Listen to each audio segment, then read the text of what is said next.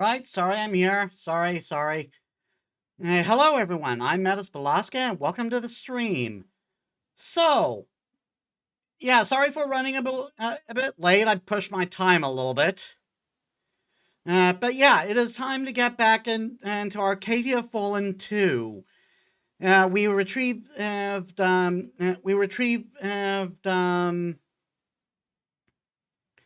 we retrieved, the diary from Ragnar's keeper. And we translated a page, but we need to get more information to translate the rest of the pages. And there's going to be there's going to be there's going to be extra scenes to do there too, because obviously we're going to get side missions and hopefully with some puzzles, because we've kind of had a lack for them. We kind of had a lack of them. So let us get to the game. Ah, uh, there we are.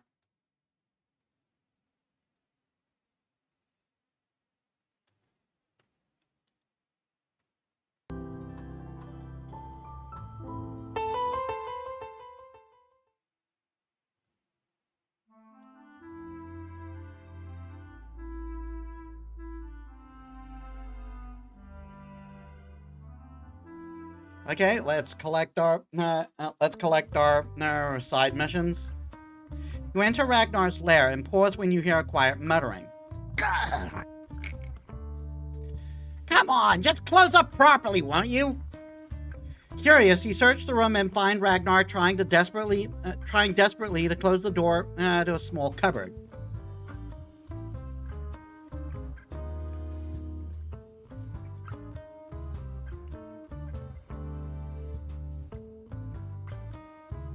Is this how dragons clean their rooms? Jesus. Is this some special dragon technique for keeping your lair tidy? If so, I suddenly understand why this place was in such a state. Listen, a cupboard has to be filled, otherwise you're wasting space and... Oh no. Well, there it goes. There's a crash from behind the door, and Ragnar is suddenly pushed over in a flurry of pink feathers. Seems like the lizard that had tried to stuff a big feather boa into the cupboard. The monstrosity refuses to be contained, landing in a soft heap atop Ragnar. It's followed by what appears to be a pet collar and some other random objects. Oops.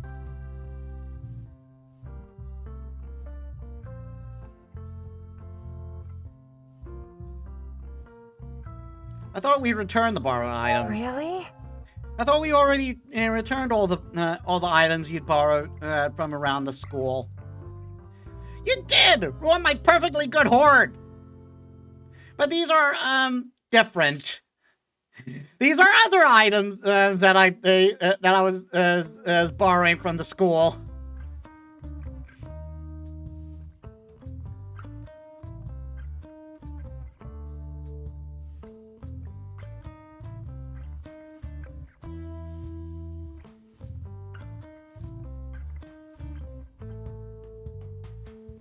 Very convincing. Putting on a real convincing performance there, Ragnar. I'm a master of stealth, not deception. And not that I'm lying now, of course. Fine. I've been searching the school for more clues about the cipher from the diary. While snooping around, I may have come across a few abandoned treasures. What was I supposed to do? Just leave them there? Yes. Yes. You. Why you? Kids these days have no respect. Fine, take them away if you must. It's not like I care. That feathery thing was not nearly as soft as the bed the plant kid gave me anyway.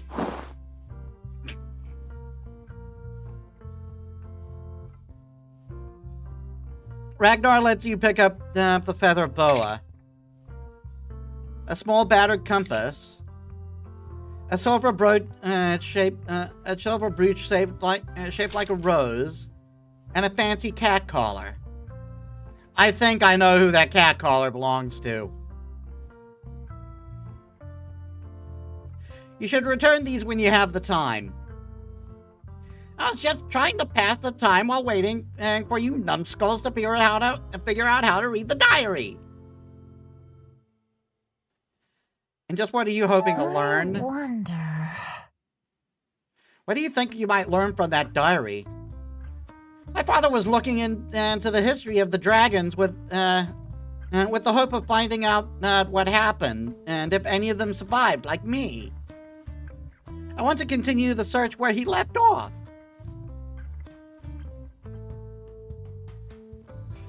How do you know where the diary was? One thing's been bugging me. How did you know the diary would be in the restricted section? You never been there in there before, right? Ragnar has the decency to look a little sheepish. Well, here's the thing, I didn't.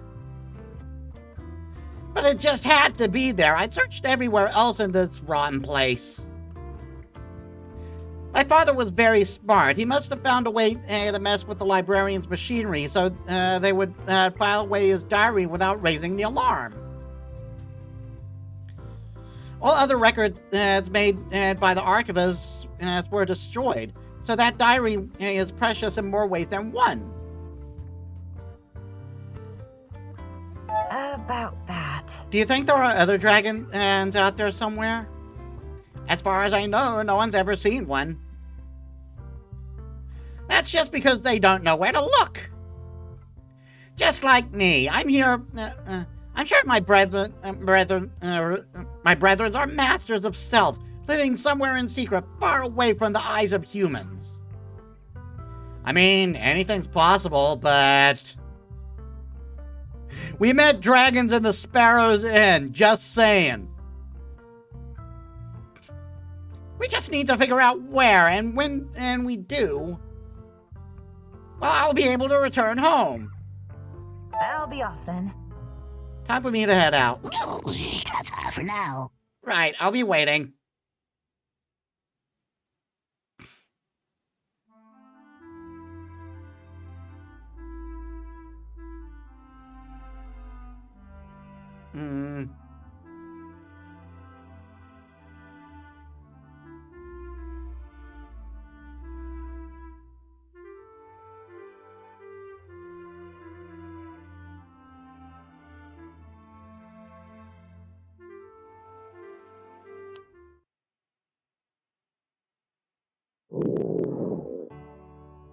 A rumble in your stomach tells you it's time to eat.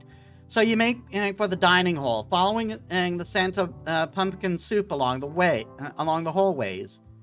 A little boy sits alone at the long tables. He's trying to hide it, but there's no mistaking those half stifled sniffles. He's crying.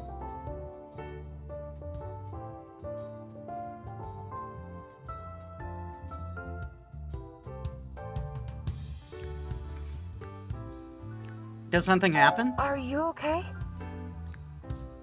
The child sits up straight and swipes his hand across his eyes. What do you want? I don't know what you're thinking, but you're wrong.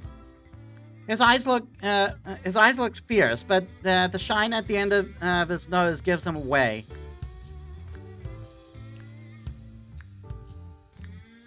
Want to talk about I it? see. Look, you don't have to tell me what's wrong if you don't want to. But I can't just let you sit here like this by yourself. I'll stay here for a few minutes. If you feel like talking to me, you can. If not, that's okay too.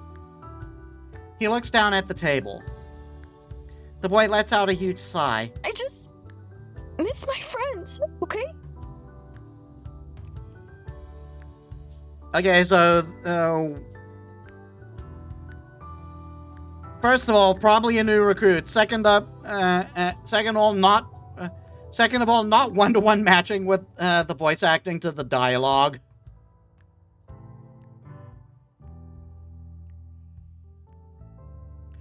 To be fair,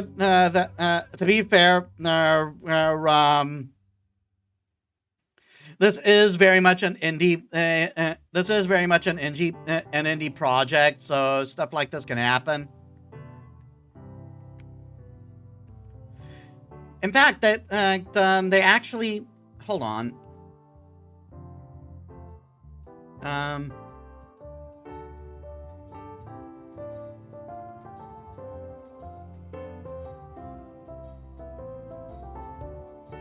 Hello?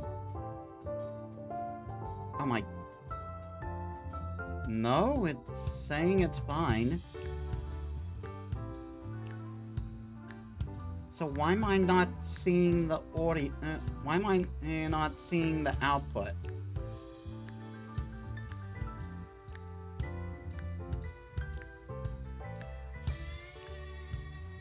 Where's the output?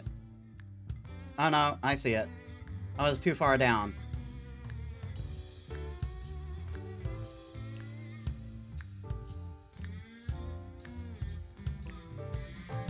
I lost something we used to play with, and then I realized I hadn't thought about him for 2 whole weeks. So it is a singular friend.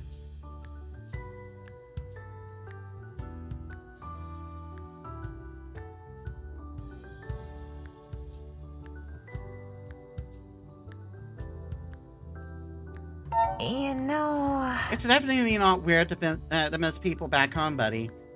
And I'm sure they miss you too. If they do, then I don't deserve it. I didn't even get to say goodbye. I'm a bad friend. I didn't even get to say goodbye to him when I left. Well, that's not really your fault. It happened too fast. I just took our compass without telling him. He heroically stifles a sob. And now it's gone. It's just a normal compass, nothing magical or anything. And someone probably just threw it away.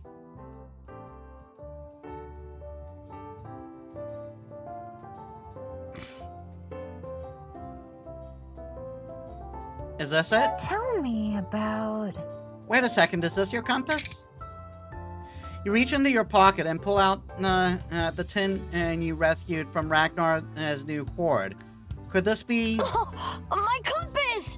That's it! That's my compass! Oh, I really thought it was gone! He eagerly accepts the small device, tilting it left to right to see the arrow shifting. We were gonna travel the world together. We said we'd never be lost as long as we had this. As we were going to travel all over the Empire with it. But that was before...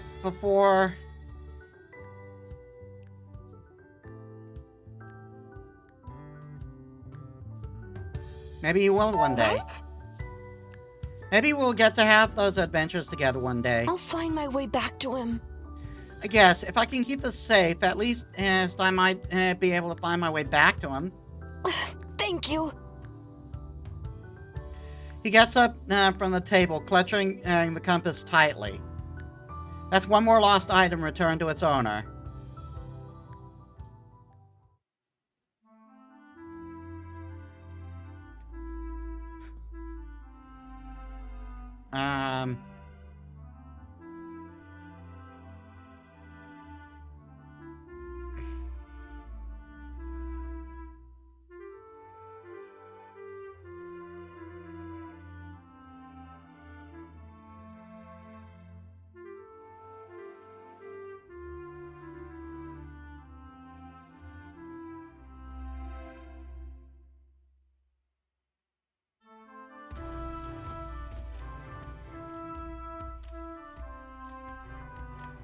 Do I have an inventory I can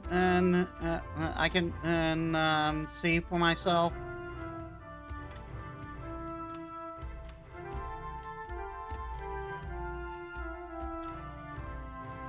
Just saying an inventory to see what I have that matches up with the items lost would help, you know?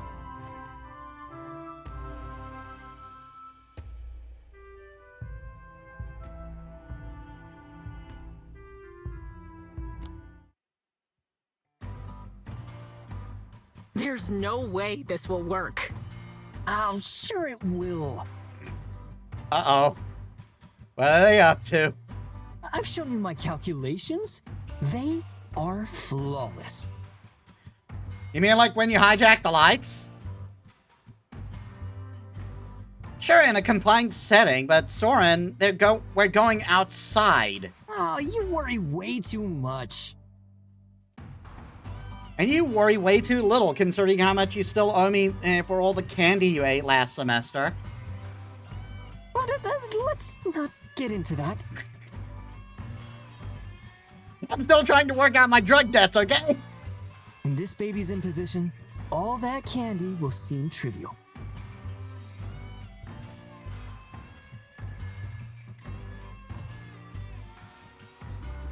What are you up to? Just what exactly are you two planning here? Did I hear the word outside? Also, just want to check something quickly.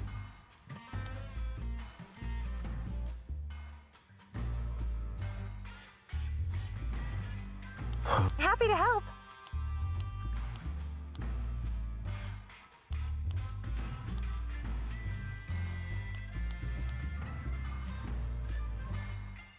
Nah, I just thought maybe there was an update, because this did receive a minor update.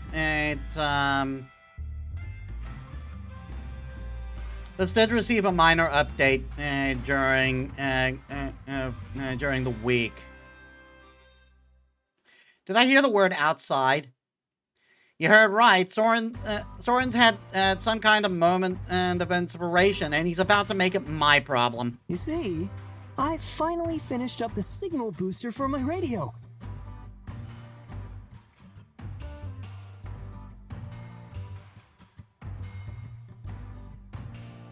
You can't really call it finished if you still haven't tested it. With this baby, I'll be able to pick up radio signals from the capital all the way out here. Again, you have yet to test your thesis. Only trouble is, in order for it to catch the signal, I have to get it somewhere high. And I'm gonna guess you don't know any flying magic. I wanted to install it on the roof, but I was told that was against school policy. You're lucky you didn't get your grade demolished. Well, thankfully it was Hyben who caught me up there. I got off easy with lending him some records for some singing rose experiment. What? I didn't really catch the details. But that's just a minor setback, because I've had a much better idea. I'm gonna use Pook's airship prototype to lift my signal booster into one of the taller trees. That way, the professors won't find it.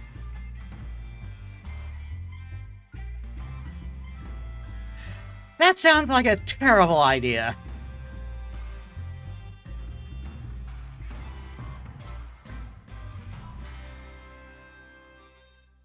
Will that work? Will that really work? What are your thoughts, Pook? I can't control my ship once it's airborne, so the only thing I can do is lift Soren's device straight up and use a string to drag it back down like a kite. That is, if it doesn't get stuck on the way. It won't, I promise. We'll be really careful. A tinker mage's famous last words. Pook shakes their head. I sincerely doubt it's gonna go that smoothly. But you know what? This is gonna be hilarious. Even if it fails. You'll be paying for a new prototype after all. Deal. Wait, what? I mean, you're the one risking their project, dude. You wanna tag along?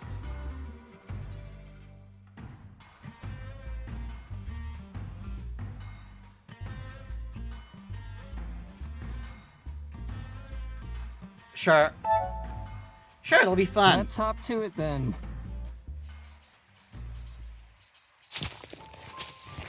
Fall leaves crunch under your shoes as you make your way to the tree line.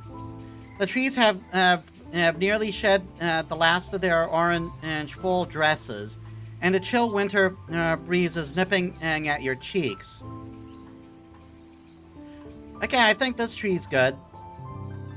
It's tall, not a lot of stray leaves. It has clear path to the top. Alright then, let's get this thing airborne. The little ship comes to life with a crystalline glow and starts lifting into the air. There we go, a bit to the left, back to the right. And look out for that branch coming up.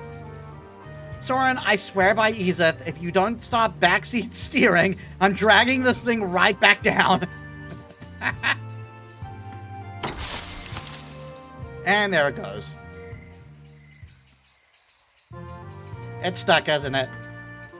Who tries tugging the string, but the little ship won't budge. My ship, Soren, you'll pay for this! What are you yelling at me for? You were the one steering.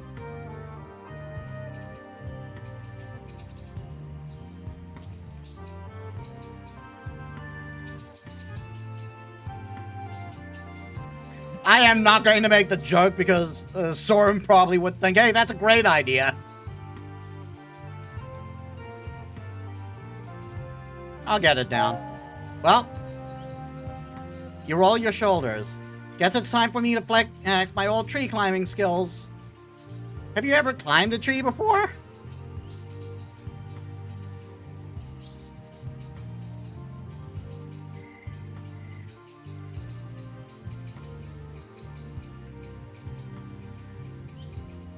First time for everything, right? I mean, sometimes it has to be the first time, right?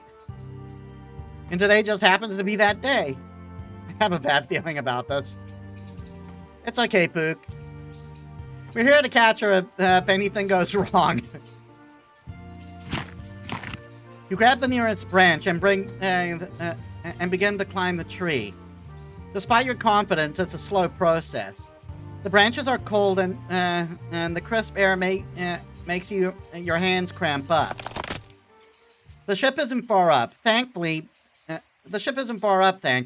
and you reach out and grasp it when the branch you're holding gives an ominous creak. That's not good.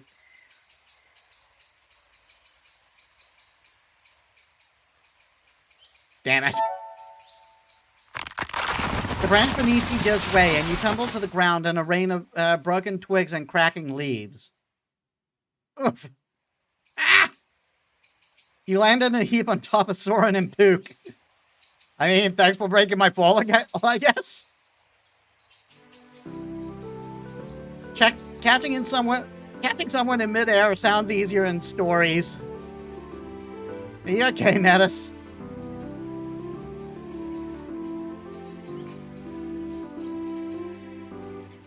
I don't think I did that right. Perhaps my tree climbing skills were not so solid. I don't know, you were looking pretty good up there, right until the moment you broke the tree. You picked yourself up to survey the damage. The good news is, the branch you broke was the one that had trapped the ship. As for the bad news, the ship is now free and floating far above the treetops, way out of your reach. This is perfect! The further the booster is from the school, the stronger the signal.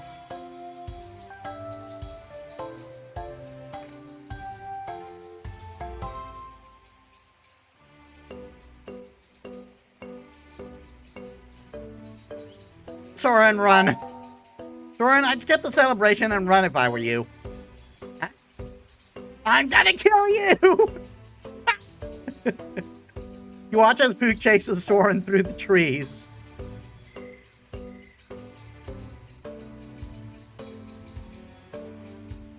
I wonder how far it'll get. You got sight of Pook's ship as it drifts beyond the academy grounds. How far will you go, little ship? Usaya disappears from view.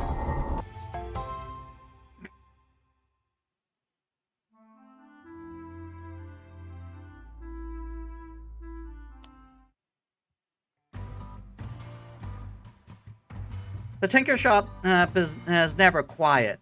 There's always some machine pumping out fire and steam, or a student yelling for someone to pass them a wrench. Today, however, the space is empty, and the only chattering voices are coming from the hangar beyond. What's going on? Excellent. All right, everyone, line the heck up instead of crowding around like dummies. There are plenty of chocolate turtles for everyone. Aww. Please, Pook, I've got a 6-hour exam in 2 hours. 6 hours is way too long for an exam. Way too long. Will it be enough? I've got 2 hand-ins due tomorrow morning. I need something to help me pull an all-nighter.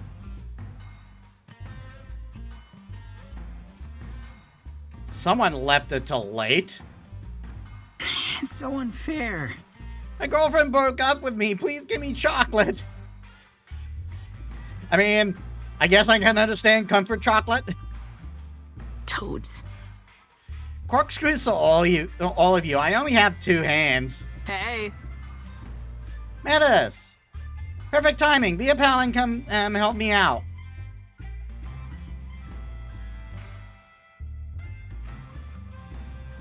Who, me? I'm not so sure about this. This seems like a lot. I don't know how much help I can be. What would you even need me to do? You won't regret it. I'll take the orders, then you pick out the candy they need.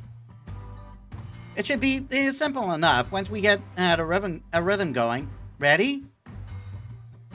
Okay, first up, what do you need? I want something super sweet and colorful today.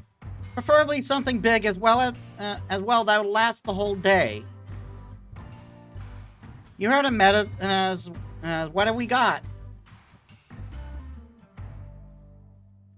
Big and colorful and will last the whole day.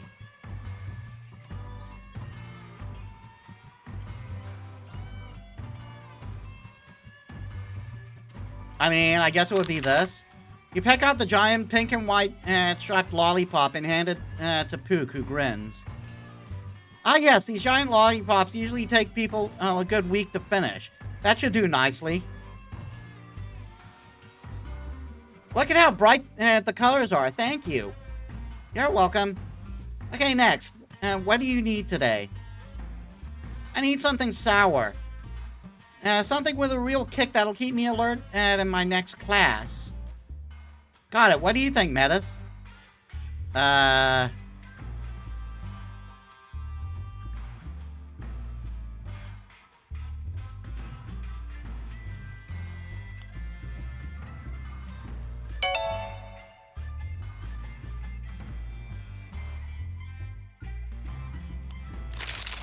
You pick the bright green lollipop you see Pook eating.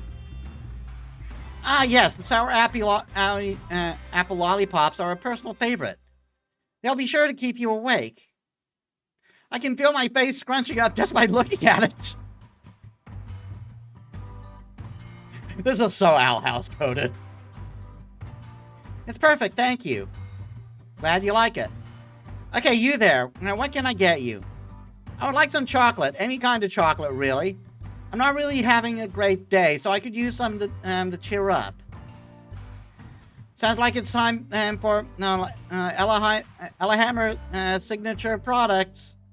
You got this, Metis. Yep. You pick out a handful of chocolate turtles and golden wrappers and hand them to Pook. Here you are, a batch of Ellehammer's famous chocolate turtles. They're sure to put a smile on your face. They have little faces. That's so cute, huh? Look at me, I'm smiling. Works every time. Hope that sky is clear up for you soon. Thank you. You and Pook work hard together to complete everyone's orders. Then soon the line thins out along with the stock in the crates. Excellent. Phew, that was the last one. Hand out the correct candy to Pook's customers. First try. Good job today. I wasn't expecting you to pick it up so easily. Maybe I'll call upon your help again when we get to finals. For some reason, I didn't expect the midterm rush to hit quite this hard.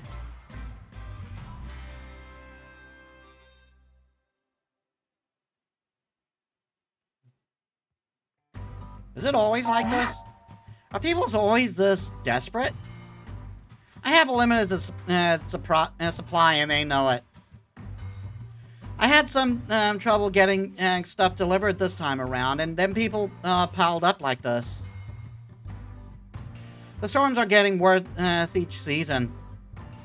It's no wonder the Paragons have invested so much into the new railway. Hopefully, it's gonna make my shipment more secure, even if I'm not a fan of relying on these new trains. What do you mean? The storms? What do you mean? The weather's been fine. I'm talking about the storms at sea. Trading ships are getting caught up in them more and more often, and then have to stop at port until the wind calms down. The ships that make it to port, that is.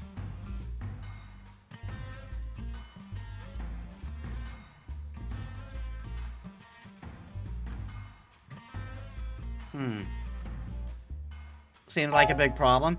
That sounds like a really big problem. Is no one investigating why it's happening? The Paragons did order an investigation once, but the ship sent out to find the source of the storms didn't return either. That's concerning. The solution then became to stick their heads in the sand and pray the trains would solve any future trade problems. I would still investigate in case the problem spreads to the train soon after? We'll see how that works out. Really? There's going to be a railroad straight to the academy? No, not the school itself. That would probably create a riot in Taruna. Right, because that's full of the bigots. The new line is going to Vinhaven and out east, but there's going to be a small stop up in Middlebrook, south of here. Whenever they actually finish the damn thing, that is. It's supposed to secure trade between the capitals, but I'm not putting any bets on it working out that way. Not a fan of the railroad? About that. Why so skeptical about the railroad? Isn't it trying to solve the same problem you're aiming to fix with your airship? Yeah, but there's likely problems. Oh, I'm not saying the invention isn't impressive. Building a tinker construct that can transport people and goods on rails is amazing. But there's just one crucial little detail they miss. The price. Oh yeah, it would be very expensive. There's only one rail line, and it's owned by the Blackwood Trading Company.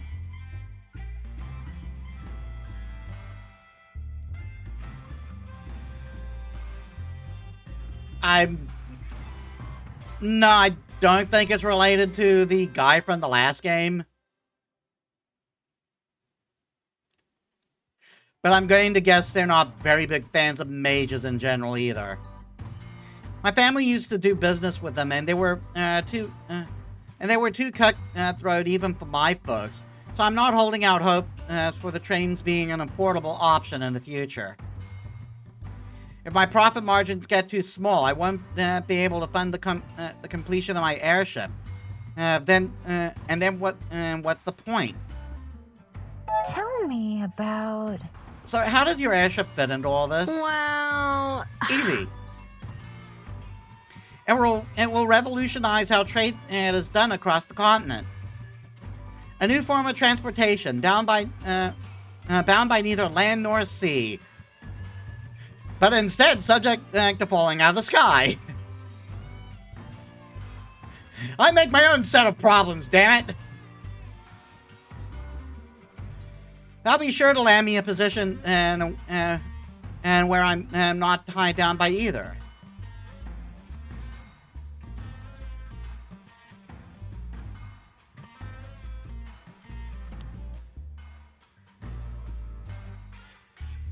Not by being a mage, and not by my family either.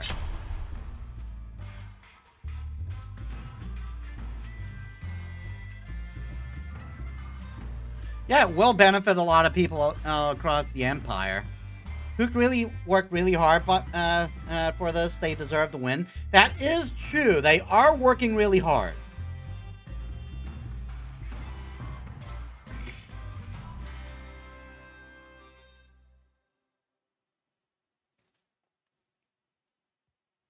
This choice will affect Pooth's path going forward.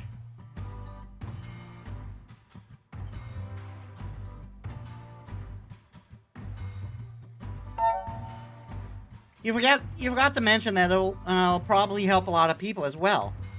Ew, don't say it like that. You like helping people. You're almost making me sound like someone with actual morals. Ha! Well, not morals as we understand them, but you've got your own code of conduct, I feel. Pook walks over to an unopened crate and lever as off the lid. They put on a device as you recognize as being a rather pricey air pressure gauge.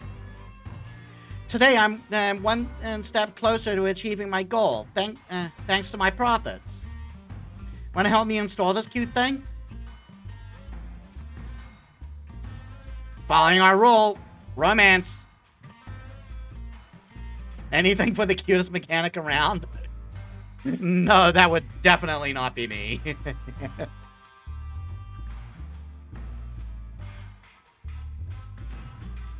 I'd love to help. Yes. Of course, Pooth. I'd love to help out. excellent. Then let's get to it. My cheery assistant. You spend the rest of the afternoon helping Pook with their airship.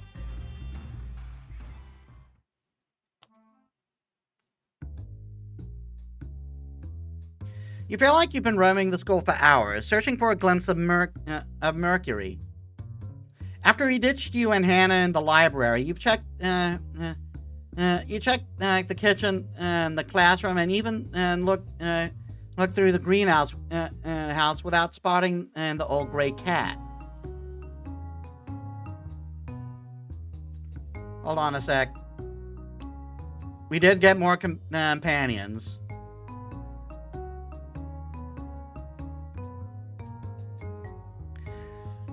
A prefect of the illusionist class, Hannah lived her life by the book and with the book. Pals of books, actually. She has big dreams and willing to work hard to reach them. For Hannah, fun and adventure are luxury she just can't afford. The school's biggest heartthrob is a mender with a knack for making his patients feel special. Elliot has a smile for everyone, but not as much time as he would like to give, because there are so many people who need him. Catherine is an illusionist with her sight set firmly on the top. She doesn't waste time. She doesn't waste time on pleasantries and seems to think nothing of putting others down if it brings her closer to her goal. So why is she in the companions list?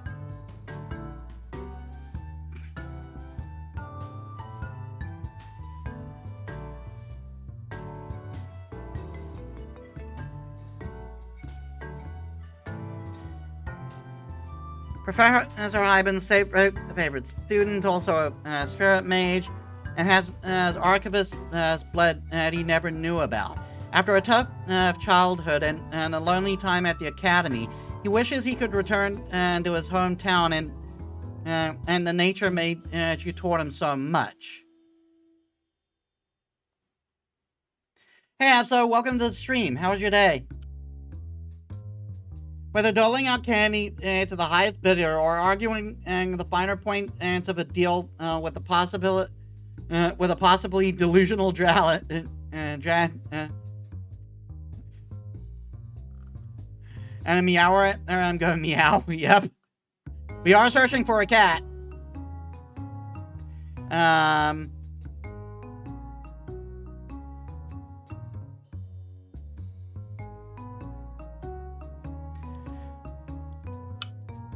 Whether doling out candy to the highest bidder or arguing the finer points of a deal with a possibly delusional dragon, Poot drives as a hard bargain. They only seem interested in other people for as long as they are useful, but perhaps a friendship with you will change their mind. Ragnar believes a special diary holds the secret to who he really is. He isn't lying about his skills with chaotic magic and seems happy to use them in return for your help. Maybe now he can let go of his habit of collecting shinies. Doubt it.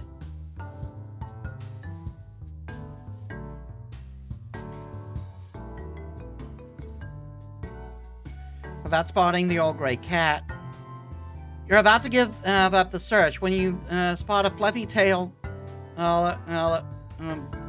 disappearing around the next corner. I believe this is the cat that Anne found while in the first game, because she did say she brought it to the academy, and we did get that confirmation, and the cat became popular. Hurrying after it, you finally catch up with Mercury near the Tinker Workshop. Yep, it is that cat. I recognize that sprite. He sits down next to the ajar office door, his big blue eyes staring at you almost like a challenge. You're about to creep up to him and see if you can attach the collar from Ragnar's hoard. And when raised voices stop you in your tracks. Do you really expect me to believe that you, as the leading expert on alternative magical energy, have no knowledge whatsoever about the Mother Stone? Oh, no, you are mistaken, madam. I know plenty about the subject. But I'm not obliged to share any of that with you. I love Anne.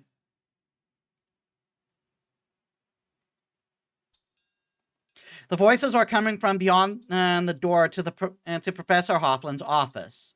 Now that sounds intriguing.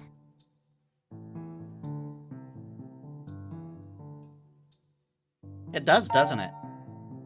It does, doesn't it? I wonder what's gone and them so worked up. Well, Scarfy, there's only one way to find out. Some good, old-fashioned eavesdropping. Then the old trope, then the old anime trope, the door collapses, as in the door collapses, and we fall. We get discovered. How dare you? I've been sent from Taruna to investigate this matter, and you're blocking me from performing my job. Well, if Taruna really wanted a way out of their looming energy crisis, they should have sent someone competent. Ouch! She went right for the jugular. You hypocrite. I'm well aware that you spent time in and around Anemone Valley when Knight Commander Alithia was killed.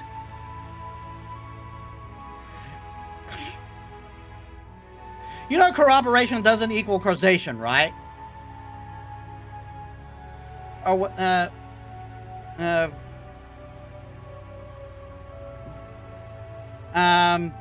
that's not the saying, is it?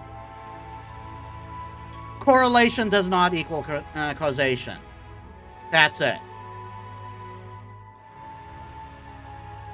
And you'd really have me believe that a prodigy like you learned nothing from that. You anti-magic bureaucrats really can't make up your mind, can you? Yeah, she is spouting double standards. One moment, dangerous magic must be restricted at all costs. And then the next, you want a full report. My findings indicate the highly dangerous ramifications of following that line of research. I immediately pivoted and abandoned my original goal. Something that you'd know if you'd ever bothered to actually pay attention. You are barking up the wrong tree, dog of Taruna. This isn't the end of this. The door flies open, and Madam Sullivan storms out of the office without noticing you or the cat. Ah, what a pain. Seems like the newcomer is intent on making enemies here. Shock and horror.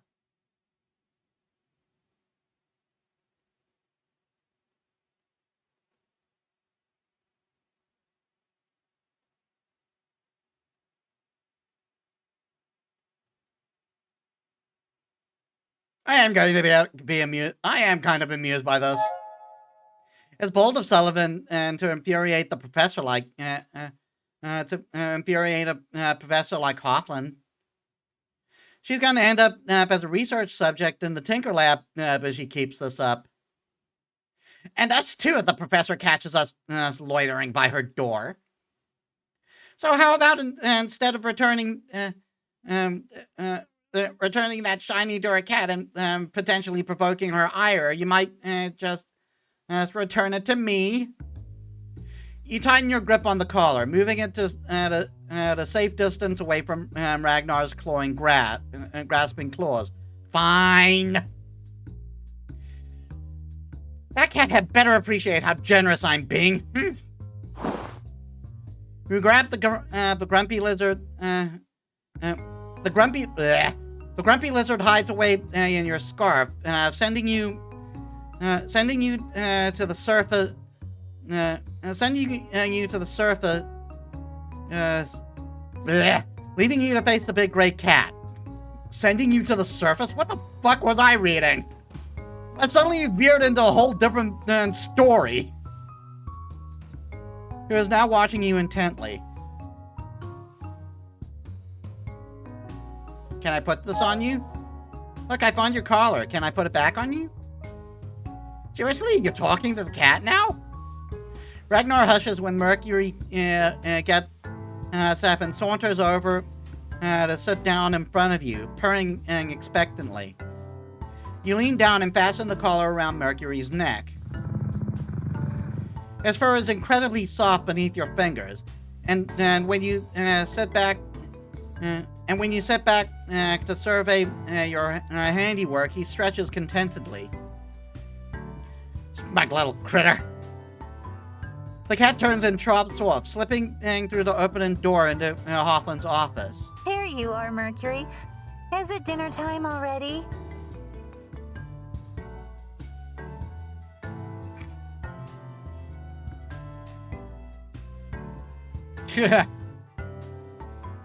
Mission accomplished. I say that's a job well done. I don't trust that cat. He's plotting something.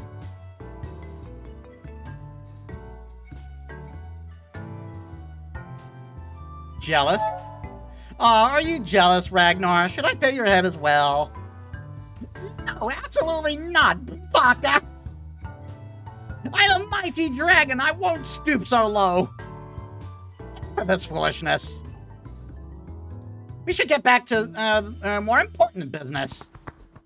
Ragnar scurries off with a huff, leaving you to follow on behind.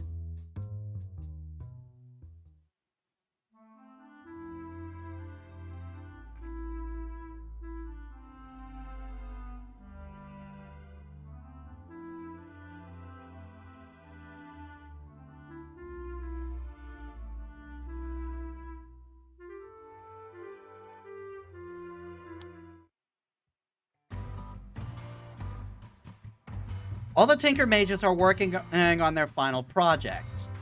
With New Year's coming up, it marks the halfway point into the school year. Only 6 months left to make the difference before your final grade will be determined. Today, you're going to work a little on your own project.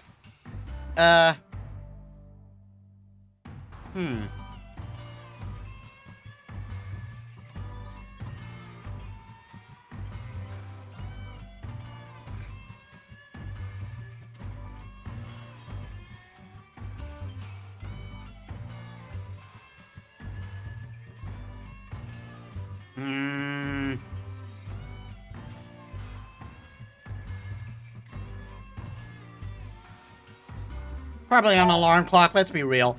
A persistent alarm clock.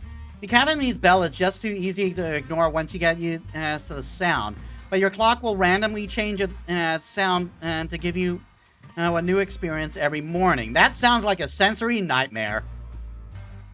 And you manage to snooze, and if you manage to snooze through that, it will spray water at you and enchanted to always be ice cold. Oh, man.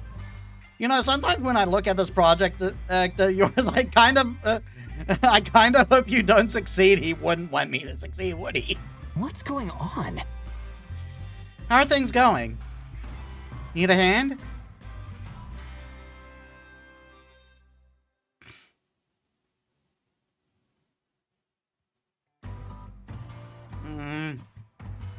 As long as you're careful. Wait! I suppose it couldn't hurt for you to take a look, but please be careful. I'm always careful, mostly. No, you're not. Soren peered at your contraption, scratching his head. Is it just me? So, not to be that guy, but is this part supposed to be smoking like that? You look down at your project. Sure enough, the magic crystal providing it with energy is smoking ominously. That's pull it the fuck out!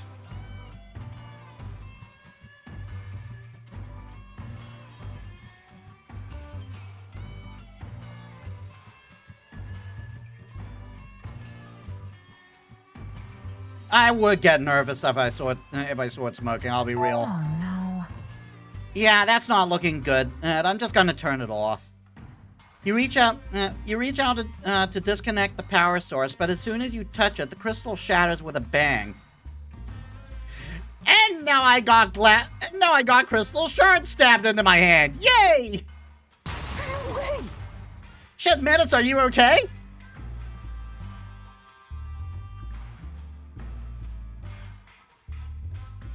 I mean, chances are we don't need to amputate.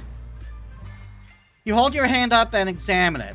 At first, you feel nothing, but then comes a sharp, stinging pain, of burned skin.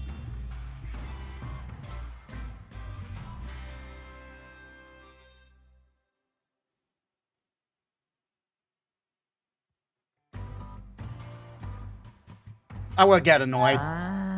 This stupid crummy crystal they've been supplying us with are way too poor quality. That's how it goes when there's a shortage going on. But seriously, Metis, let me see your hand. Sheesh, yeah, that's a trip to the ward. Come on. You enter the ward with Soren holding your burned hand against your chest. More work for me. Another burn? Do I burn myself every day? You Tinker is cutting down every single one of Hyben's aloe plant. You Tinker will have us cutting down every single one of Hyben's aloe plants if you keep this up. Ah, it's you. What happened, Soren? Just another unstable crystal. Metis, will you be okay here? I suddenly remembered I have somewhere to be. Soren rushes off, leaving you alone with Elias, though I think it's pronounced Elias.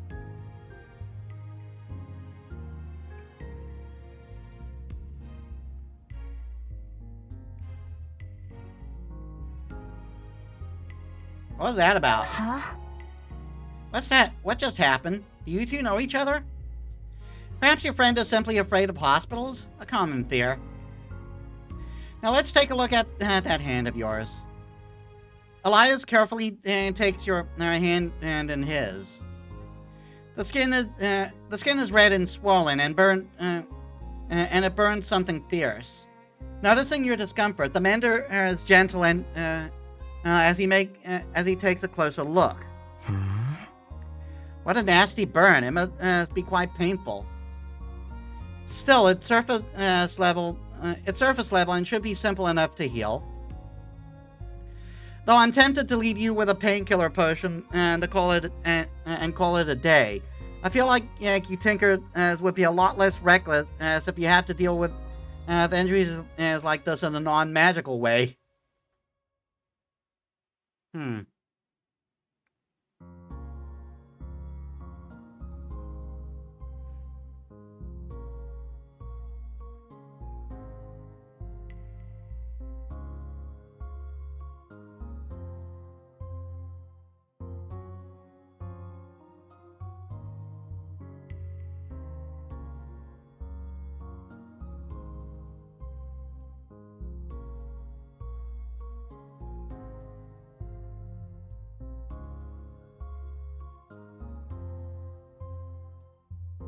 What would my reaction be to this?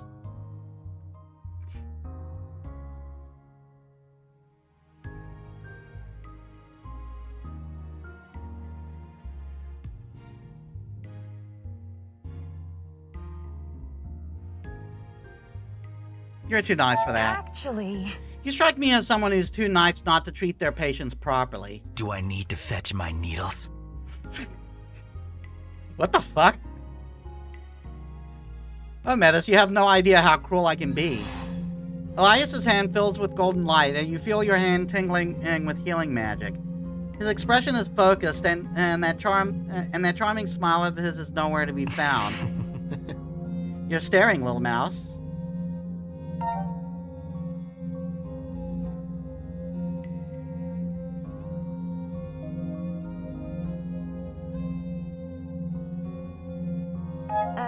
Sorry, I didn't mean to. I'm just teasing. The glow vanishes and he releases you with a small sigh. I've done what I can, and you take a break. You taking a break will I'll do the rest, unless you want me to use my needles. Those were not the types of needles I was expecting.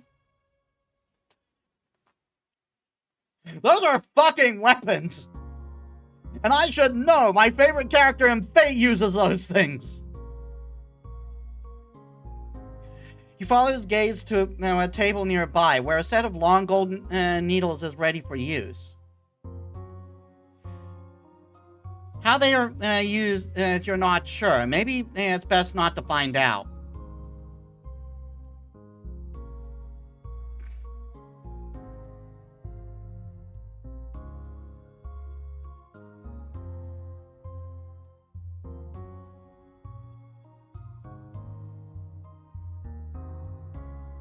All good.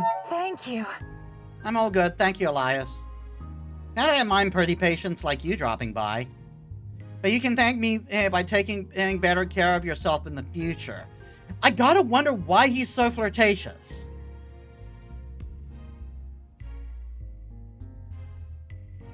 Because he doesn't really seem like the player type. I see so many people like you these days. People are so focused on their short-term goals that they completely forget there is a life beyond the school. It's frustrating. Your choice will affect your relationship with Elias.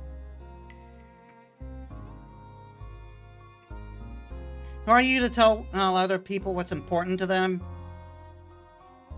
You're right. It's easy to lose sight of what matters when it's printed on your wrist. Yeah, he is right.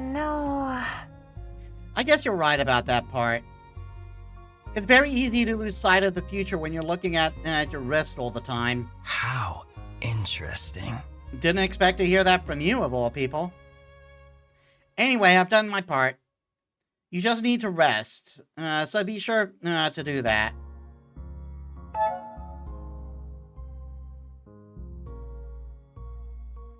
Sorry about this. I'm sorry. I'm really sorry for adding more work, for adding more work to your day, I mean.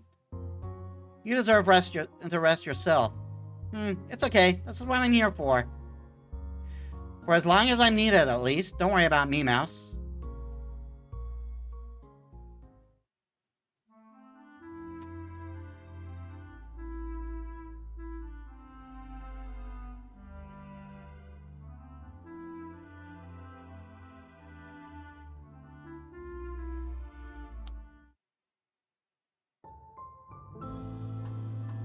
You step into Kim's office and find the young man deep in thought.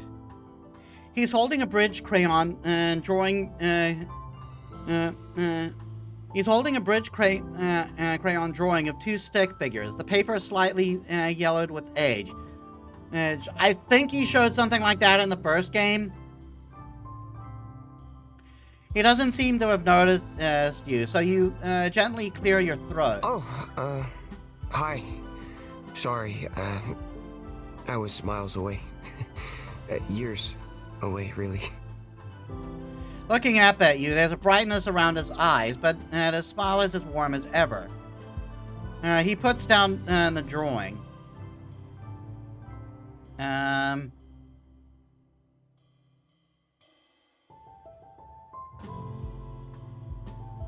You okay? Are you okay, Kim? I didn't mean to disturb you. Kim sighs softly and smooths out the drawing on his desk. I'm fine. Really, I am. It's just something about this time of year. It makes me think of my brother. Because it's around the time of the festival? We didn't have much growing up, especially after our parents died, but Ronan would always work extra hours at this time of year to make sure we could have fun celebrating the new year. And because his boss was a prick, that put him in a very bad place. And since Ronan died, Quinn has tried to keep up the tradition by sending me a New Year parcel of treats and mementos, but it's not the same. How could it be? Hold on a sec, I just noticed I forgot something.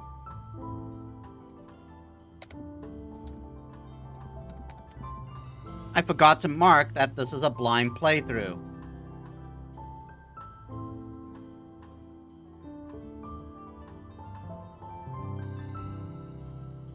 Oh, wow. I'm sorry. I didn't mean to bring the mood down. Did you need something? Ronan was your brother? So Ronan was your brother? I'm so sorry for your loss. Kim places a finger on the taller of the drawing's two stick figures. Yep, that's him. And thank you. It all feels like such a long time ago now. But I still miss him. Every day. I mean, it's not like he was perfect or that we always got along, but he was my brother, you know? We were family. No, I get it. Who's Quinn? They're a good friend from back home. They started out as my teacher, and now I guess they're the closest thing to family I have. I really hope I end up somewhere close to him next year. Quinn is an incredible nature mage, even if the townsfolk don't always trust their magic. They taught me as much as they could before I came here. I had no idea I was even a mage before everything that happened with Ronan. Yep. Back then, I was so broken up about losing him that I didn't even know if I wanted to be a mage. It just seemed like more trouble, more danger. And Quinn taught me how much good I could do if I learned to control my magic. I'm still learning. I guess. It's funny. I think this is the first time I've had someone come by my office. I'd have cleaned up a little if I'd known. I see you have a visitor, Kim. How lovely. You always barge into your students' spaces. I can talk. I promise I can. Oh, Professor, did you need anything? Oh, well, I don't want to chase out your friend here, but unfortunately, I could really do with your assistance. Our esteemed guest from Taruna has requested help for her first experiment on the Mother Stone. Of course. Help with what? She didn't share the exact details, but I suspect it will run the risk of upsetting the spirits trapped within the crystal. So we might need to calm things down. Last time that happened, a town almost disappeared off the map. This is not a good idea. Oh, I see. Of course I'll help. Oh, thank you. Kim really has a knack for calming down restless spirits. Have you ever had the chance to witness him at work?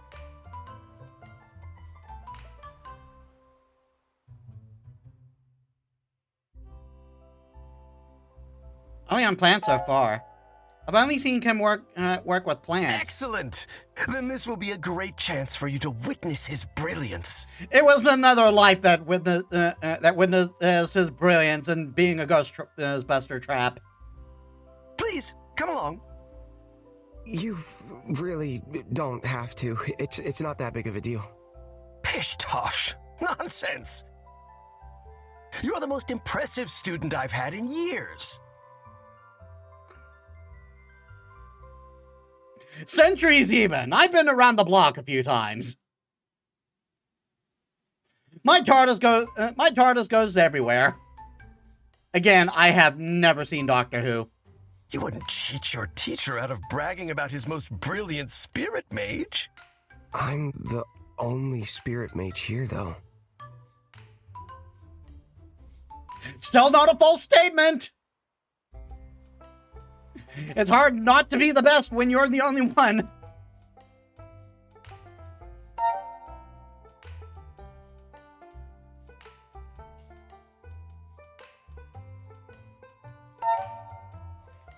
It's really no bother, Kim. I'd love to see your work. Well, if that's the case, just be careful, okay? The spirits down here can be quite vicious. Hyben smiles to himself. Oh, how interesting.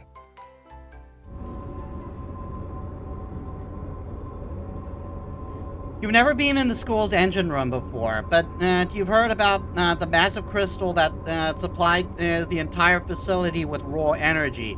And that is a hum! It's known as the Mother Stone because its powers were tamed by the Paragon and Izza, the first headmistress of the Academy. Ah, Professor. Glad you could join me. Are these our only assistants? I thought you said a spell like this would demand much more power. Well, when experiments like this were performed by nature mages in the past, a group of 10 mages would be the custom, yes. However, since young Kim here is a spirit mage like myself, the two of us should be sufficient. I see. And this one? Oh, just here to observe. I'm sure, as a scholar yourself, you can see the academic value of any student getting to witness an experiment like this in person. This is not one of your classrooms, but if you insist.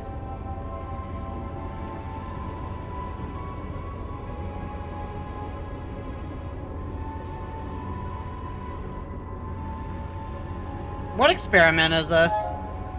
What kind of experiment are we trying to pull off here? It sounds dangerous. It is. For those who don't know what they're doing. Right then, how familiar are any of you with spirit lockets?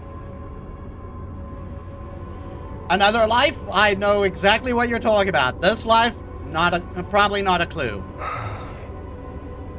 Yeah, he knows. Ah, you must be the child who was picked up from Anemone Valley, correct? Anemone? Anemone? It's not pronounced anemone? That's right. That's like finding out it's pronounced Jiff. Then you have already seen a spirit locket in action. I was under the impression all research on this subject had been banned. The situation has changed, and as such, I have been granted special permission by the Paragon of Taruna to conduct new experiments. What about our other assistant? Do you know what a spirit locket is? I can't actually affect this. I've heard of spirit lockets. I didn't think they still existed, though. Weren't they banned? Members of the public are banned from owning them, certainly. But I'm working on changing that. If my experiments at the Academy bear fruit, I may be able to develop a spirit locket that will allow non-mages to defend themselves from evil. This is all sorts of bad idea. All sorts. A defense that mages have kept from us for too long. Yeah, thing is, we remember how that power worked? It drew that power from spirits? At some point, the spirits are going to get pissed. Things have changed. Now that we know the crystals are packed with demon spirits, we once again have a source of fuel. I just need to develop a spirit locket that can contain them. This is all sorts of bad idea. I have my latest prototype with me here. And now, I need you to pull a demon from the stone for me to test it on.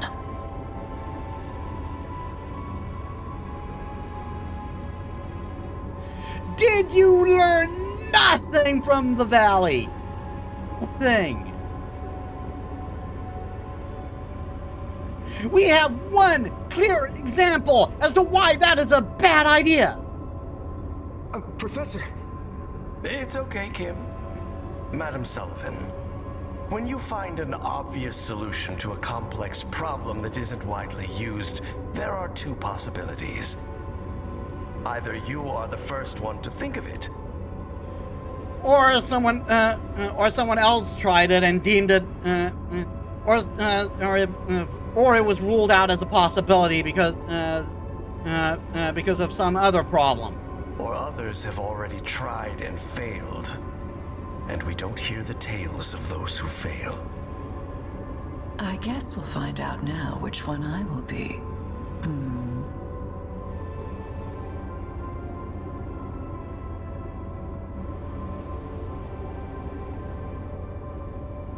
You are so going to be the failure because you don't understand one goddamn thing about what you're messing with.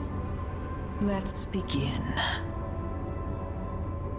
Hyman and Kim share a meaningful look that can get into position. The green glow of nature magic gathers around them, and the Mother Stone glows in response as they make contact. From the depths of the pool of magical energy, a mass of darkness is brought forward.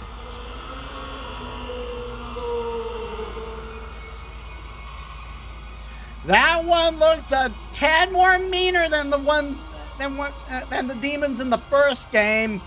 Just saying. You never seen a real-life demon before. Their true nature does not come close to even the most hair-raising description and you've read over the years. The room seems to chill as the demon materializes, its glowing eyes wide and with feral fury. Who dares? I do.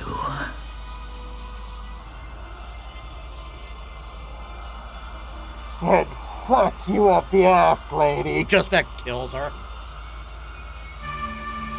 Sullivan activates her spirit locket. Be grateful, demon. You are about to become something more. Alchemy will repurpose you and make you a useful tool. And you've studied alchemy, have you?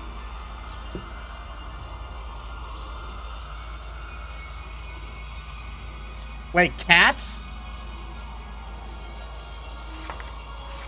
There are several cats? Looking for his missing collar. We've got a cat compendium!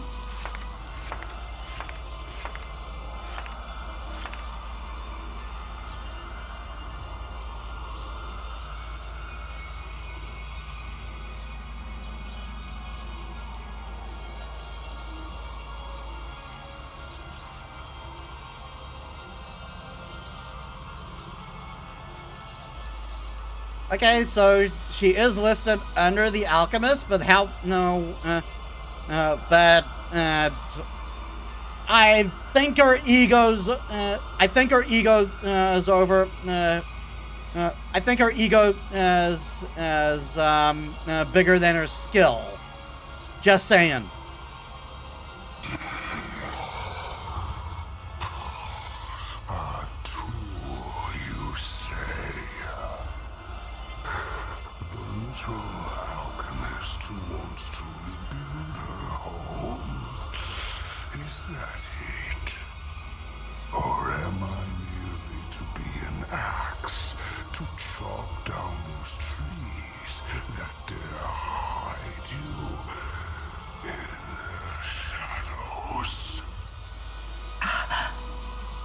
Sullivan, remember!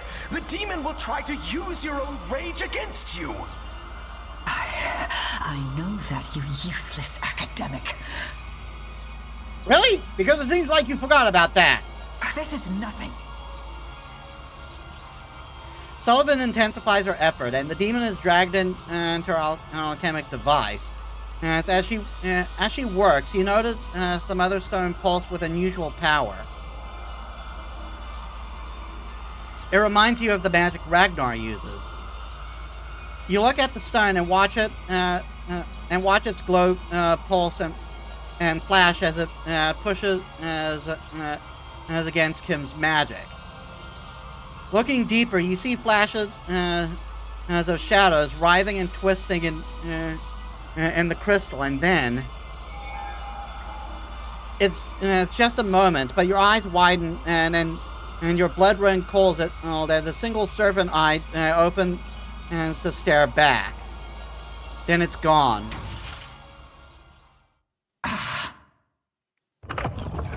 You jump when Sullivan's locket shatters, and the demon that should have been trapped within is released with a roar. It turns its ire on Sullivan and charges. Kim steps in front to block its path. Stop! I won't let you hurt her. How quaint. The little spirit mage is stepping up to fight. There isn't much rage in you, child. Only fear.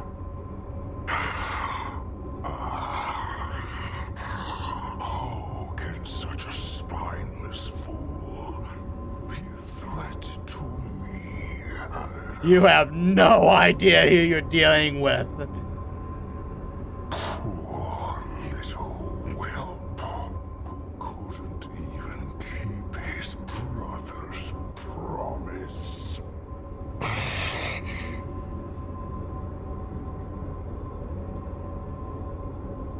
Don't listen to them. Don't listen to that nonsense, Kim. You step up next to your friend, who seems to relax in your presence. Right. You're right. It's just lies. I'm sorry. But you have to return. Now! No. Don't send me back.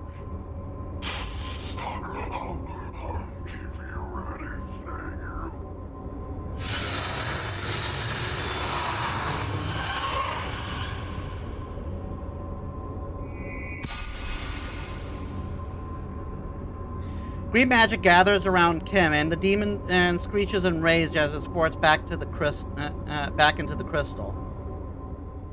The engine room falls quiet once again. Oh, well done, Kim. Thank you, Professor. Kim slumps on the floor.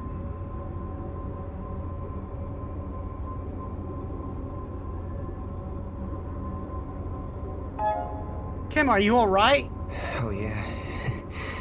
Sorry. That took a lot out of me. It was a most impressive display of spirit magic. I think that concludes today's experiment, Madam Sullivan. It appears you got your result. And I hope to God you won't do a part 2. Oh, this is just a minor setback. A minor setback? You almost got killed, you stupid... Only a fool would expect perfection on the first attempt. You mean like you did? Yes, but it is fair to consider basic safety before putting your personnel in harm's way.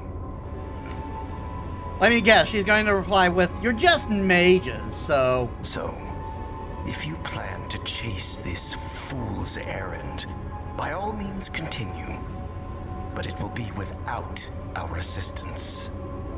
How typical. As soon as something threatens your monopoly, your mages will always find an excuse to halt progress. Bitch, what are you talking about? What are you talking about?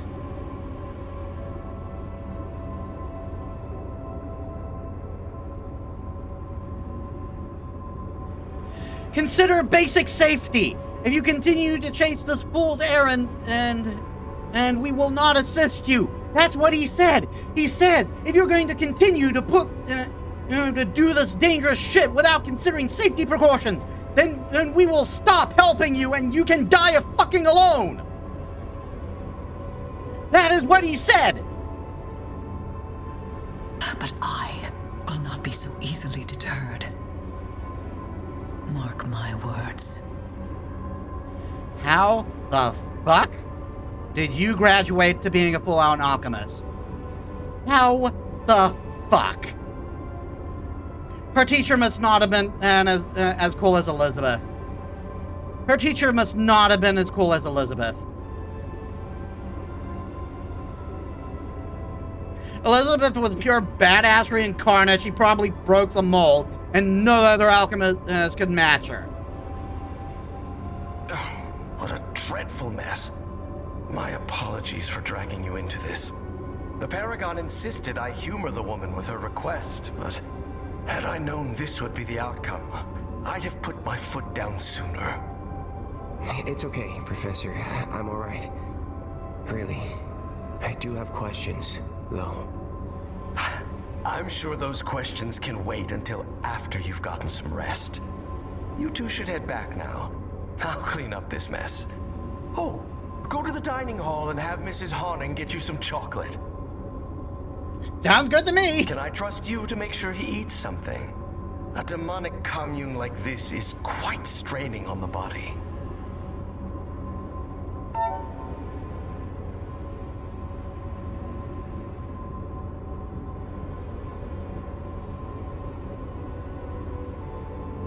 Yeah, he'll have my full attention.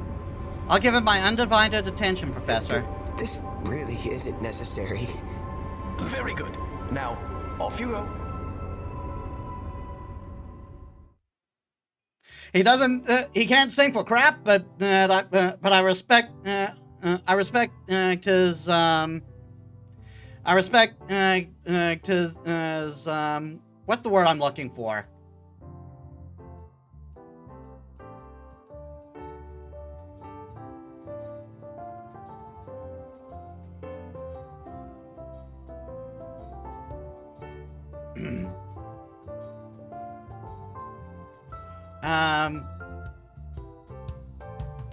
What's the word I'm thinking of?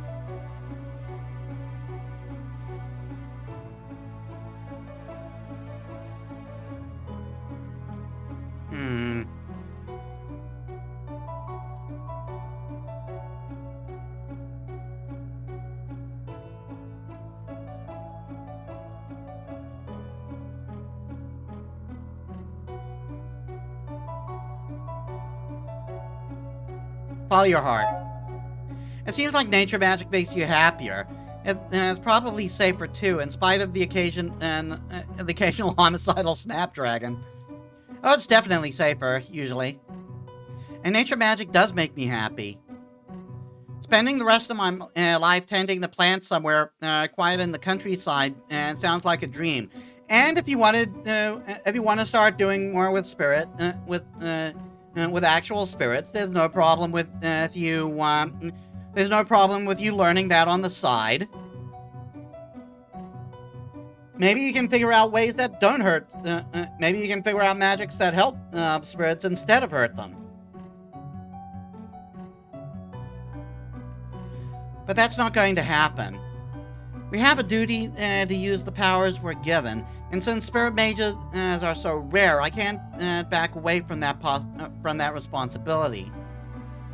Maybe I'll get to keep a greenhouse in Eridus, though. That sounds nice. Thank you for joining me today, Metis. It means a lot.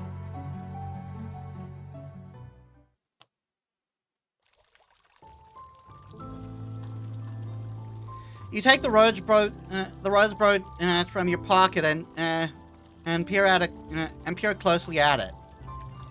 It doesn't look familiar, but it's a plant. And so you may as well start by visiting the nature students.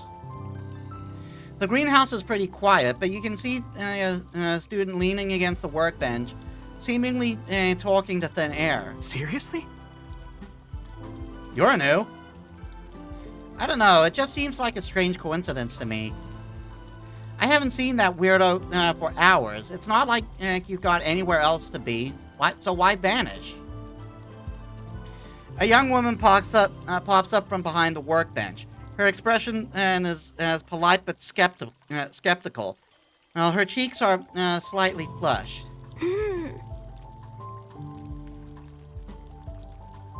That doesn't mean he took it. Why would he? It doesn't mean anything to him. Can you move your foot a little to the right, please? The young woman disappears from view again, and then you hear scratches and scrabbling as the seat beside the bench as the seats beside the bench are scuffled around. You're way too trusting, Louise. I bet he fed it to that vicious plant he got from Hyben. Louise gets back to her feet and tries valiantly to brush the dust off her pants. You're not helping. Look, I know you mean well, kinda, but this isn't really helping. I'll just check around those workbenches again and then try the dorms. It has to be somewhere. Seriously? Suit yourself, but I know I'm right. Where could it have gone? Seriously, where could it have gone? Have you lost something? I have some questions. Excuse me, have you lost something? Louise jumped at the sound of your voice. Her hand reaching for the collar of her maroon sweater. Oh, hi there. Oh, hi, and yes, I'm not scrabbling around in the dust for the fun of it. Huh. Have you perhaps seen... You wouldn't happen to have seen a little silver brooch anywhere, would you? It's in the shape of a rose. I'm sure I was wearing it during our last class, but now it's vanished. It must be around here somewhere, or in my dorm, or in the dining hall, or have I been outside in the last few days? Could it be in the woods?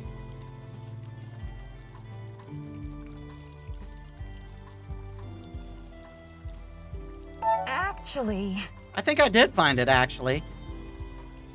You take out the brooch and hold it out to Louise. A shaky smile lights up her face, and she takes the brooch from you and runs her fingers over its petals. You found it! There you are at last. Louise smooths down her shirt and pins the brooch into a well-worn patch of fabric.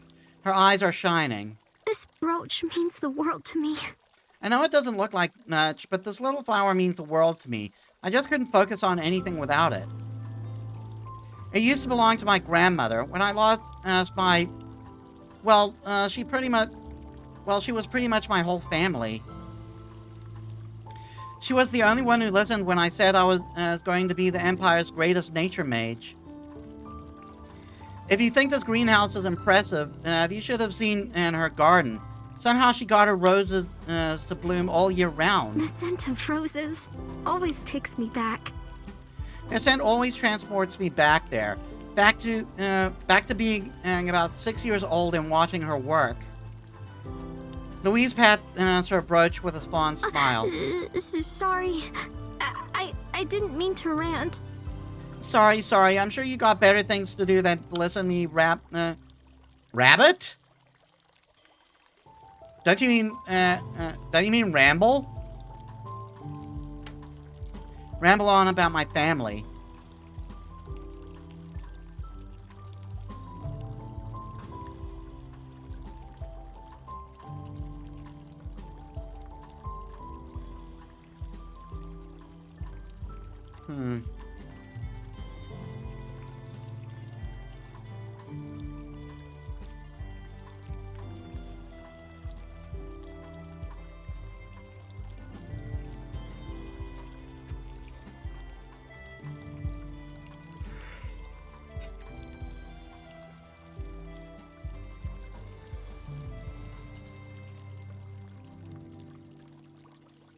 Happy to help. It's okay. Your grandmother sounds really awesome. Yeah, she was. Now she's gone, and her garden is probably gone too. But I'll make a new one in her honor, wherever I end up. If I can pass my exams, that is. I should get back to studying.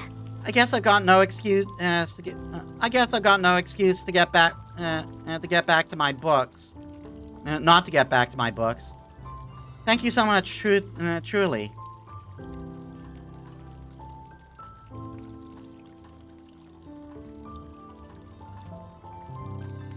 Happy to help. We did it!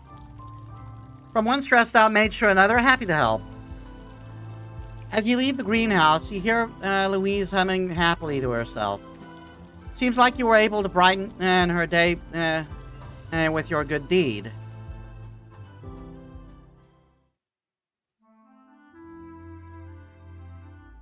So the scarf is probably either belongs to either belongs to, fuck, I forgot her name.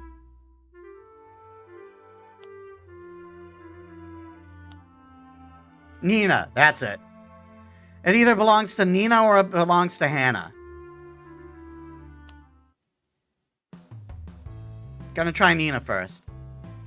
Because Nina's not one of our companions. You head to the auditorium with the pink feather boa. Yep. It seems the only place where such a thing would find a home. Metis, what brings you here? I don't suppose you're about to take an elective in ballroom dancing?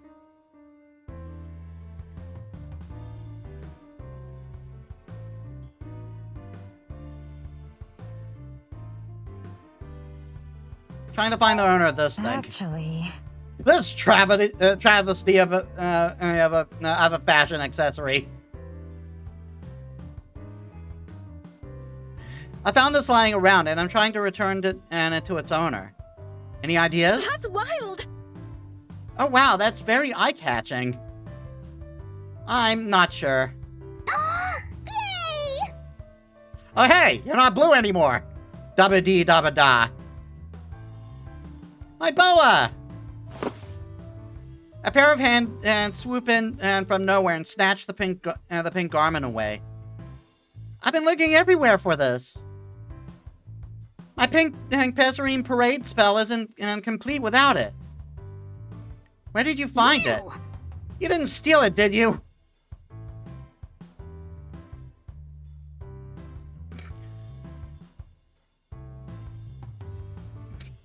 Why would I want that thing?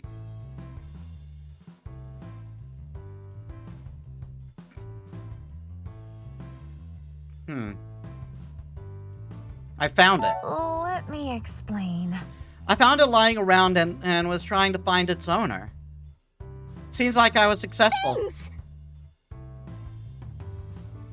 Ah, I see. If that's the case, thanks. Ugh, for Paragon's sake. What's going on here? Look, Catherine, my boa is back. The pink and passerine parade is back in business. I thought Professor Gordon forbade you from ever attempting that spell again.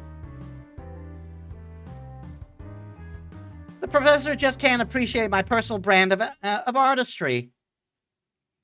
Besides, I did manage to clean out all the feathers eventually.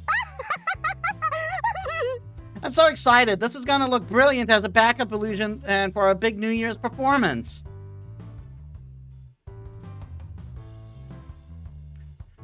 Guys, we might end up with more work to do in the storage room. We'll be finding feathers for years. I don't think the solo performer for the gala had to. I didn't think so. The solo performer for the gala had been selected yet. People are still handing in their final assignments for the midterms. Oh, please. Catherine's our best performer by far. Of course she'll be selected. What do you mean? What's this about a performance? Remember how the New Year's Gala always opens with a performance from the illusionist class? It's only it's only really the top students in our class who are considered for the position, and so it's a great honor to be selected.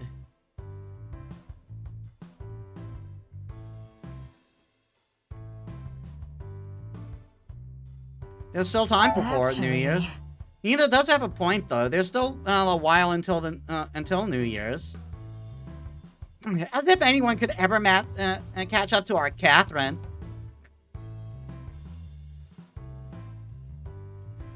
Is she gay? She got hearts in her eyes. I think she may be gay. No, Nina is right. Nothing is decided yet. That Catherine? Only an idiot declares victory before the award is in their hands. Yeah, so Catherine might be the Victoria of this group.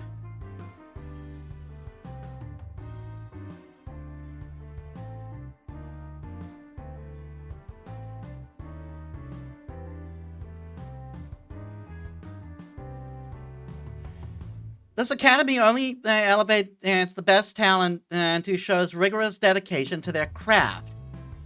Which is why we shouldn't waste any more time on this conversation. Come on, Rigdes. I forget how it's pronounced. If you truly insist on bringing that monstrosity onto the stage, we'll have to make sure you've got those bird illusions in check. Oh, all right, wait up. They're certainly lively.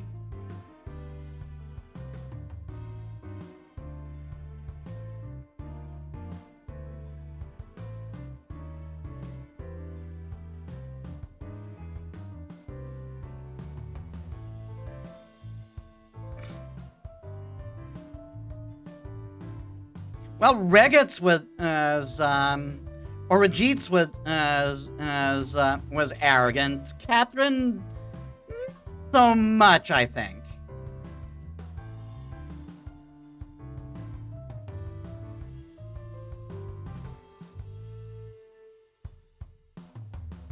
That a synonym for something? I feel like you use the word lively a lot when you really mean to say something else. Shush! I do not. What I think about their attitudes doesn't really matter. Regitz has a point. Regitz has a point. Catherine is nothing if not focused and hardworking. All that confidence doesn't stem from nothing. Oh no! I forgot that at asked Brigitte where she lost her boa. It might have been in another case of our resident Nisei. All right, because she works for the paper. What a scoop! I guess I'll have to make do with you being my only source. Nina whips up a block of paper and a pen. So tell me, where did you find this lost object? Bye!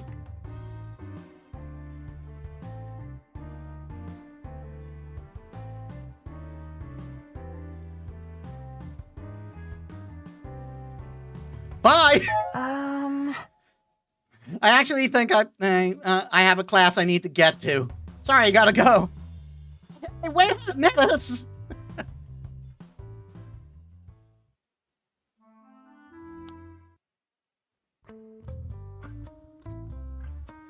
Ragnar is stretched out in his nest, looking bored out of his mind.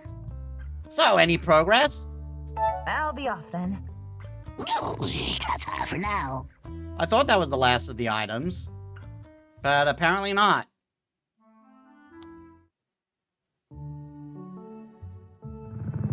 You find Hannah in the library, a big gray cat in her lap and a pen in her hand, as she scribbles away furiously on a block of paper. The botany paper you stole from the restricted section sits open beside her.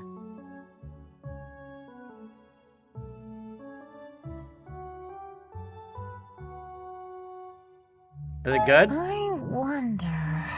So, is it a good read? Looks like a real page turner. Whoa! Hannah jumps and the cat flies off in a dismayed meow, shooting a stink eye before trotting off. Paragons, you scared me. The library is always quiet after midterm, so I figured that I could work on my paper here in peace. Tell me. Why are you here? She looks up at you expectantly while tapping her pen on the paper with just a hint of impatience. Romance.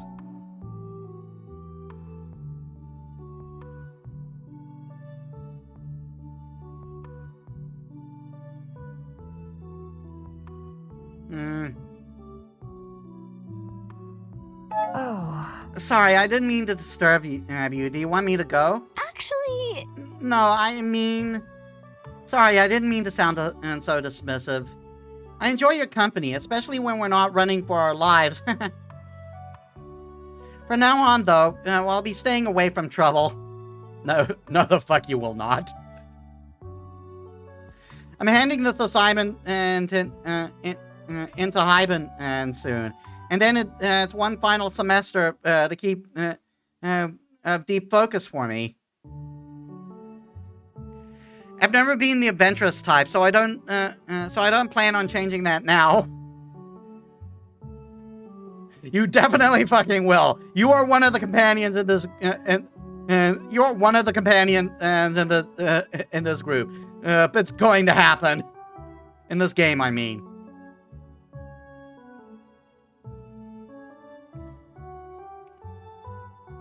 You see... You know yourself best, but to me it seems like a little bit of adventure suited you just fine. Fun doesn't always have to be dangerous. So let me know if you ever feel like letting off some steam. Thanks for the offer, but fun is a luxury I can't afford just now. That is not a healthy mindset to have. Oh wow, I really am boring.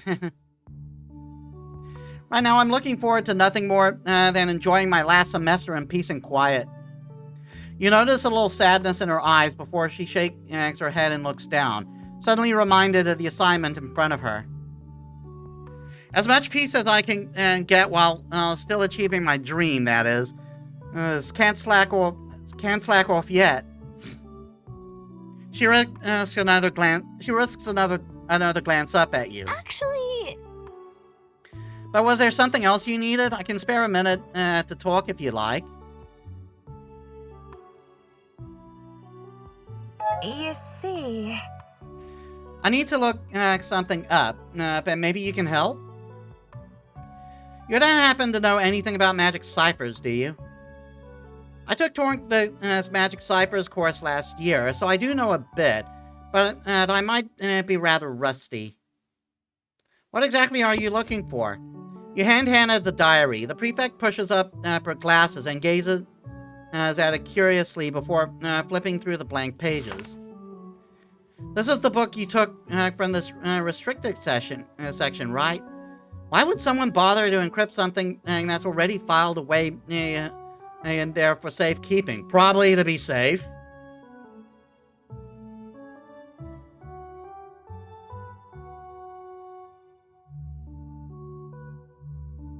Apparently it's about dragons. Supposedly it's the research notes from someone who was studying dragons. That's absurd, but then again, only someone silly enough to use a moon cipher would base their research on a fairy tale.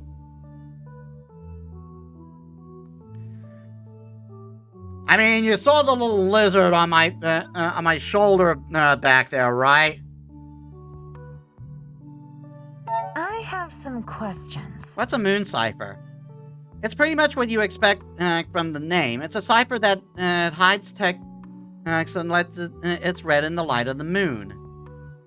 It's pretty useless. It's a pretty useless form of encryption, which is why historically it's only really been used for things like love confessions and secrets among friends. No one sane would use it to protect their work from a serious threat. Which is a relief, honestly. I was afraid you gotten your hands on something dangerous. Yeah, but the moon ciphers was only for the introduction.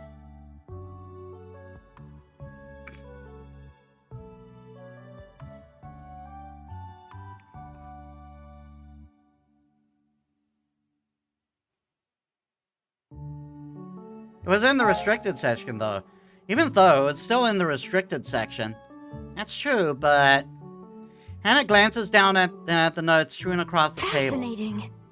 I've read through Professor Hyben's paper several times now, and I'm struggling to find a reason why it was banned. The wildflowers he studied only have one distinct magical feature, and that is their ability to change color when absorbing certain nutrients from the soil. Basically, they turn red when exposed to iron.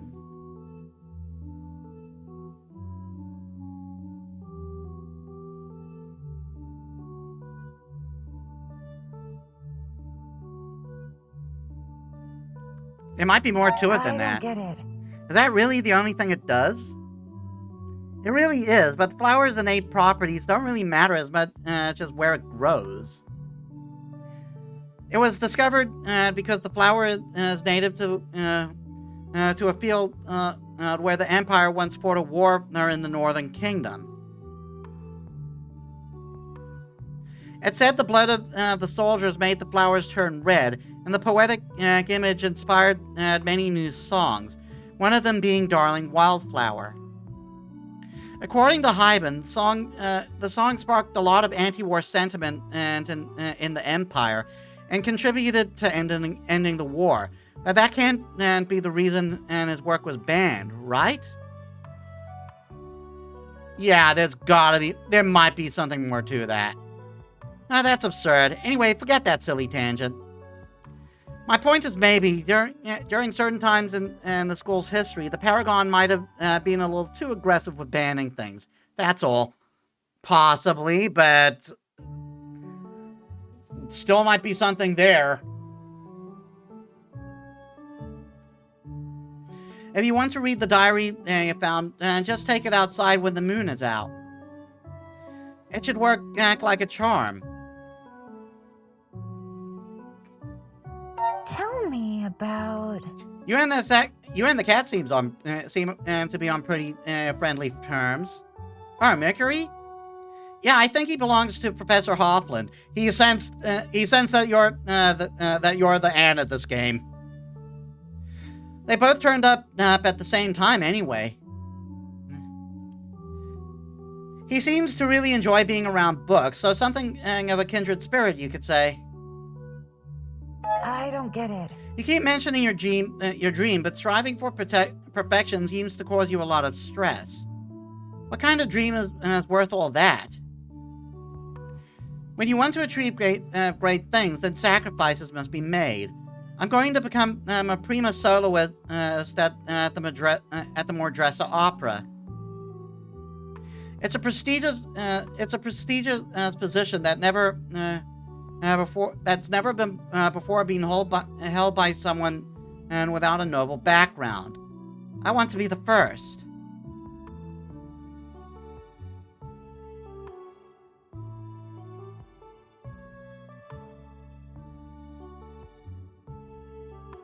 Yeah, don't push yourself too hard.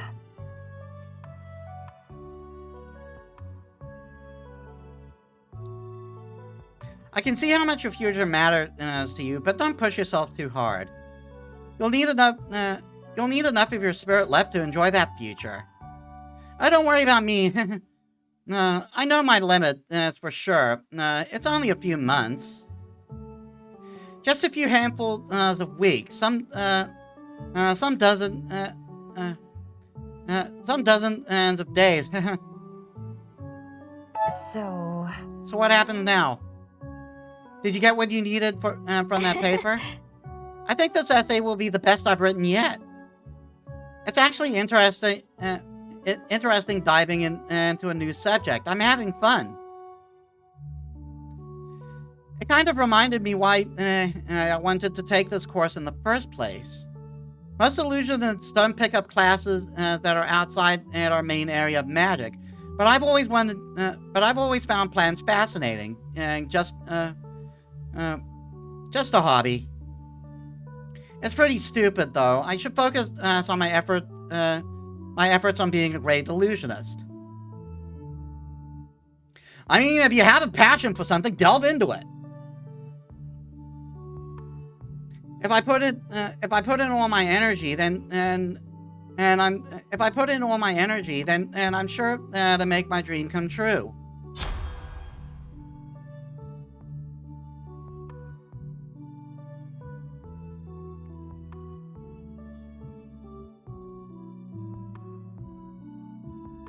Inspiration can come from many places. You should try different things. That is true. It's a competitive field, so if you want to be the best, sacrifices must be made. That's one of these choices that I absolutely do not agree with. Like, it's fine to want to be the best, but I don't think that should come at the cost of your own happiness. actually, I think it's fine to have hobbies.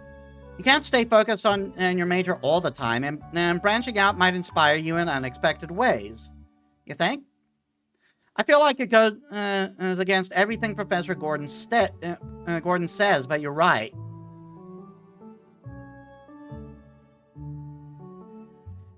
How the fuck is this guy in a creative field? Is he such a stiff?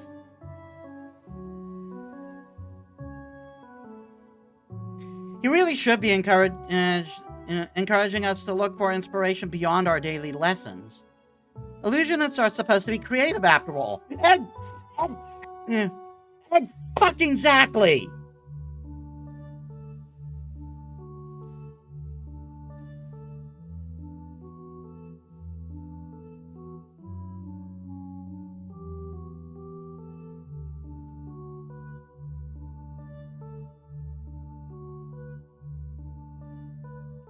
Maybe Hyben and would make a better professor for us. Honestly, I think he might. He like encourages you to think outside the box. I'll finish this up tonight, and then I'll have my answer from Professor Hyben soon. Take care. I'll be sure to share the result with you when I have it. So wish me luck. I'm still surprised by your little dismayed outburst, Hannah. Who knew the perfect prefect had a temper? I think most people would have reacted similarly, given the situation. Most people don't get so angry that they suddenly have a whole new accent. That's irrelevant. Just forget all about it.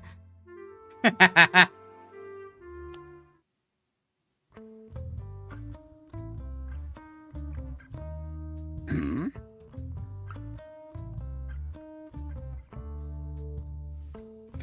Before I continue, I am going to take a bio break. Sorry, guys. Sorry about that.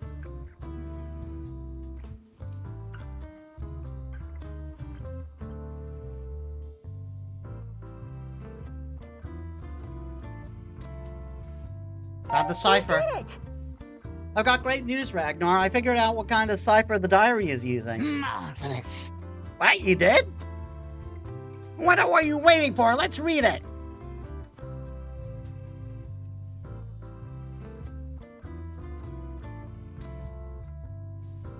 We have to go outside. About that. I can't break it in here. The cipher apparently needs moonlight to be broken, so we'll have to make a trip outside to... Outside? Why, I oughta. That's just like him, that sneaky old goat. He was always trying to get me to touch grass.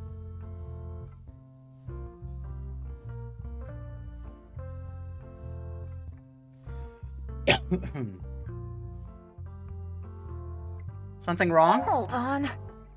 Is something wrong, Ragnar? You seem kind of upset. I'm not upset. We'll just take a trip up to the roof, outside his walls. The safe, sturdy walls. My father always nagged at me to leave the castle to get fresh air. Fucking joking. Which is a load of rubbish. Why should the air in here be any less airy than outside? Confirmed, Ragnar is an introvert. So this is probably his sneaky way of forcing me to do it by using a cipher like this. Typical.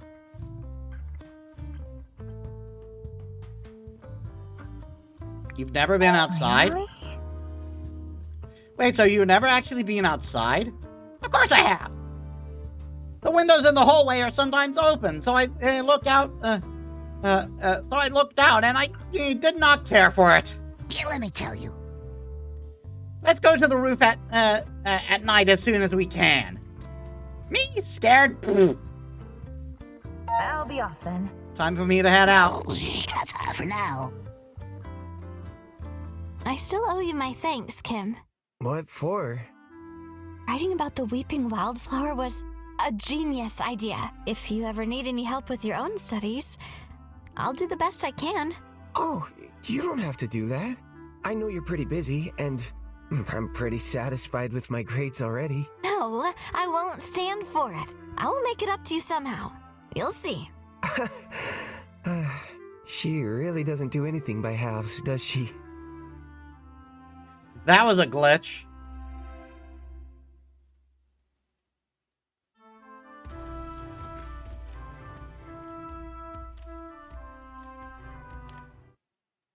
Just checking if there's anything more. Hmm? I'll be off. Well, main mission time. It's getting close to curfew, so if your students are walking the halls as you make your way to the storage room. So it's really happening, is it? We're going to the roof?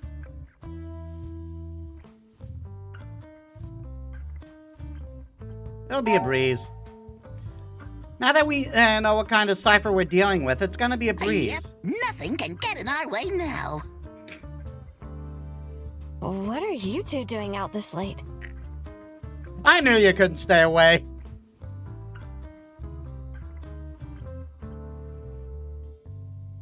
I'm just walking my lizard.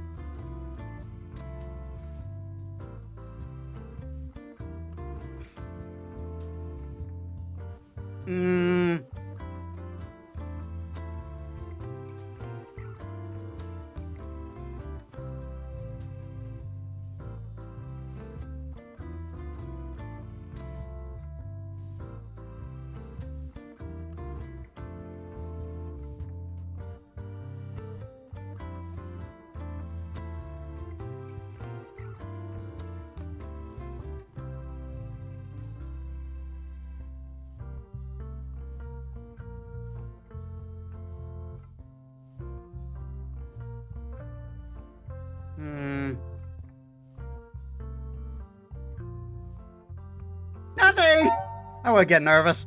Nothing at all. We're just stretching our legs. Well, that was a pathetic performance. I have to agree. But as if you two are lucky I'm in too good of a mood to even care about this. Really? How come? I'm just on my way back from a meeting with Professor Hyben. He loved my essay and gave me full marks for it. He said he was very impressed with my work and the subject I ended up picking. He even called me daring. Me, daring! I've never been so happy about a result before. And it's all thanks to you. It was just in time, too. Tonight is the deadline for the professors to hand in the grades. God, I can't believe I made it. Yay for cheating. Well, we technically weren't cheating. Glad to help. Happy to help, even if we had to break a few school rules getting it done. Perhaps there's something to be learned by straying from the rules once in a while. Or just once, really. She's got a taste for adventure. She's gonna be out for blood. Now, if you'll excuse me, I think I'm gonna have to go and get some sleep. Anna, a word, please. You both pause at the sight of the illusionist professor approaching you, a grim look on his aged face. Oh, of course, Professor. Is something the matter? It has come to my attention that you have been skipping your evening practice sessions this past week. Is this going to be the whole thing that there's just going to be she's just going to be like finding she's just going to be getting in trouble with every teacher, and that and she's essentially going to be forced to come along with us? Yes. I had to do some work on another course to keep my grade up. Ah, I see. That's unfortunate to hear. Professor? I was under the impression that you wanted to be Mordress's new prima soloist. This motherfucker gaslighting now? Well, yes, it's my dream. And yet, you still decided to skip practice. She had another assignment to do. She was working on that. She was skipping out work for work.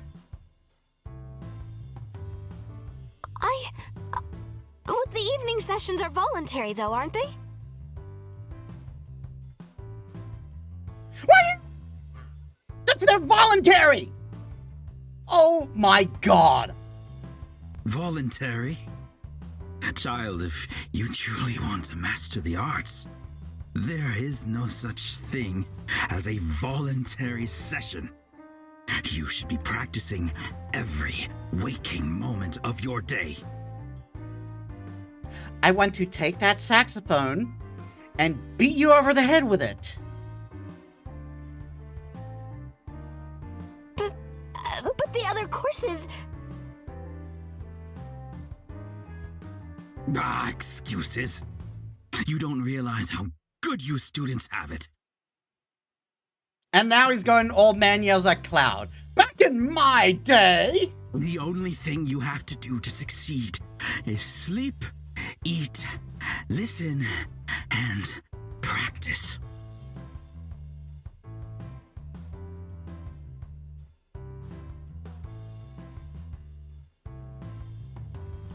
You have no fucking business being in your field if that is your fucking attitude.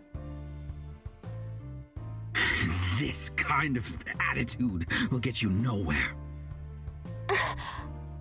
I'm sorry, Hannah, but I will have to dock your grade. What?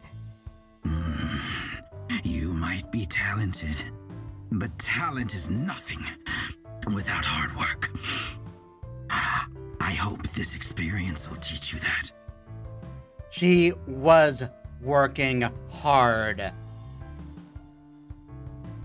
What, did you expect her to be in 2 fucking places at once?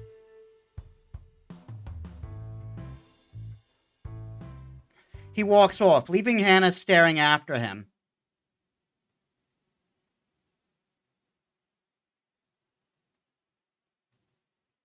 You know what? I am going to get angry about this. How dare he? He couldn't possibly be allowed to do something like... Please stop. He's right. The main course grade counts for 1.64 of a normal grade, and it is an A-level course, so you multiply by 3.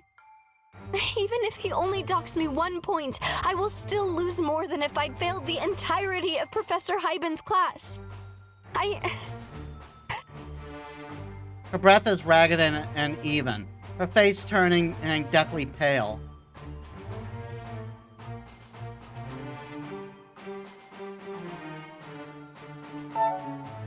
Hannah, you're not looking too good. Should we go to the ward? Hey, don't forget to breathe, kid. No, I'm fine. I need... maybe I can get some extra credit before the finals. There's still time. I have to... She collapses.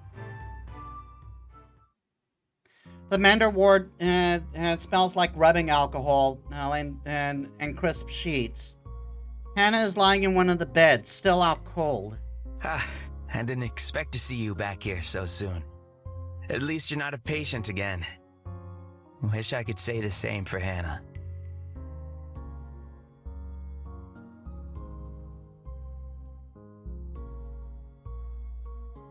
It's the professor's fault. This is all Professor Gordon's fault. So this is related to the midterms, I take it. Why am I not surprised? The way this school runs, we probably have more mental health issues here than the Knights. And we've seen the type of mental health bullshit that the Knights are dealing with. Hannah stirs and slowly wakes. What happened? You collapsed. Lack of sleep, dehydration, topped off with an anxiety attack. The Mender's manual would have me recommend rest and to dial back your excessive study habits, but we both know that would be about as effective as the other times I've tried it.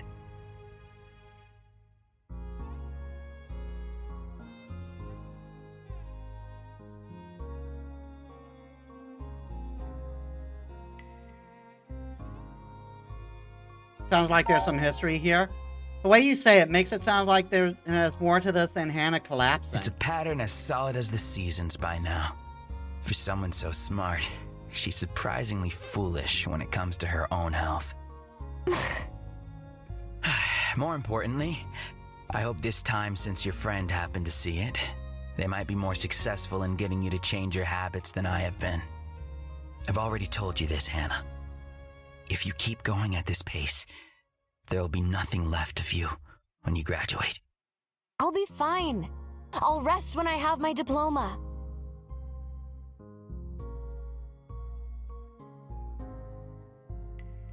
She is definitely the Anne of this game. If you think you'll be able to rest once this is done, then you're seriously delusional about what the world waiting for us outside is like. Now, I have a third-year Tinker student who blew up their crystal ball and needs their stitches removed. So you'll have to excuse me. Go rest. How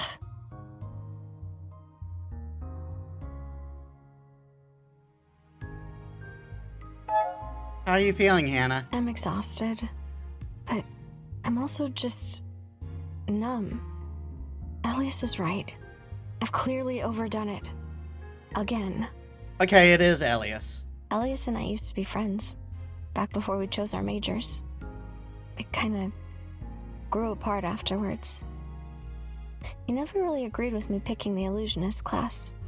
He said I would be eaten up by all the nobles and He turned out to be right. I presume Catherine learned about my grade from Professor Hyben, and then retaliated by telling Professor Gordon about me skipping evening practice.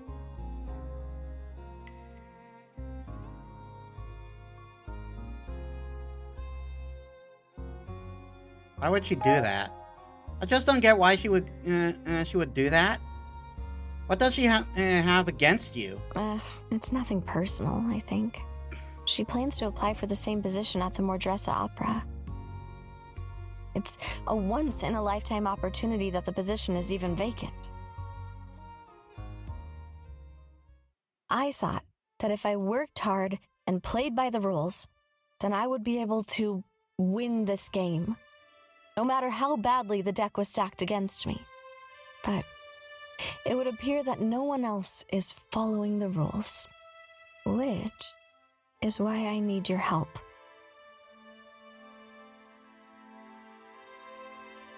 Go on.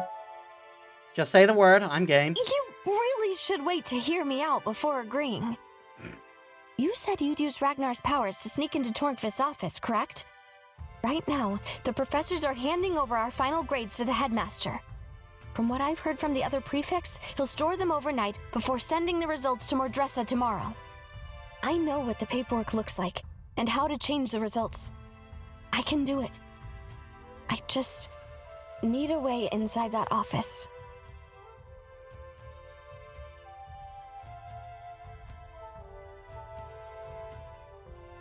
Let's check with the others.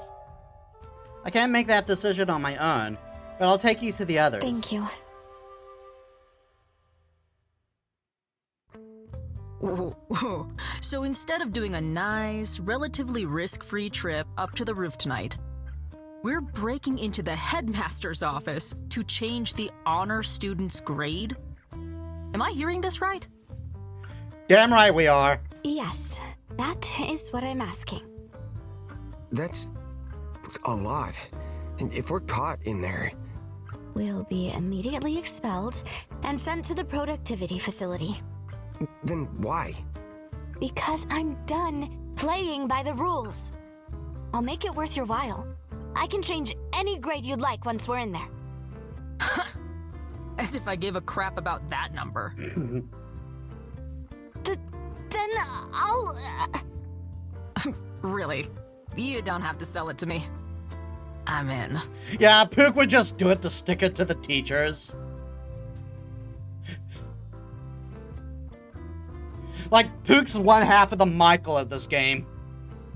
The other half being Elias.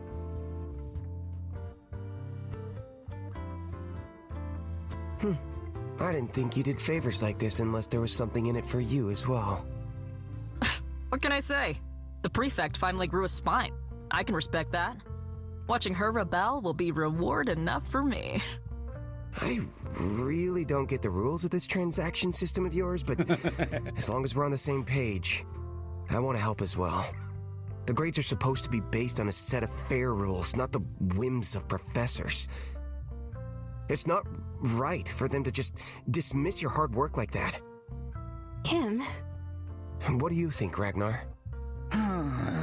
Fine. She did sort of help us get into the restricted section and also identify the moon cipher for us. As long as you kids uphold your end of the deal, I don't mind taking you for another trip. And you?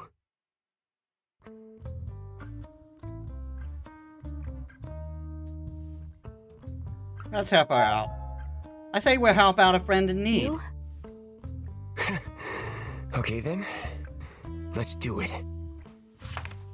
Pay attention! Holy fucking shit! Some of the pipe amps are in disrepair and must be fixed before we can reach our goal.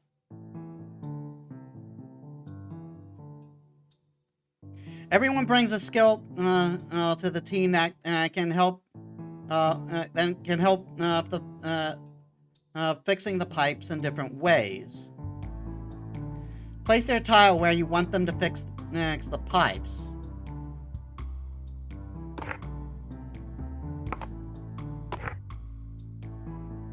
Where to?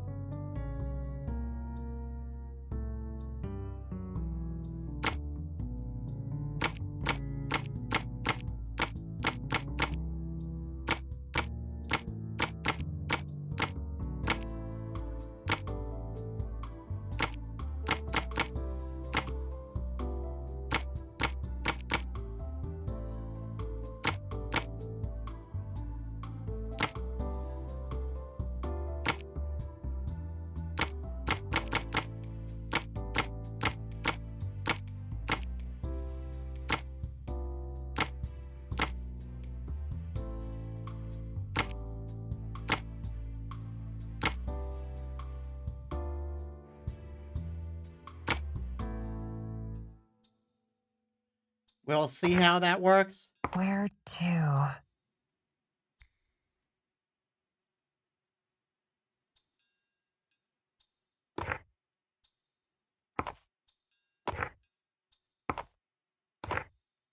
Okay, I see what I see. What it wants. Time for me to shine.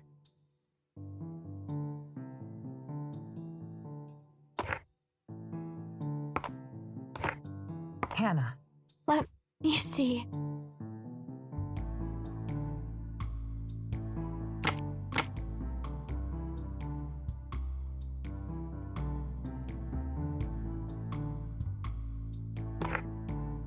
Where to?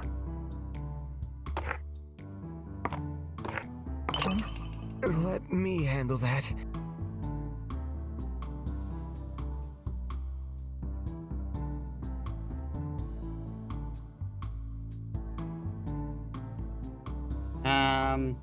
Looks like we are hitting everything.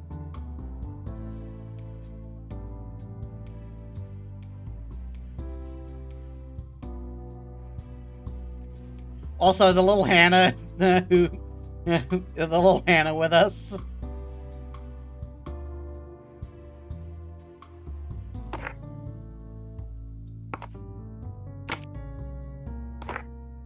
Where to?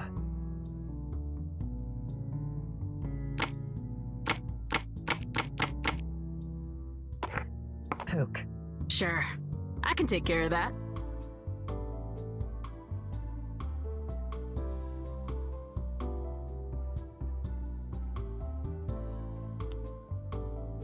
Someone's talking over there.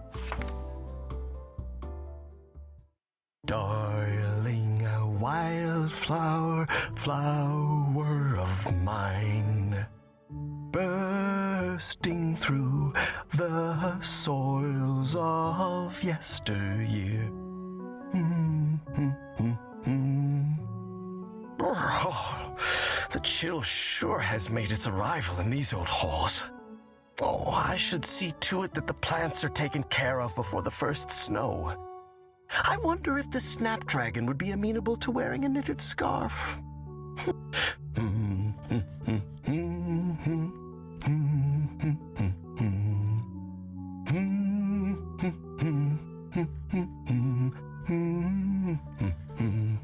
We got some overlay here.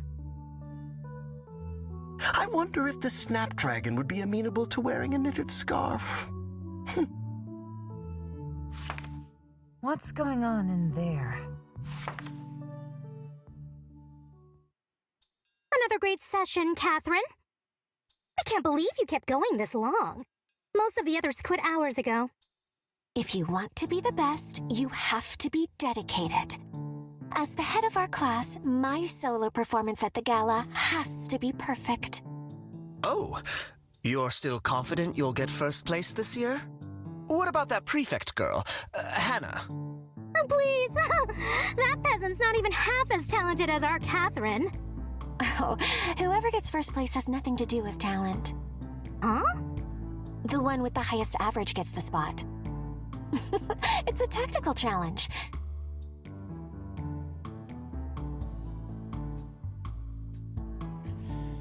That's weird, considering it's a creative field. Picking the right courses that give the highest grades while avoiding any ridiculous distractions. Distractions, like Hyben's class? Yeah, obviously.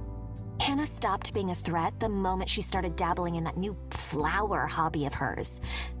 That crazy old fool has never given a perfect grade before. She wasted so much time chasing his approval that she lost sight of the goal. My family would never allow me to make such a basic mistake. Sounds like you're in a lot of pressure from your family. Perhaps she doesn't have your father's network of knowledge to draw upon. Then she should have done the research herself. This world does not reward slackers.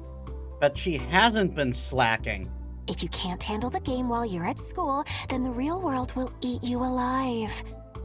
It might be a blessing in disguise for her, sparing her hardships down the line. Sometimes, Letting go of your dream is doing yourself a huge favor. My, there sure are some dark thoughts walking the halls this late. The others pause as a tall figure rounds the corner. There's no one asleep in this blasted school. Elias? What are you doing up this late? I'll have you know I have a very sexy date planned with a magic spell that has to be cast during moonlight. I've got Tornkvist's permission. Now, how about your little nighttime duet? Professor Gordon has given me permission to use the auditorium for practice after hours. Gotta work hard to see your results. I do wonder about that. Isn't working these long hours detrimental to your ability? Yeah, exactly.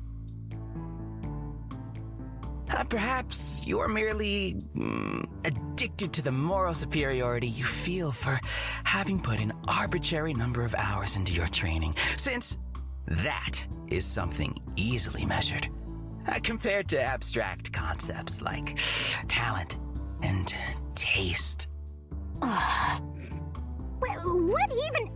What's that supposed to mean?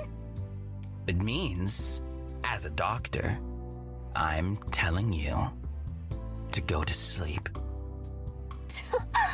Fine. We're leaving. Hey, wait up! Elias smiles as he watches them go. I know you are watching. Why don't you come out of your hiding place so we can talk?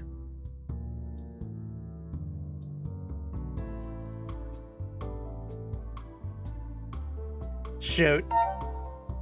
Oh crap, what do we... Pook's hand covers your mouth just as another figure steps out of the shadows. On a date, I have a reputation to uphold. I must say, I was a bit surprised by you calling me out here tonight. I was certain it was Professor Hoffland who had the night watch. Hoffland left for Eridus this morning. A family emergency. The election is ramping up by the looks of things. So, how is your current mission progressing? With things starting to shift in the capital, I need to know we are ready. Always so demanding. I told you already. I've got the new project under control. He's the last student I will be taking care of before graduation after all, so I plan to do it well. Just be warned, he might not actually be your last. Huh. Are you really gonna throw more work my way last minute? Don't pretend you don't enjoy it. True. But still. You feel your leg cramp up. You can't help shifting your weight. Who's there? Time to get moving. Okay, I gotta take a food break. You know the drill. I'll extend the stream for however long I'm gone. Give me a bit, guys. Alright, I'm back. This is where we're going.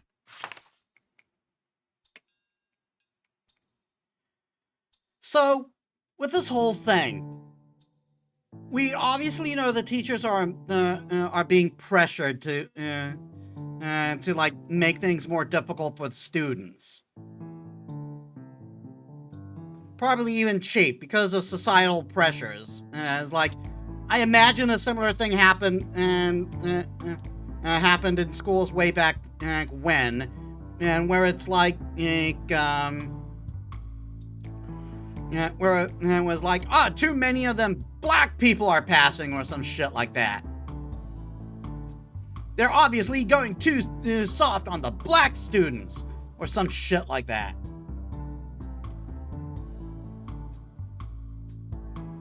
So that's what I'm thinking. And because this is obviously motivated by the prejudice of this world toward mages, obviously. Though when it comes to how many of the teachers are absolutely willing to do this, Professor Ivan, I think, is taking a very wide berth with it, at least, because I think he was genuine when he wanted to give Hannah to like expand her views. I think he did want Hannah to like think outside the box and like expand her view and things and not do everything by the book. The rest of them, I don't know. Corbin, I think, Corbin for so far, I think, is a complete asshole.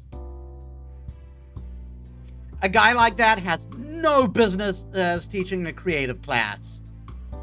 He should have been the one teaching, trying to encourage his students to go outside the box.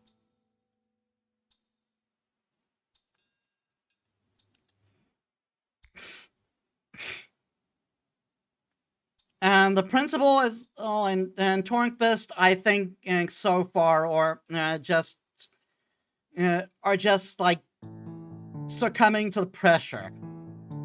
And on the other hand, and doesn't give a fuck what other people say. She does things her way, and she will not hear it any other way. So if she gives you a grade, it's a grade she feels you deserve.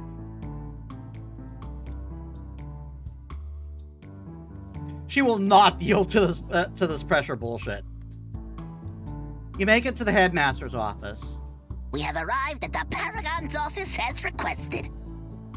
Swiftly and undetected. Why am I using a controller for this? You're welcome. That truly is some impressive magic, Ragnar. I had no idea chaotic magic could be so practical. That's what I've been saying all along. You kids should be more grateful. Oh, careful, Hannah. The lizard can't take more than one compliment a day, or his head will explode. Hey now. What did we just witness, though? That conversation between Torquist and Elias was quite... suspicious as heck? Yep.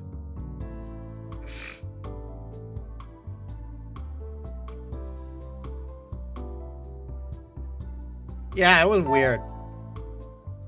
Gotta agree with Pook there. What did they mean by Elias doing a project for Tornquist? Elias has been Tornquist's unofficial assistant for several years now. I'm sure it's just something related to the Mender class. I still think it's questionable at best. Yeah. Perhaps you kids should stick to focusing on the task at hand. You're right, Ragnar. Hannah, what's next? I'm gonna take a look at the safe. Just hold tight for a second. Oh, a time to snoop around. Got it.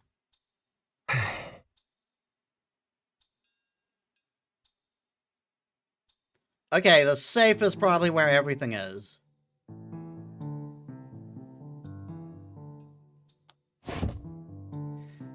One of the walls features a neat row of portraits. They're alumni that have made names for themselves after graduation and brought honor to the family. The old man sure cares a lot about the Academy's reputation. Yeah, I think that's mainly why he's doing it. A gramophone stands in the corner. It seems well worn, and a decent collection of records is stacked on the shelf behind it. The headmaster is an illusionist, right? He probably doesn't get to use his magic much these days, but seems like he has a lot of love for music.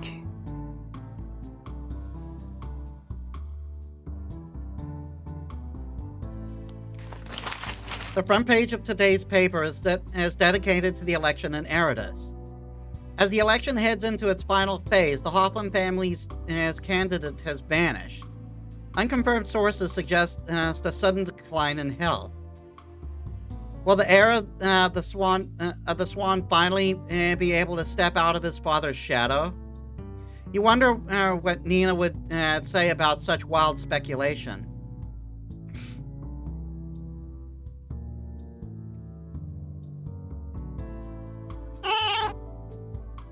You have found Lindsay!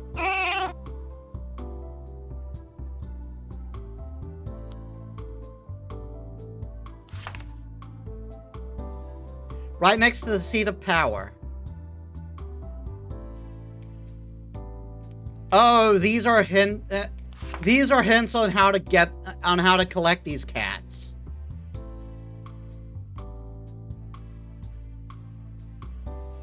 Banned from the cafeteria. Loves to look outside the window. That's the one we've been seeing near the window by the hole. Likes to play in water. Practices her singing at all times of the day. Keeping watch over those who are sick, so in the ward. The smell of books makes them sleepy, so in the library.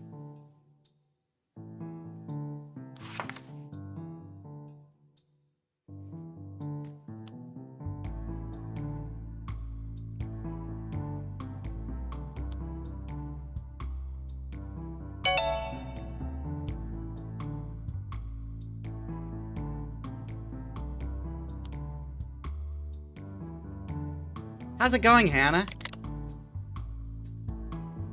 The safe clicks open. Hannah pulls out a stack of papers and begins looking through them. This is it. She swallows thickly, and you see her hands shaking. You okay? Are you okay, Hannah? You're shaking. I am, aren't I? God, how pathetic. After dragging you all here, I'm the one who's scared. But it's okay. I've made up my mind, and I'm not backing out. She grabs a pen and with slow measured strokes begins changing the numbers on the complicated charts. That should do it. She holds her wrist and pulls back her sleeve. You watch in awe as the number goes up. The glow dims and Hannah sighs with relief. It actually worked. What do you mean? You said you knew how to change the numbers. Well, sure, but knowing the theory and actually putting it into action are two different things. So we could have actually come all this way for nothing. The Academy's grading system is incredibly complicated after all. I think I'm gonna be sick. Sorry. I was just so sure I could do it. I didn't think about mentioning it. You're all right, girlie. You've got a lot more gall than I gave you credit for. Thank you, I think. Anyway, did any of you want your grades changed while we're here?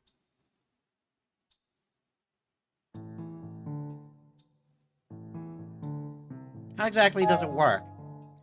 You change the paperwork, then the number on your wrist changed to match it? What kind of magic is this exactly? Well, the visual representation on our wrists is just illusion magic. The spell woven into these papers allows our professors to add and subtract points if they see fit. Apparently, such immediately visible feedback is very motivating for students. Or causes a ton of pressure. But it also leaves a loophole for me to exploit by tapping into the same system the professors use, adding points without leaving any evidence behind. I need to be holding the papers to do it, though. So, once we're out of here, I won't be able to change anything else. Can you see if my friends are doing okay? Can you see everyone's grades? I just want to make sure my friends are okay. Should we really be snooping into other people's grades? Yes. It's ethically messy, but I can check how many are in different ranks without looking at names. You're worried about new dropouts, right? Hannah's hand glows again. Wow, we actually did really well.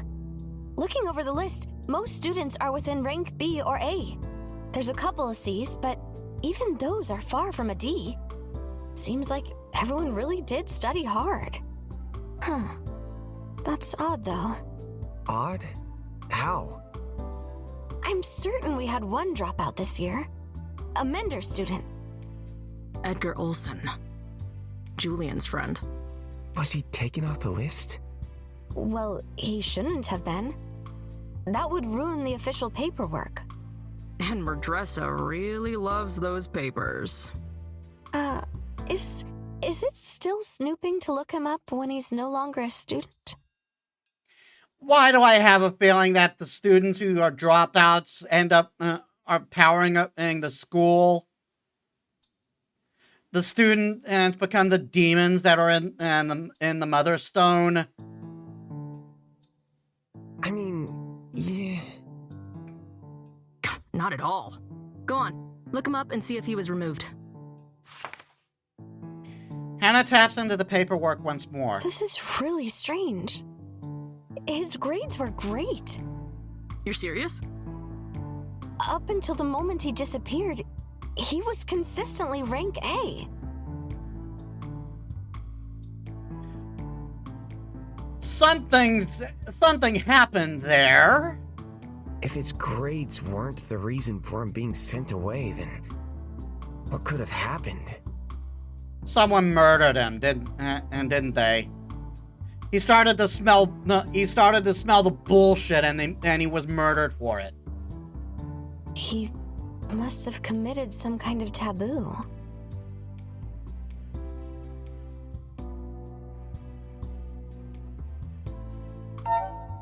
There's no shortage of rules here, but it's hard to imagine what would be bad enough to drop someone from rank A straight to D. Exactly.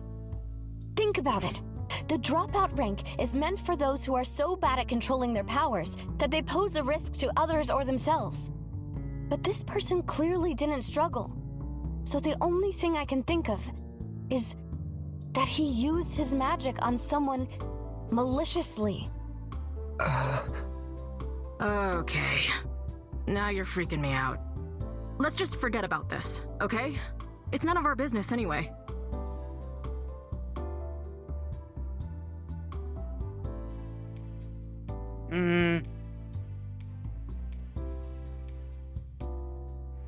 No need to change my grade. It's okay. No need to change my grade. Right. Then let me just put everything back. Hannah puts the papers back and uses her magic to relock the safe. Ragnar suddenly lifts his head and bristles. Someone's coming! Time to go! You let Ragnar's magic engulf you, and you disappear just as the door to the office bursts open. What is the meaning of this, Gregory? I was in the middle of night watch. And I was in the middle of sleeping. I think you know very well. With a flick of his wrist, as the safe jumps open, the papers you've just been messing around with are ripped out. Hannah gasps at your side. Look at these results! I thought we agreed your tests were supposed to be harder. I've never seen a class with results as good as these. It appears there was an unfortunate mix-up with my test paper. The students ended up taking the original test instead of the modified one. We both know, Lucinda, that you don't make mistakes. And you! The headmaster points to Hyben, who just smiles calmly. Yes? Why have you been antagonizing the alchemist from Taruna? Didn't I specifically tell you to assist her with her research? And he replied with, if your research starts putting students in danger, we're fucking off and you're on your own. It's not an unreasonable request. You certainly did, but I'd argue that she is not here to do research. I already informed you that her experiment put my students in danger. She showed no remorse, so I am done cooperating with her. W of a teacher!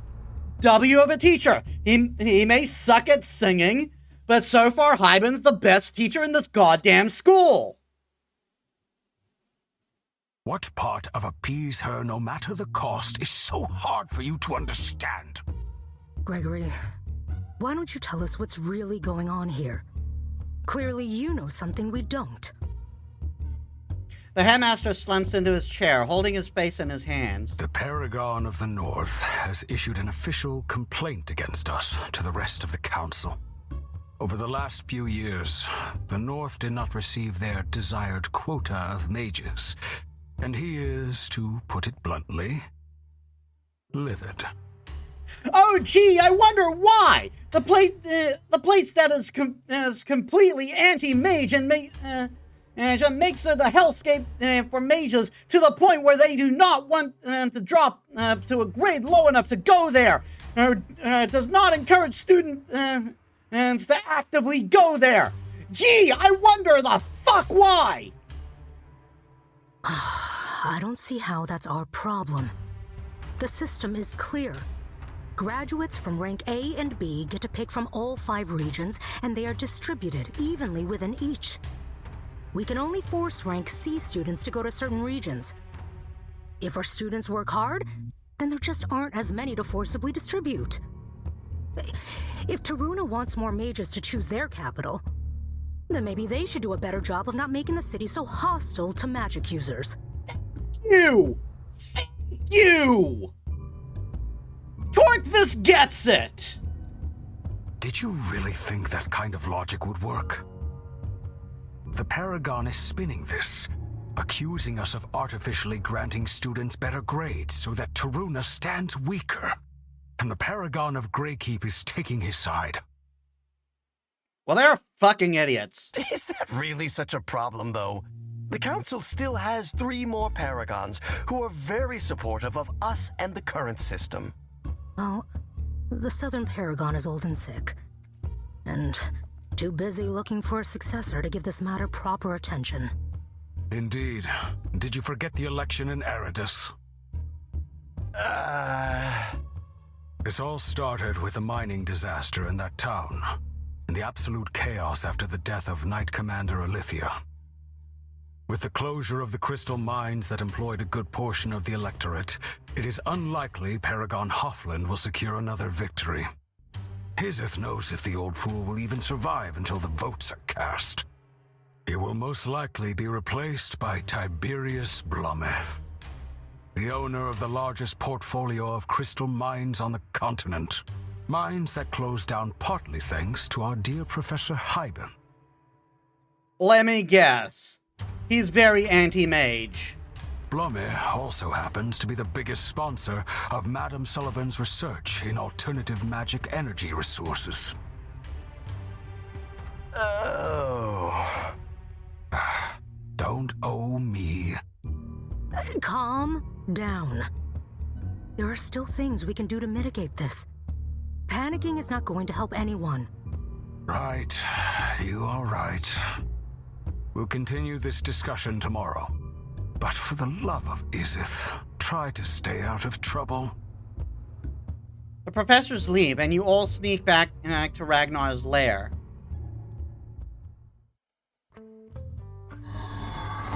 You make it to the lair. For a long moment, everyone is silent. So, it was Sullivan's boss who pushed the headmaster to mess up everyone's grades. Shock and horror. Why make such an effort just to get more mages that he can treat like crap? Probably to treat like crap. If that's really the case, then we've spoiled their plans, haven't we? And now Sullivan is here, snooping around on his behalf.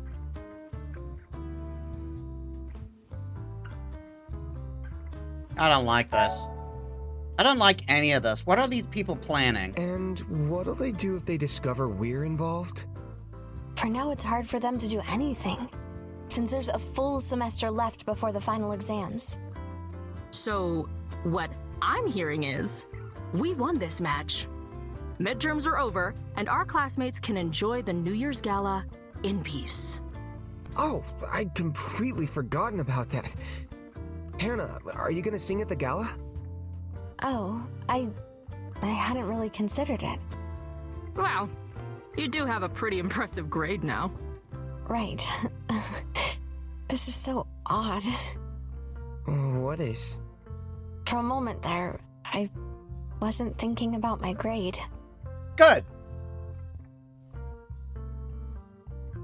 We're a bad influence. He's telling me we didn't go through this for nothing. I mean, there are some things in this world more important than grades. I suppose so. Oh, but don't take this the wrong way. I'm still very grateful for all your help. You've gone out of your way to help me when you really didn't have to. I'm truly thankful.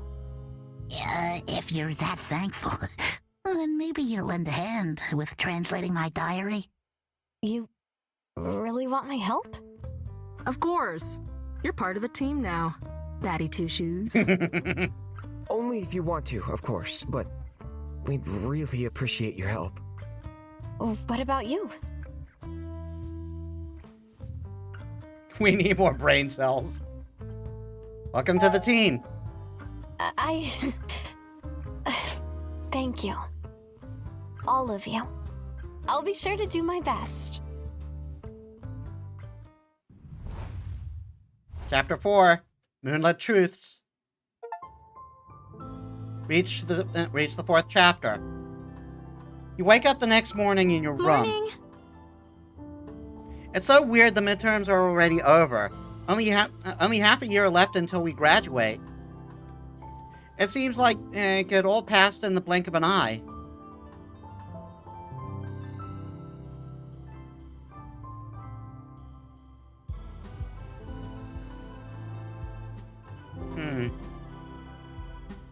Will you miss school? I wonder... Will you miss it? The academy, I mean. I think so. There's something comforting in our routine, even if the exams are terrifying. Most of all, though, I'm gonna miss this. Just chatting with you in the mornings. Eating breakfast with Soren. Listening to Professor Hyben's awful soprano morning assembly. See? I'm not the only one. I'm not the only one who knows he sings like crap.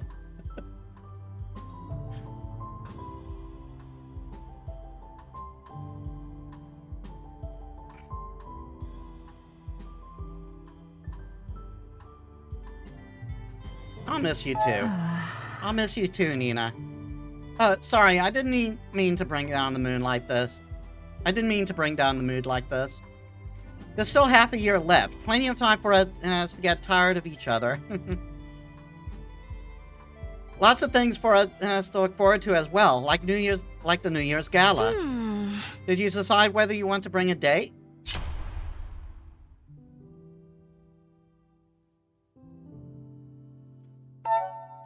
You feel warmth in your chest as you think of that person. I'm not sure. I'm really not sure. I mean, trying to find the courage to ask them, huh? I know that feeling. It's silly, right? It's not like we're kids anymore, yet it's difficult.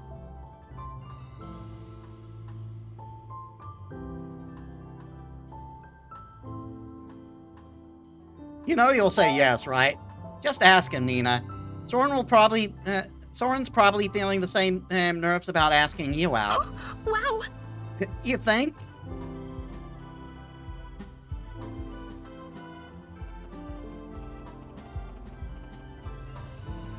I mean, who said anything about Soren? Bye. I actually think I have an extra dance class right now. Gotta go. Just pulling what I did yesterday. Nina practically sprints out of the dorm. Good morning, students, and congratulations to all of you for making it through the midterm exams. Earlier this morning, I handed your grades to the official courier. This time, your hard work will arrive in the halls of Mordressa by train. What an exciting time of progress we are living in. Due to popular demand, and as a reward for your exam performance, we have decided to let groups of students travel to Middlebrook to observe the new invention, and to do some shopping now that the gala draws near. The new trains are carrying wares all the way from the southern capital, Cameron. Students who wish to participate in such an outing should sign up with Professor Torgvist after this assembly. Hold on. Any cats who like the assembly? Loves to look outside the window, banned from the cafeteria. Practices their singing at all times of day. Likes to play in water. Keeps watch of the sick. Likes the smell of books.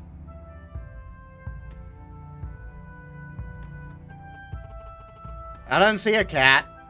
For a second, I thought that dude had a cat here.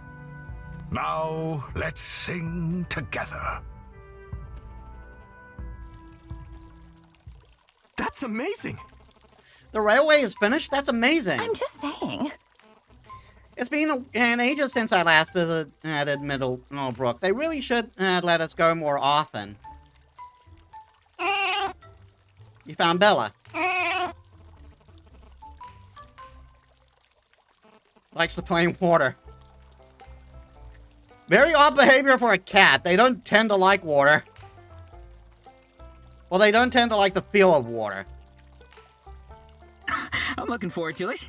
I have so many things I need to buy, but first on the list is a new dress for the gala. What a scoop!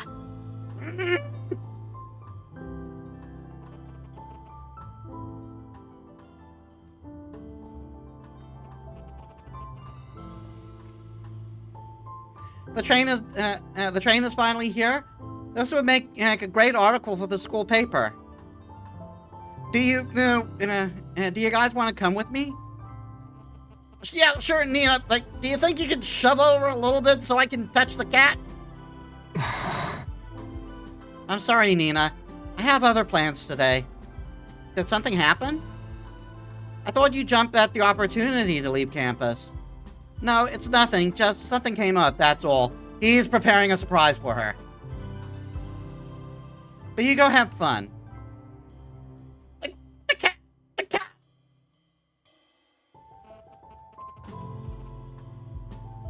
That was odd. There! Moon! Let's look outside the window. Kind of weird. Yeah, I wonder what that was all about. I'll ask him about it later. Guess it's just you and me for this trip. Oh! There you are, Metis. We have an emergency. It really isn't such a big deal, Hannah. I'll be fine. I can't believe this! It is, in fact, a big deal. As a school prefect, I cannot let this slide.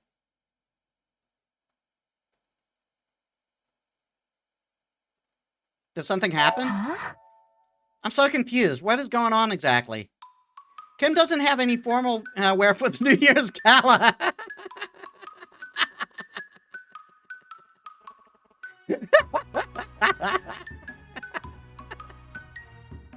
That's the issue here. He doesn't. But what will he wear for the quadrille dance? Oh. That's what I want to know too. Seriously, Hannah, it's fine. I'll just wear my normal clothes. It's not like everyone gets dressed up for the gala anyway.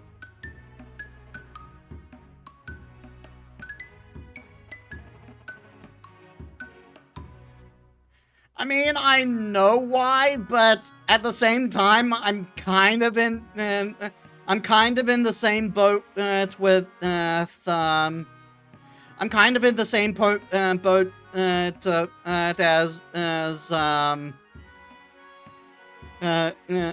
of in the same boat as Kim. I'm very much a Tom girl of a trans girl. No. Like, I don't really give that much of a crap of how I look as long as I'm comfortable.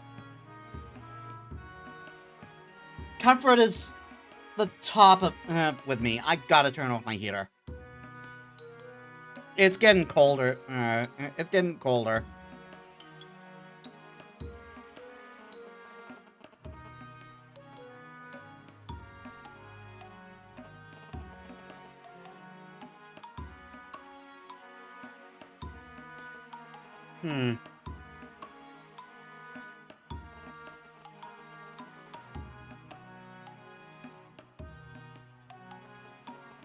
Again, I know why she's bothered, but again, I'm in Kim's camp on this one.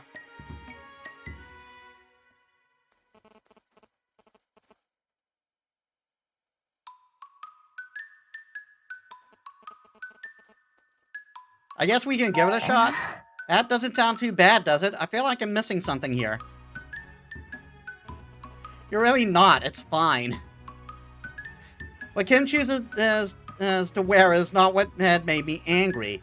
People can wear whatever they want. I'm mad because his clothes were ruined by another student. Ah.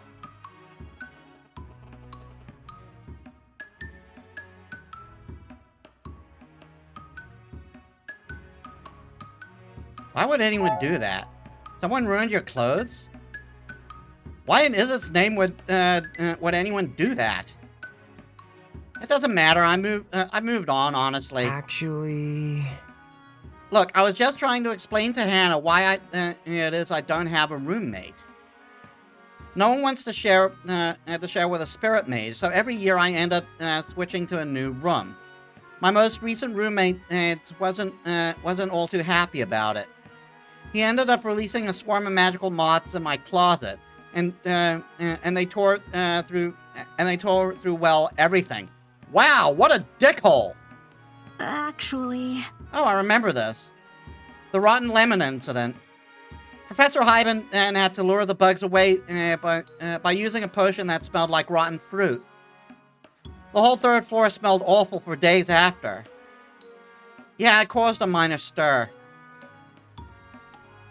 The student was reprimanded, and his family paid for me to replace my things. I mean, as they should have. And it was decided that I would board alone for the rest of my time here. I just haven't gotten around to replacing my formal jacket. That's all there is to it. You're telling me that those are the only clothes you've had this whole time?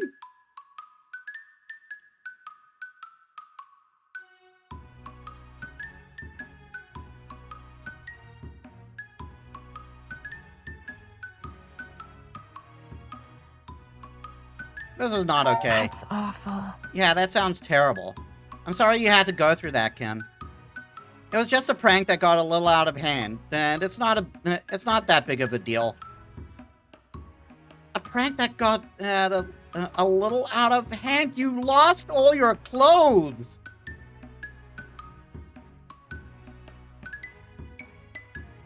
I can't believe this! It is a big deal, and it's completely unacceptable. I know buying a new jacket won't fix things, Kim, but will you at least let us help? Okay. Okay, fine. But I won't promise to actually buy anything.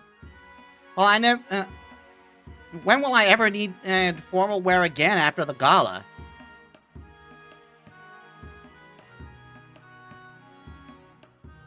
For a date, perhaps? Well, you never know when someone might ask you out on a date. Wait, what? I'll go sign up with Torquefisk. You just let me know when you're ready to go, all right? Bye for now. I promise it'll be fun. I guess I better go feed the plants if we'll be out all day. Bye for now. See you soon. Looks like it's gonna be a lively trip without Soren, even without Soren. It really is quite difficult to comprehend that dragons are truly real. Stunned you into disbelief, did I? I know my mere presence seems too good to be true. Oh my goodness. That's not... What I meant to say was that I struggle to understand how dragons could have been real when no proof was left behind except for you. That's not too hard to believe for me. Humans are a forgetful bunch after all. Seems like quite a big thing to forget. Yeah, pretty much.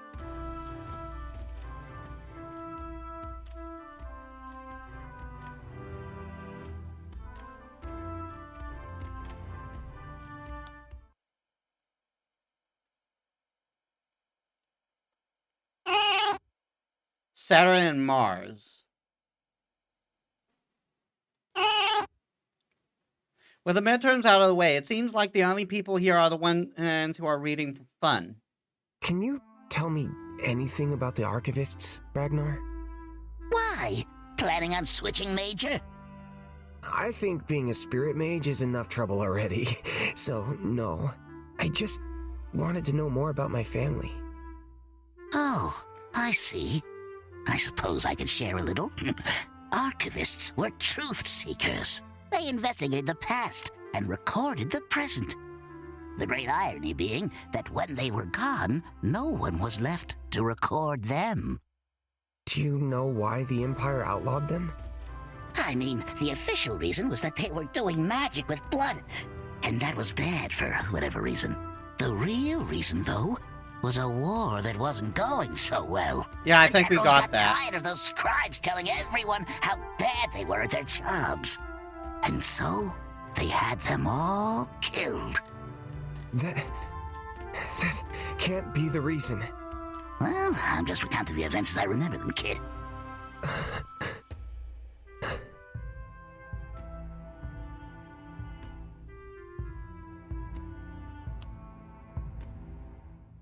Okay, so banned from the cafeteria, practice her singing at all times of the day. Well, we only got 3 cats left.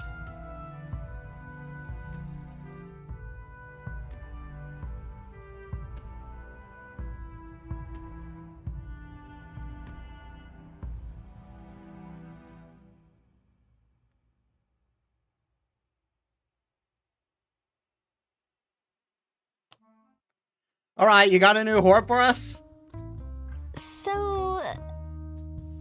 So the reason you and Metis were out late last night was because you were planning to go to the roof? To break this moon cipher? I'm sorry, I guess my wild request ended up delaying you all. Don't sweat it. The moon's not going anywhere, I think.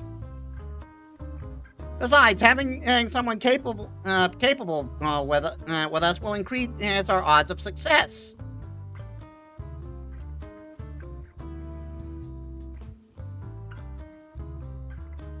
We are going outside after all.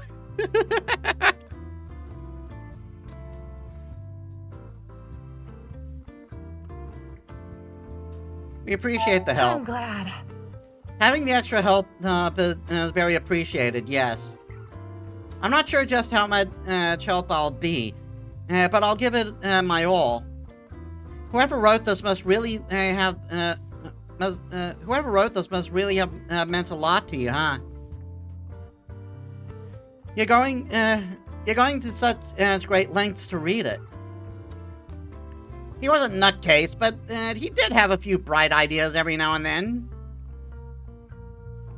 He's the key to understanding everything. How did I end up at the Academy? What happened to the other dragons? I need to know. You think they're still out there? The other dragons, I mean. I had to come from somewhere, right? Not even an awesome dragon like me can just appear out of thin air.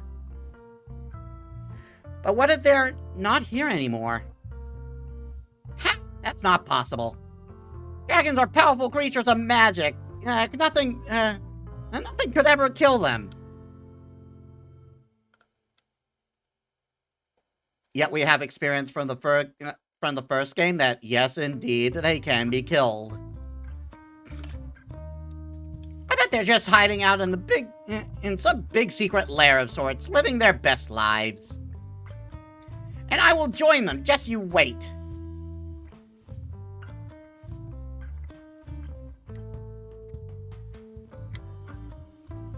I'd love to see that. I wonder... Dragons living together in a faraway place. I'd love to see that. It might be a little difficult for a mage to get permission for such a trip. But it does sound very exciting. Don't have mushiness for now. For now. You kids go on and find something to do for the rest of the day. I'll be here preparing myself for the mission tonight. I guess we can't do much except wait for sunset. Let's hope the skies will be clear so we can use the moonlight. Okay, so there was nothing there.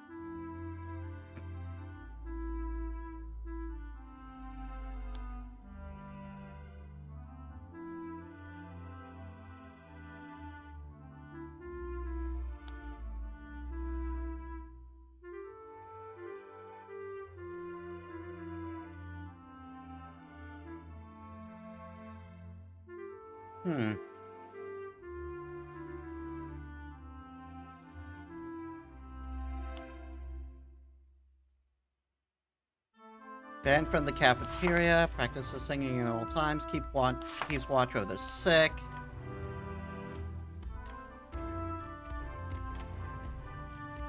Yeah, there's someone in every spot.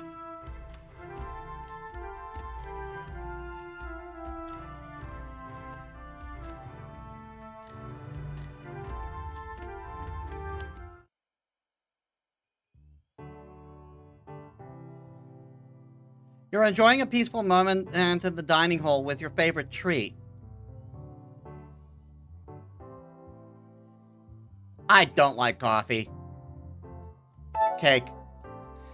Mrs. Hawning has really outdone herself this time. The fluffy frosting is almost as thick as the rich sponge. The fruity filling spills out of the plate, and I can't get to the cat behind me. You hold your fork above the cake, savoring the moment. Excellent. Metis, there you are. Come with me, quick. You gotta see this. You'll quickly bring your fork down to take a bite, but it strikes the table instead. It strikes the table instead of the cake, bouncing on to the floor as Pook drags you away. My cake! My cake! My cake! Figures. First time all day when I have 5 minutes to myself.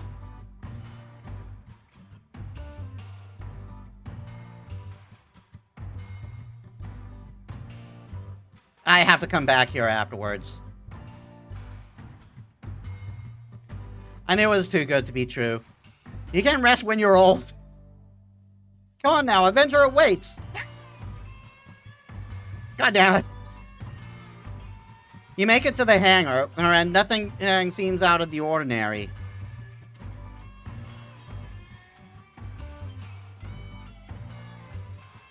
What is it you want it to show me? What is it exactly you want to show me? Everything looks normal.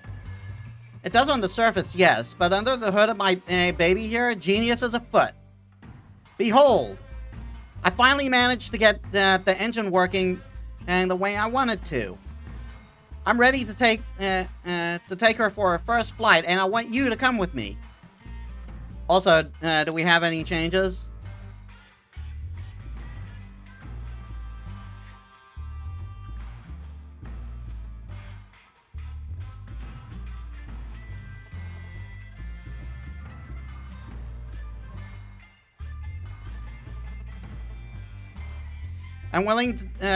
Unwillingly drawn into your shenanigans, Hannah has her faith in the Empire and its systems shaken. Could she be tempted to break the rules again?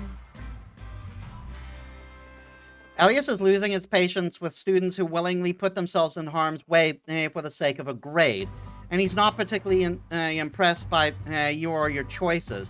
But he can't shake the suspicion he's also pushing himself more than he ought to.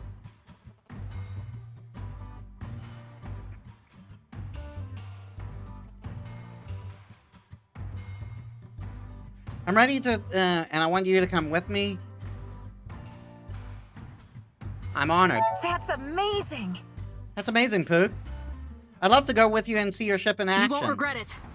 I knew you'd be tempted by the thrill of adventure. No time to lose. Come on, let's get on board. You're dragged into the deck of the ship. Now that you're standing up here, the height is impossible to ignore. And it really hits home just how massive of a vessel Pook has created.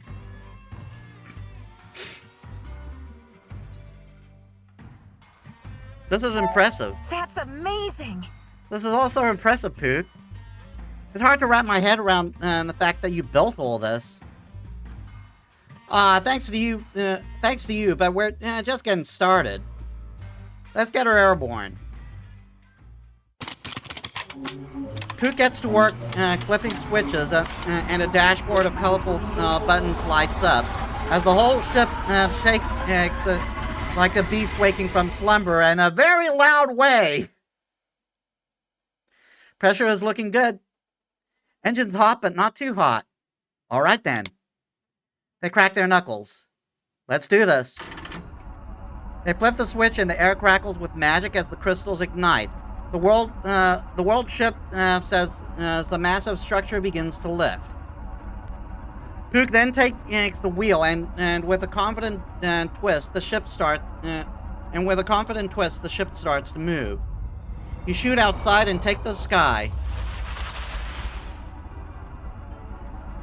The last leaves of the forest swirl around you as you pass overhead. Birds chirp in dismay, and students in the ground stop and gape at the side of a flying machine soaring above. Meanwhile, Pook is laughing like mad. I did it! I really did it!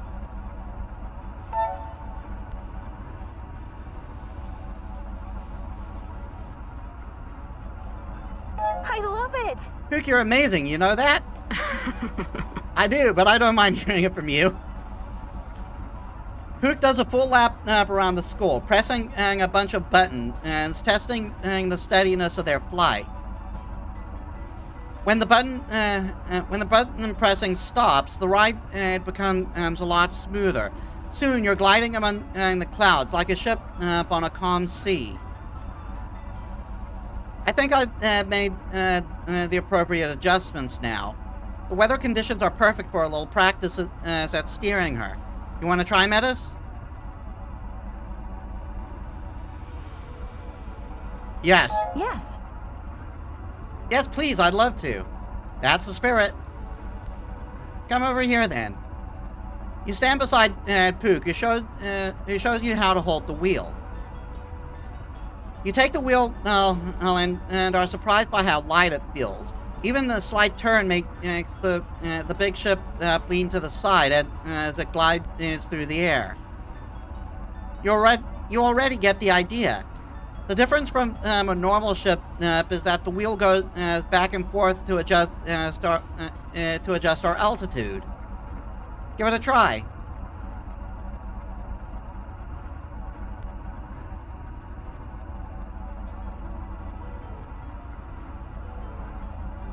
I'm an overly cautious driver. When I did drive. You hold the wheel so tightly that your knuckles start to ache, while Pook watches with an amused smile on their face. You concentrate on keeping the ship course straight and level. Well...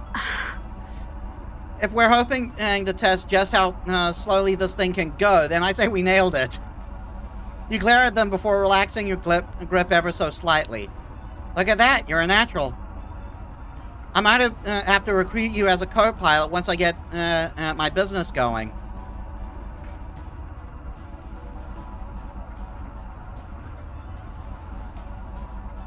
I'd love that. That's amazing. That sounds like a dream, spending your life flying through the sky like this.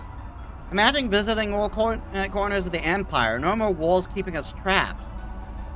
They point to the horizon where the forest stretches out like the sea, waving slightly as the wind passes through. Kinda makes you want to keep going, right? The ocean's that way. I'm sure we could reach it in a minute. But we better not leave school grounds. Yeah, I got a feeling something might happen to the ship. I don't fancy getting shot out of the sky by the demon hunters. They can't take our dreams from us. You both enjoy the view for a few more moments before Pook takes the wheel. The ship glides down and they easily manage an elegant handling into the hangar. Landing into the hangar. Handling into the hangar. Excellent! That went well. Better than well. This was a total and unambiguous success. I can't wait for someone to mess this whole thing up. Because I feel that's what's going to happen.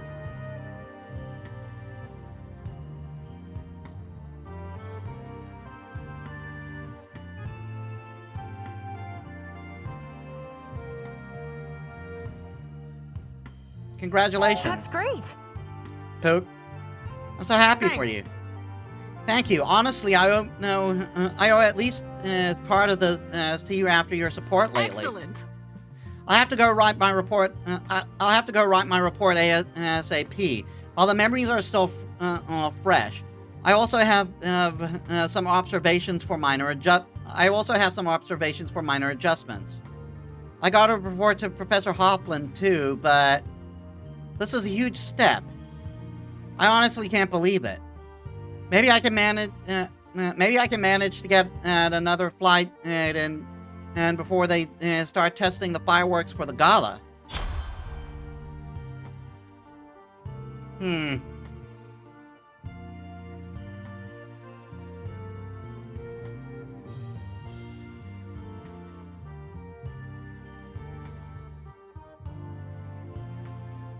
Nah, sorry, not you, Pook. Then I won't keep you. I'm looking forward to hearing how it goes. I'll be sure to fetch you, if I do another test. How does Chief Mate sound to you? Ha, we can worry about titles Get later. you later. See you around, Metis. I can't believe it. You really succeeded. Sure did. Did you see us fly over the school? It was amazing. I suppose it wasn't too bad for a human. Dragons are a lot more graceful, however. Oh, that's a shame. I was gonna ask you if you wanted to come along on my next test flight. Oh, but if my flying isn't graceful enough for you... Wait, hold on. I didn't mean it like that.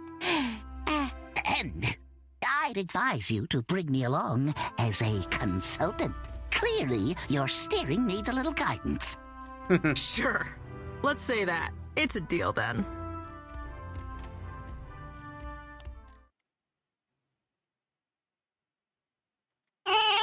Baby! Mrs. Haunting has made an exception to the usual rules and has set out a big sheet of cake and a giant jug of coffee. Grateful students are helping themselves to overambitious slices as in steaming mugs.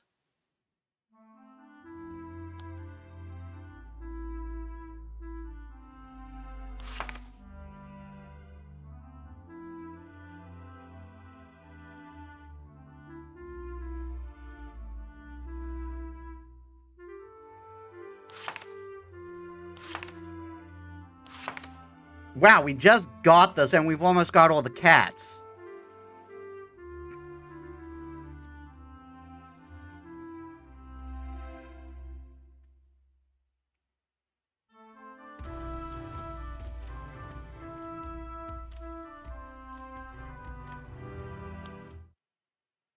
Let's see what your deal is. Yeah, we've already clicked that cat. Walking down the quiet hall between classes, you suddenly hear a familiar voice. Oh, good afternoon, Father. Curious, you move a bit closer to listen in. Catherine is standing by one of the windows, holding a small glowing sphere in her hand, an orb of communication, a magic device that can project conversations across the continent, and which is very much a thing in Owl House. Oh no! Wait. No, I'm thinking something. I'm thinking something different. This was established in the previous game, so no way Owl House inspired this little tidbit. I forgot. Owl House they use Burgeon's phones.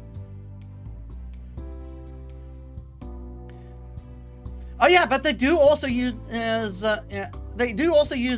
crystal ball to They do also use crystal balls as phones. A magic device that can project conversations across the continent. They used to be revered reserved for the military, but you've heard rumors about nobles' families getting their hands on them. I take it your exams went well. Of course. I'm guaranteed to be among the top performers this year. Let me guess, he's going to say something. Among the top performers is not good enough. You must be the top performer. No mistakes. And if your grade isn't, and if your grade isn't, is even one point below perfection, I will beat you. I'll beat some sense into you. But not the very top. Called it. Well, you see... Yeah, so that's the reason for her toxic behavior. She's very much under pressure from her family. Oh, how disappointing. I did not invest this much in you just to have you return with a participation trophy. Your own child is not an investment. Up yours, asshole. Our grades are yet to be published, but don't worry. I will be the solo artist performing at the New Year's Gala. We shall see. I have another meeting now, so we'll leave it there. I will await the final results. Yes, Father. The image disappears, and Catherine tucks the orb away with a tired sigh.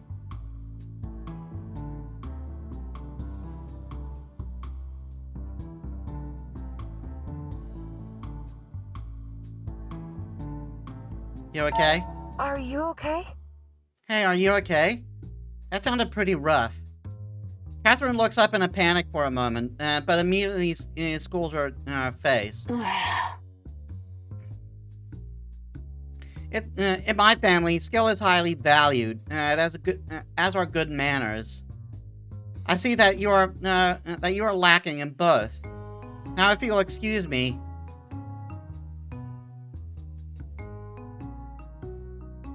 Let's talk. Hold on. Wait, do you have a moment? I want to ask you something. Ask me what?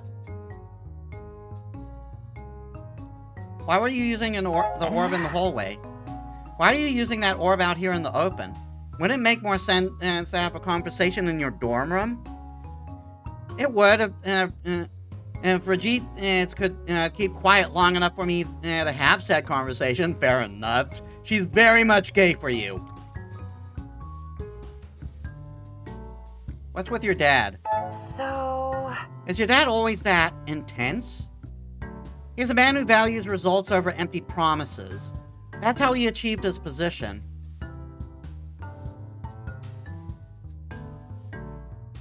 I wonder... Why work so hard to get this year's top spot? What are you trying to gain? The Mordressa Opera House is searching for a new soloist. Such an opening is rare, and the person who gets the position will gain unique access to the capital's nobility. I think my motivation should be obvious. His position? Tell me about... What is your father's position exactly? You don't know? No, he has a personal... He has the personal illusion as to the paragon of Mordressa. You know, the highest position a mage can obtain in the Empire. Really? I get that serving a paragon is prestigious and all, but powerful? Really? How can an entertainer have power? You have no idea. You're such a fool. You really know nothing about politics, do you? What matters is not your title, but the access you have to other powerful people, yep. Not even the Paragon's advisors get as close as my father. Any policy of the last decade that has been implemented can be sure was once whispered into the Paragon's ears by my father. Do you even enjoy singing? Catherine, do you actually enjoy singing? What a ridiculous question. Uh-huh. It seems very much like you were pressured into this by your father. That's all I wanted to ask. I see. Well, I've got a question for you then. Why are you suddenly so curious about my personal life? We don't run in the same social circles. Your friend Hannah and I are in direct competition and for our class's top spot. What are you trying to gain here?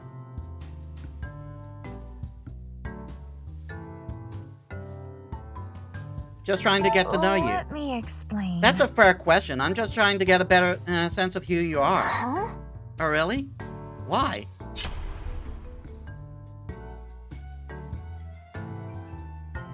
Well, it will affect Catherine's path going forward. You want to understand Catherine's motivations? I think I very clearly understand her motivations. I want Catherine to find a kinder way to achieve her goals. I suppose I wanted to encourage you to be nicer? I don't know. I just can't help feeling there must be more pleasant ways to achieve your goals. What? Pleasant? I don't have time for pleasant. Trust me, being a pushover will never lead to success. As a child of a noble family, my sole purpose is to bring pride to my family. Yeah, but again, what do you want to do? What's the happiness you're getting out of this?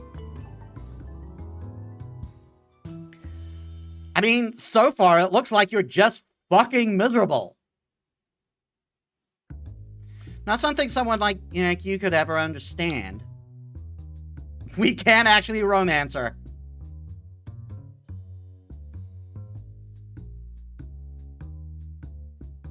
Well, the rule.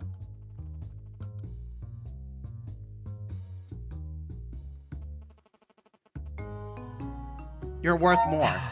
Catherine, you're worth more than the prestige you give to your family. What? Save the empty flattery. I've wasted enough time here. I should get back to preparing for the gala.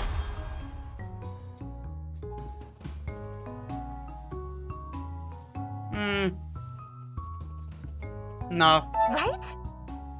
I don't know her well enough to ask her out. Okay then, I'll leave it to you.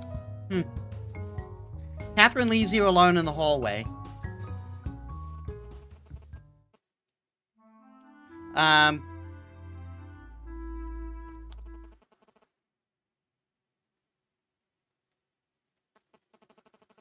Fresh from their midterms, a couple of senior students are showing the youngest illusionists a few of their exam performances.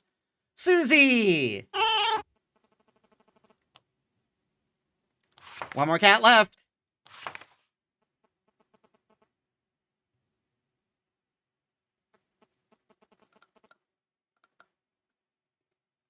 So I guess I can click through. I could click through the whole time. As always, Professor Gordon is standing by to offer a critique. You watch for a couple of minutes before continuing on your way.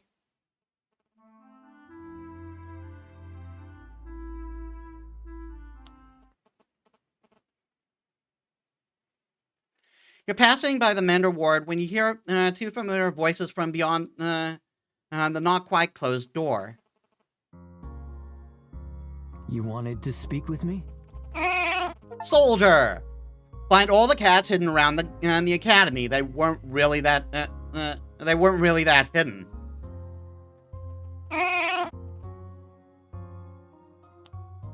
That all the cats done, baby. I don't know if we'll get anything from that. No need to be so curt. We are all friends here. Some friends. Have you done as I suggested? I'm still working on it. I don't think you want to be procrastinating with this. You do realize you won't be able to change things after it's all done. I know. Jeez, man, I know. But this shit's hard. I know. Do you really, though? You're not the only one graduating this year. Right. I'm sorry. I forgot. Go on, then. I'm sure you're busy.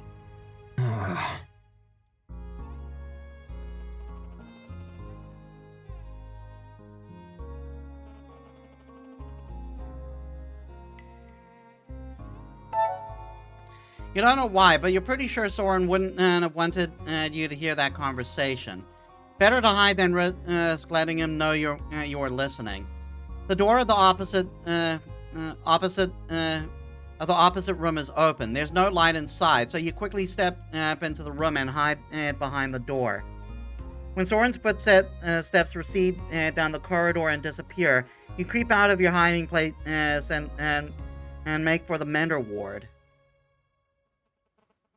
Ah, you again. How's Hannah? I haven't seen her back yet, but I'm reluctant to get my hopes up.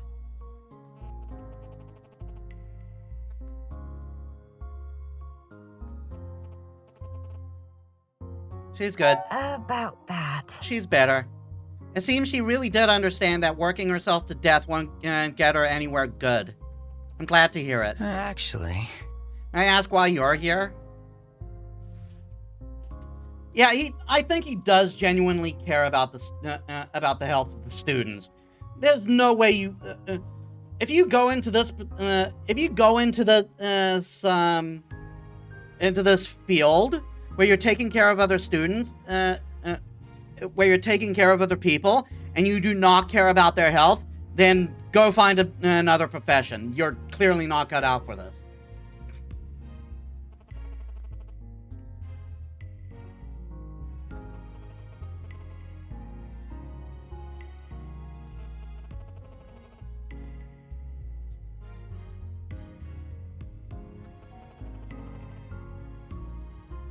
Tell me about... Actually, I wanted to check in with you. That encounter with Hannah was kind of intense. Are you okay? Me, I'm fine. I'm usually a lot calmer than that, but Hannah has a special gift for exasperating me. But enough about me. The midterms have been and gone. Soon we'll reach New Year's, and then, before you can blink, we'll be graduating. I wouldn't waste the time I had left just idly wandering around.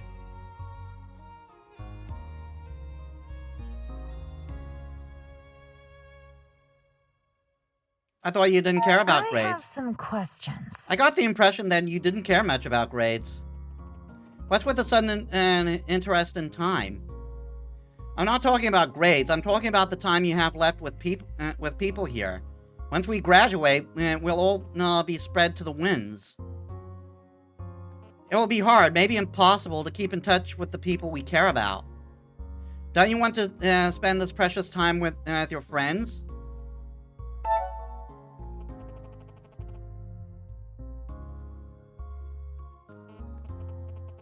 But you seem lonely. You see...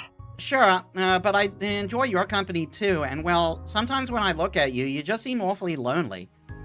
How interesting. I see, and you like the thought of being the one to cure my loneliness? Now that could have brought on a sudden desire. Now what could have brought on that sudden desire, I wonder? Did you perhaps enjoy me taking care of you the other day? A patient admiring the healing touch of their carer? I just want to get to know you.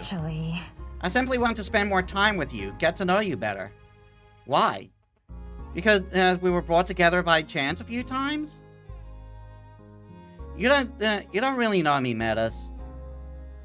If you were dreaming of me sweeping you off your feet at the gala, I'm sorry to disappoint.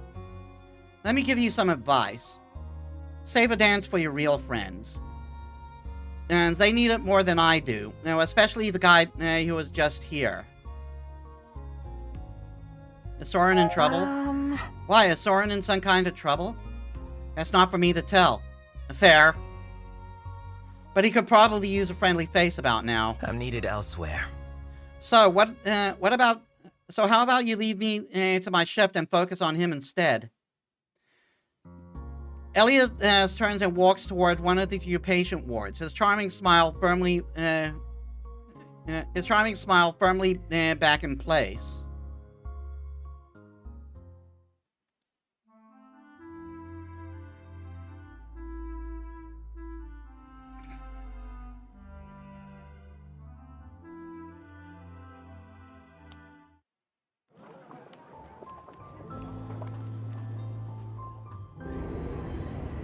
Would you look at that?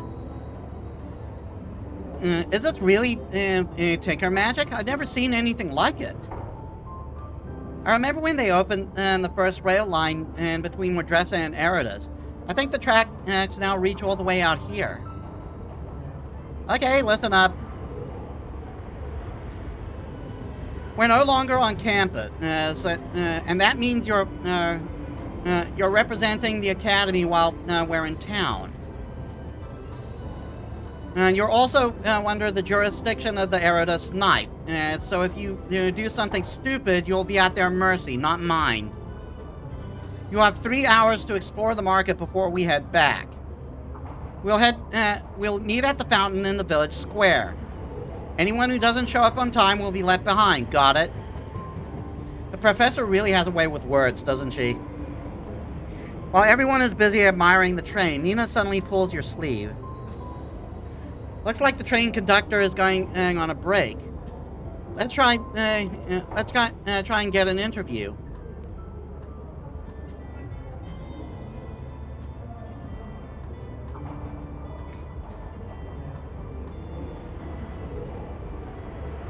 I mean, not going to get another chance, right? That's a great idea, Nia. Come on, then. Excuse me, sir, do you have a moment? What can I do for you? Huh? What can I do for you, miss? I'm from the Daily Post at the Seven Winds Academy. Would you mind answering a few questions about the new railway for an article? Oh, the Academy? Sure, I can spare a moment. He looks a little disappointed. The railway really is a magnificent piece of tinker magic. What's your destination today? Next stop is... After this stop, we're heading to Modressa. We have the whole car filled with wine and from Vinhaven from restaurants in the central capital. Impressive. Does the train mainly carry cargo? Actually, today it's a mix of cargo and passengers. With the new line open, there's a ton of merchants traveling between the capital and the countryside. Lots of coin to be made at each stop along the route. You'll probably find a bunch of new merchants in this little backwater too. I noticed you mentioned the capitals, but the railway doesn't stretch to Taruna just yet, does it? Any plans to connect to the northern capital eventually? The man's eyes narrow. Huh? The north? Not that I've heard of. You'd have to build it through demon-infested marshes. The idea has been shot down multiple times, as far as I know. But surely our empire is powerful enough to make such a project happen. Perhaps, but is it worth the hassle? What exactly would we be transporting? Ice cubes and gray clouds? Ha! Taruna has plenty of goods to trade. Maybe it does, but when you've got the choice between a nice trip to Vinhaven and enduring the frozen tundra of the north, well, money talks, and so does the wine. Oh, my break is over. Anyway, this has been fun, but I've got a break to make the most of. Well, good luck. Good luck with the article, miss. Thank you.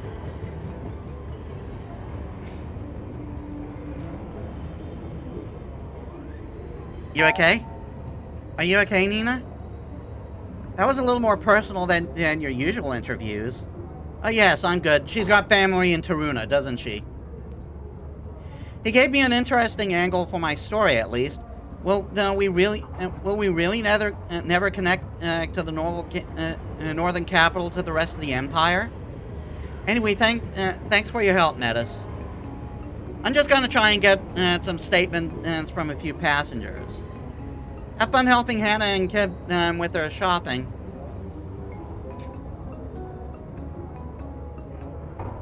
You'll be okay alone? Will you be okay on your own? Of course, I grew up in the center of Taruna, you know. This little village is nothing, so she does have family in Taruna.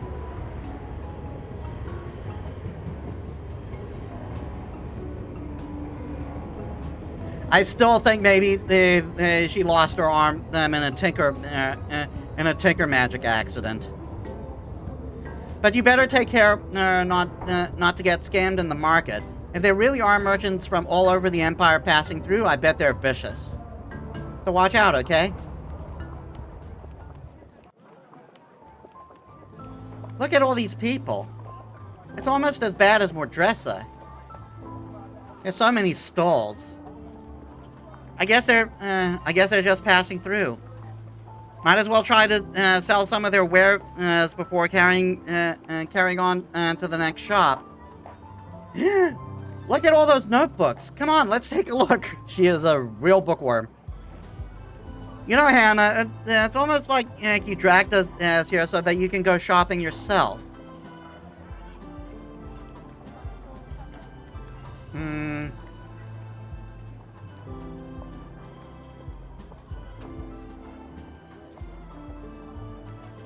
I would be concerned about the time. Do we really have time to just look around? We're supposed to be helping Kim. I don't mind. But we should keep an eye on the time. I'd rather not discover the consequences of being left behind by Tornkvist. Then it's decided. Let's have a quick look. Rows of colorful stores are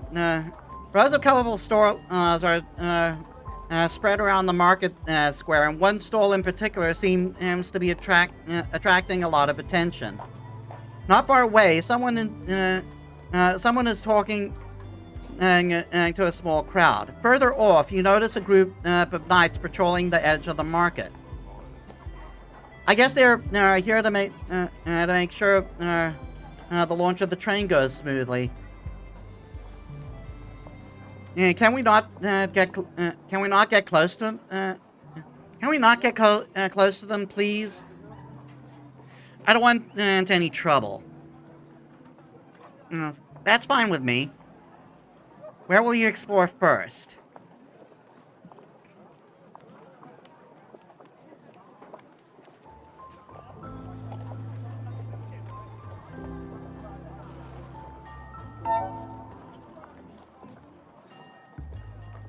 You walk over to the stall and see to see it packed with odd trinkets and gadgets.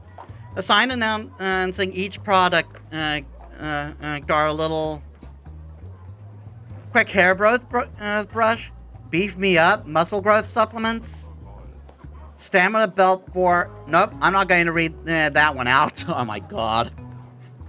Did he just find a sex toy? These all look like obvious scams, yep. Who would ever buy any of this? So, what does this one do? Oh my god. Oh, you have a good eye. You have one fine eye, young lady. The newest device from the Tinkers of Eridus is a learning enhancement pillow. That is such an obvious scam. The fabric is woven with magic crystals that will make your dreams so vivid that you'll be able to study in your sleep. Imagine 8 hours of sleep turning into 8 hours of productivity to get ready for, to get ahead of your peers. Really?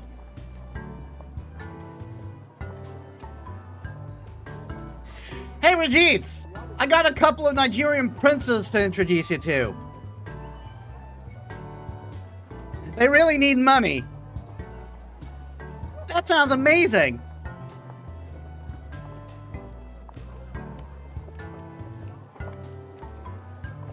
Who gets 8 hours of sleep? She fell for it? She seriously fell for that speech? Guess there's a reason why a merchant is still in business. What a fraud. That merchant is still in business. Should we step in? I don't know if Brigitte would listen to us, but yeah, I say we help her. Your choice will impact Brigitte's story going forwards. We don't have time for this. She might appreciate my help, but I can't. She might not appreciate my help, but I can't watch her get scammed. Yeah, I would jump in. We have to try. Let me show you my wares. More students from the academy, I take it. Come closer, please. Have a look around. So you're here too? Stay out of this. Don't even think about cutting a line. I saw this pillow first. Are you sure you can trust him? Brigitte, you really shouldn't trust this guy. If his product actually worked, then everyone in the academy would already be using one. It wouldn't be peddled by some washed-up merchant in the boonies. Hey! You're right. I didn't think... Hey. Dare you take advantage of a woman's dreams like this?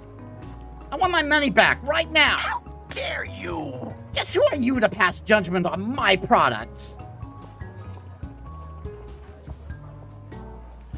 A person, Wait. Someone who won't let you harm people?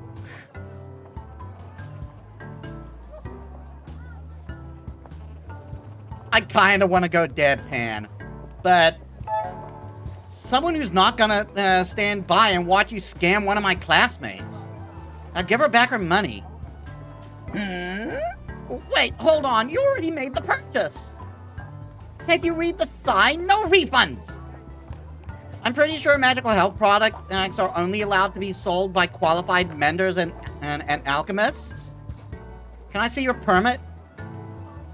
Or we could ask the knights to come over and inspect you. That's... What, you... Fine, take your money. And get lost. Are you okay, Brigitte? That was pretty close. Of course I am. I already knew it was a scam. I just... never mind. Thank you. She huffs and strides away. Well, that's one good deed for the day. I'm sure she's really grateful underneath all that. Yeah.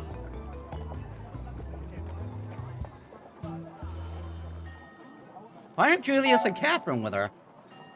What's she doing here by herself anyway? I swear she's usually glued to Julius or Catherine's side. Maybe she was embarrassed by what she wanted to buy. Or maybe the others are busy doing something else back at the academy. They do work pretty hard. Anyway, I'm glad we could help. Let's get back to shopping. Save Brigitte from making a costly mistake. All right, let's look for a jacket. Determined to help Kim, you start looking for stalls selling jackets. It's hard to believe the variety of wares on sale. Notebooks and pens, clothes and jewelry, and are those pigeons? There's so much stuff. Where do we even start? That stall over there looks pretty promising. Let's go ask if they got formal jackets. Hey, wait up! Hannah marches up to the stall, overflowing with colorful fabric. Excuse me. Perhaps you can help us? We're looking for a formal jacket for my friend here.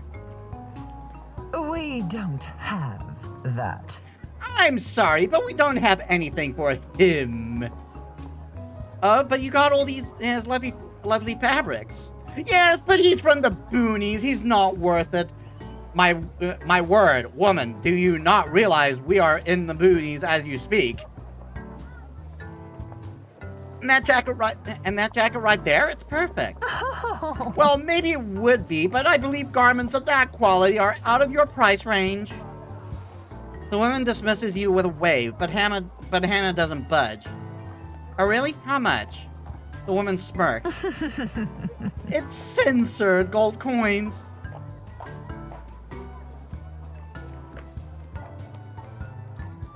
I do not get fashion.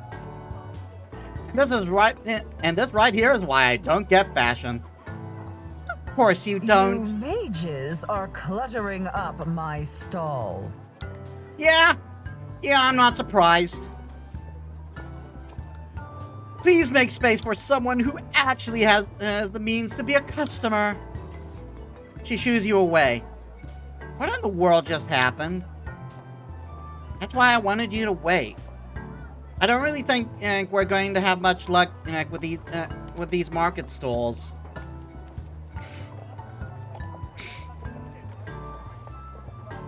Why not? And why's that? I just don't think any of these traveling merchants want to sell things to students from the academy. Not anyone with any credibility, I guess. Wait, so you're saying she was lying about the price? Well, yeah. If I ease it, I'm going and to stuff that stupid jacket right up. Just breathe, Hannah. Just breathe, Hannah. No need to draw attention. No need to draw the attention of the knights. You're right, but how dare she? Things are different, and things are different in the big cities. This place has always traded with the academy, so we've never been exposed to it before. But I've been told prejudice like this is pretty common elsewhere. When Anemone Valley got its first name, first mage, I will not call it Anemone. No one treated them kindly either. Anyway, we should have more luck with the regular shop away from the square. If you really think so, Kim.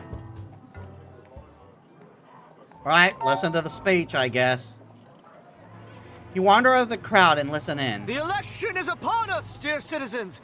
And I'm here to remind you to vote for Blume to keep chaotic magic at bay! Yep, so he is the anti-magic choice. Tiberius Blume is the man who will finally wring the neck of the corrupt Coughlin Swan! Did you lose your job in the mines? Blume will give more power to our noble knights and force the lazy demon hunters to finally deal with those monsters in the mountains! And he certainly will not create his own Gestapo or anything like that. No. The mines will open again, and the economy for us non-city folk will prosper! There's clapping and cheering from the crowds. Isn't it years since the mines closed? People are still upset? I guess a lot of small towns lost their biggest source of income. A loss like that isn't easily forgotten. Oh, right. That's right. You're from one of the mining towns, aren't you? Anemone,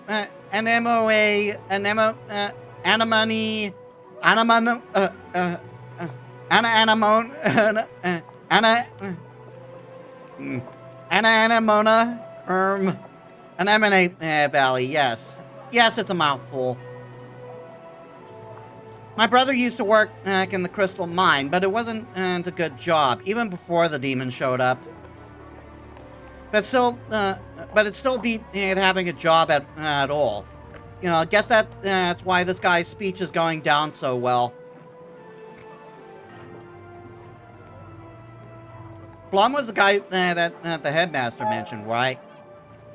Blum, that's the guy that the professors were talking about last night. Let me read that properly. Blum, that's the guy the professors were talking about last night. That was the guy the professors were talking about last night? The one who's apparently funding Sullivan's research? It's rather strange that he's putting money into alternate energy research as well advocating for the mines to reopen. I somehow doubt that's what the research is about. I bet you they're trying to close all other avenues. That's a very good point. Why are the demon hunters lazy? This guy seems to have it in for the demon hunters. What's all that about? Some people believe the hunter should do more to destroy the demons that appear when we mine magic crystals. The truth is that no amount of demon hunters would be enough to deal with all the demons trapped in those horrible places. Yeah, like that's how the crystals work. That's how the crystals work. They are literally powered by the demons.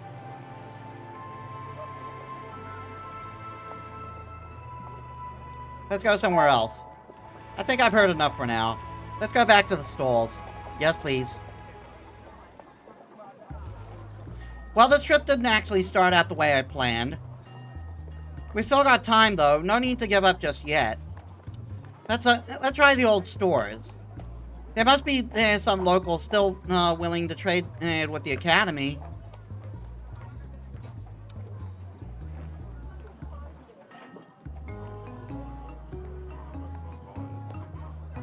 Hannah's quite stubborn, huh? Hannah, you're quite stubborn, aren't you? Stubborn? Me? Another word would be tenacious, but yes, I think... I was thinking the same thing. You're quite headstrong. It's not a bad thing, just quite different from my first impression of you. What's that supposed to mean? And here our merchant suddenly cries out. Free samples! Come get fresh samples of our delicious Mordressa cookies! The crowd around you surges. Wait, don't push! Hold on! Get dragged along by the crowd. This is gonna cause a problem, isn't it? You find yourself by an ornate fountain. Kim and Hannah are nowhere to be seen.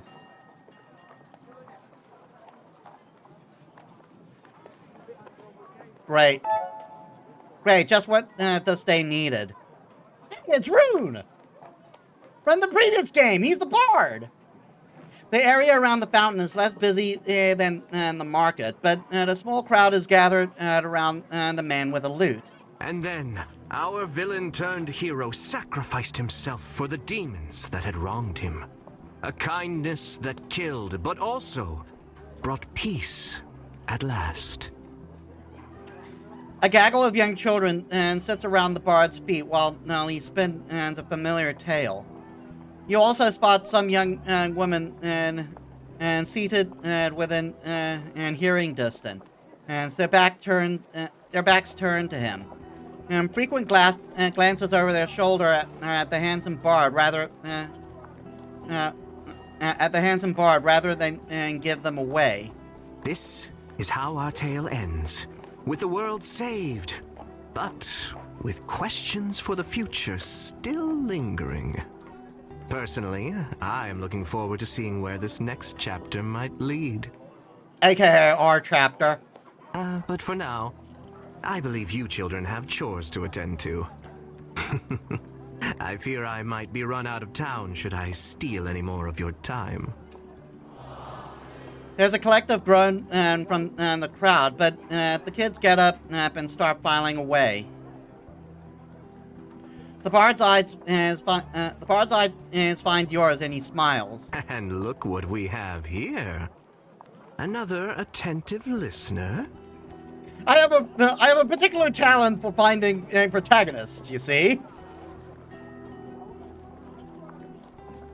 That story just now. Your story just now, what was that? Ah, one of the more recent additions to my repertoire. Did you enjoy it? I'm still adjusting a few details. The ending is a little abrupt, I fear. Who are you? My name is Rune. I'm just a bard passing through. Which he may just be, like, we are told we have been told in the last game that the bards have the protection of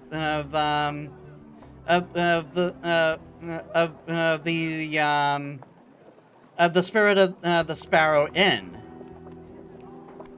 And then we see him frequent there. We saw him frequent there collecting stories. So yeah, he may just be a bard. That said, how long bards live, we have not gotten that answer.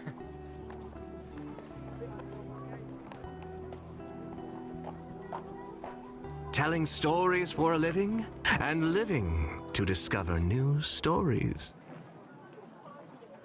Where's a bard? Because I'm being dumb. I never met a bard before.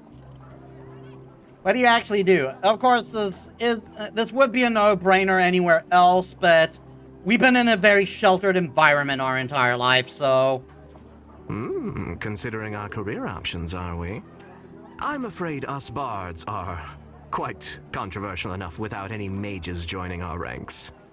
To put it simply, we are a guild of performers who serve our patron the Nightingale, god of storytelling. Yep. We travel in packs, never staying still for too long, to spread tales of heroes and villains across the continent. Yeah, and because they have the protection of that god, no one fucks with them, because they do not want to risk that.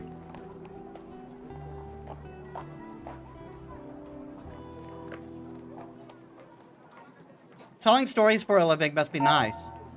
You travel around the world telling stories for a living? That sounds nice. I certainly can't complain. Tell me about the Nightingale. I don't think I've heard of the Nightingale before. Ah, a curious mind, I see. But it would be unwise of me to indulge your curiosity into the old gods. This village is crawling with knights. While they tolerate my presence, I'm not sure that will continue long if I start educating you in heresy. God damn it. You're a smart one. I'm sure you have someone close to you who might know the answer. Yeah, he's talking about Kim. Where are you going next?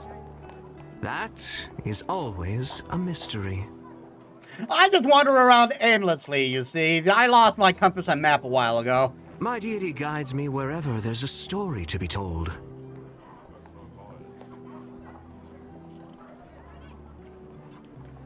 It's a god GPS, if you will. For now, I'm heading towards a valley in the south. Something is brewing down there that feels too interesting to pass up. I have a feeling I might be returning to this place soon, however. The winds of change blow here as well, as I'm sure you have noticed. Thank you for the story. Oh, thank you for having a curious mind. My bard's intuition is telling me change is on its way. Perhaps I'll get new material for a story. It appears your friends have found you. There you are. That crowd really was something. Are you okay? I didn't get any cookies. I'm fine. How about you? Did you find a jacket yet? Right, so about that. We found one, but he refuses to wear it because it's plaid. No luck. It seems a lot of the old stories that traded with the Academy have already closed down. A lot of the old stores that traded with the Academy have already closed down since the other merchants arrived. Ah, yes. The merchants of Eridus have resorted to a boycott of the Seven Winds lately. Of course. Fascinating how a city whose wealth was built on the innovations of mage academics can suddenly turn on them. No allegories going on there. Nope. No siree. Absolutely. Fucking not. And just, who are you? Merely a bard passing through. I won't interrupt your day of shopping. But if you want a suggestion, Almira's threads down the street have always had excellent wares. You mean the one the store right behind us? Tell her Rune sent you. She will treat you well. Good luck, heroes. What an odd man. Right, also, I feel like I've seen him before. You have. But that can't be right. Perhaps you have. Maybe you have? It's not impossible, right? The Empire's not that big, and I guess he moves around a lot.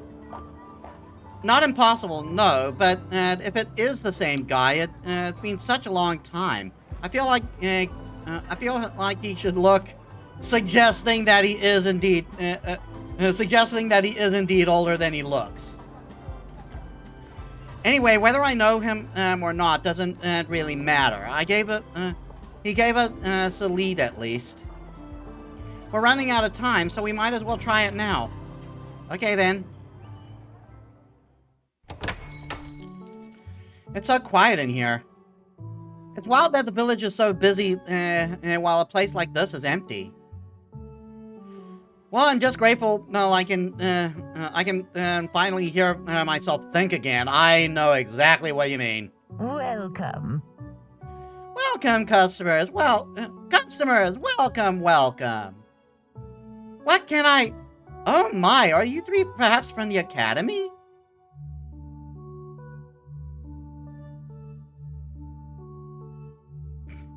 Rune Santa's. I got a feeling she's mage friendly. Rune Santa's here, so he's probably not going to steer us wrong. A man named Rune told us about this place. Rune? The bard himself sent you. I'm honored. Big fan. I usually never miss his performances, but I just had a new shipment of fabric arrive. May as well try to keep up with all those fancy new merchants from the capital. So what are you looking for? A new dress for the lady, perhaps? No, actually. We're here for a formal jacket for this gentleman. Hannah pushes Kim in front of the shopkeeper.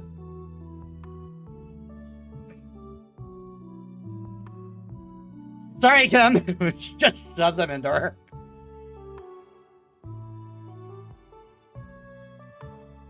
Oh, sevens. Formal wear? Could this be for your famous New Year's gala? Of course. I have just the thing. Give me a moment.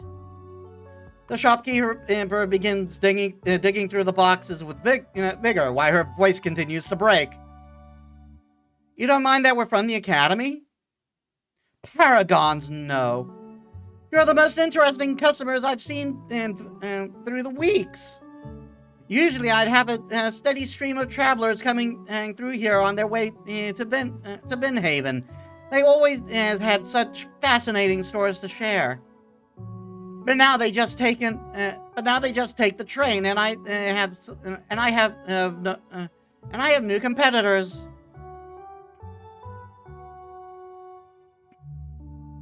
That must be rough. That sounds like a rough change. Guess the train isn't good news for everyone. Change was bound to happen even in this backwater. I'll find a way to adapt, though it may take some time. My only regret is all the fun gossip I'll miss due to the extra work. Life in this village can be dreadfully dull. No, it's just the same old song and dance every day, and it's just the same old guy who continues to do it. And he's a mime, so he doesn't even sing. Can you believe it? But I'm also a big old scaredy cat. I remember running away from an adventure as a kid, only to return home an hour later because the deer spooked me. Turns out I preferred listening to heroes' tales rather than actually experiencing them for myself. Aha, here we are. The shopkeeper pulls out the box and dusts it off. He shifts the lid and you see a flash of rich fabric as she pushes the box into Kim's arms. Go try this on, young man. I'm sure you'll look dashing. Sure. Kim is ushered into the back room for a change, and the shopkeeper then turns to you. What about you, dear? No, don't say it. I already have something in mind. Yes, with your build, this will look stunning. Come, let's try it on you. Help! You look at Hannah for help, but she just gives you an encouraging smile. Have fun.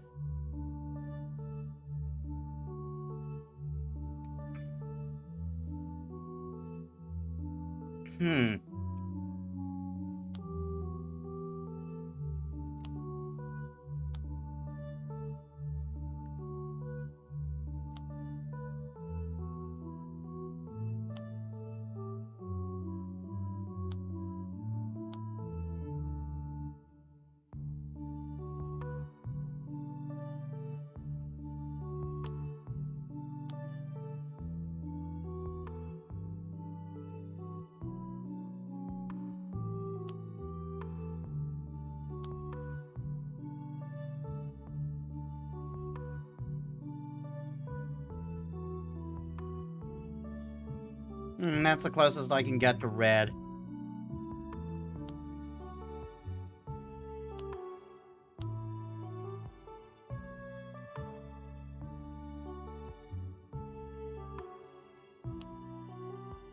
Actually, no, let's make the gloves white.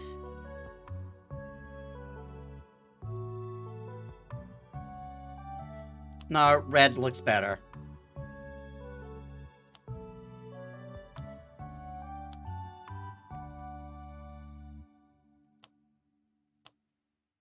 Well, it's more purplish than red, isn't it?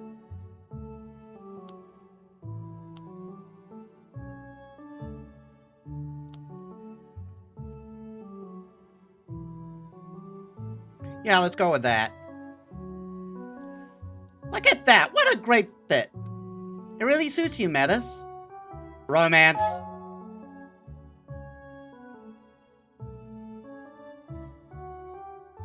Thanks. Thank you. Aw, look at you getting all flustered. Young love stories are always charming. Hold on a second. You go and change back into your own clothes, and when you're done, Kim returns from his dressing room with a box. Well, what do you think? You're right, it's really nice. But it might be a bit out of my price range. Oh, don't worry about that, dear. It's on the house for both of you. Huh? I have a long-standing tab with Rune. This is my chance to get square with him. Everyone wins. But I can't. Oh, shush you. Just let me do this. Think of it as a tiny rebellion against those city merchants who wouldn't even let you look at their wares. That's very kind of you. That's an awfully kind gesture. Thank you. Don't mention it. Just know if you are ever in the area, I demand a visit. And a story about how your gala went. Oh, young love stories are just the best. The happy moment is interrupted by the door to the store flying open, and the poor bell almost falling off with force. What in the world? Everyone stay right where you are. Are we in trouble? We're conducting a search in the name of the Paragon of Eridus. I already told you, lot. No chaotic mages have passed through, here. The only mages I see are the very occasional visitors from the Academy. That's all well and good, madam, but our reports are credible, so we still have to investigate. Yeah, sure. I gotta take another bio break. Sorry, guys. Alright, I'm back. I took the opportunity to top up my water while I was gone. I didn't really need to, but it's been raining a lot lately, so no, I wanted to make sure. I wanted to make sure that I wanted to make sure that I still have plenty of water if the rain starts up before I go to bed.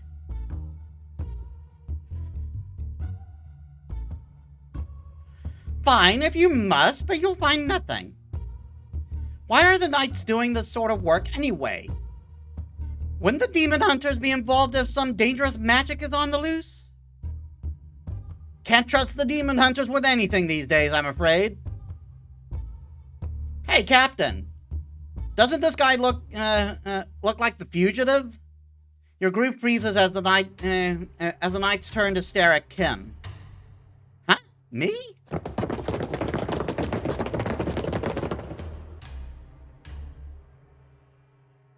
Oh my fucking God.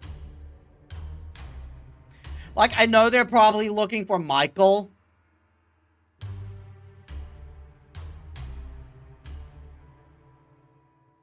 But come the fuck on. Just because the guy kinda sorta looks like him. It's gotta be because he's got darker skin, right? There's a flurry of movement as the knights rush forward, and you watch Jinhara as they grab Kim, forcing him onto the ground. And we finally got you, chaotic mage scum. Kim?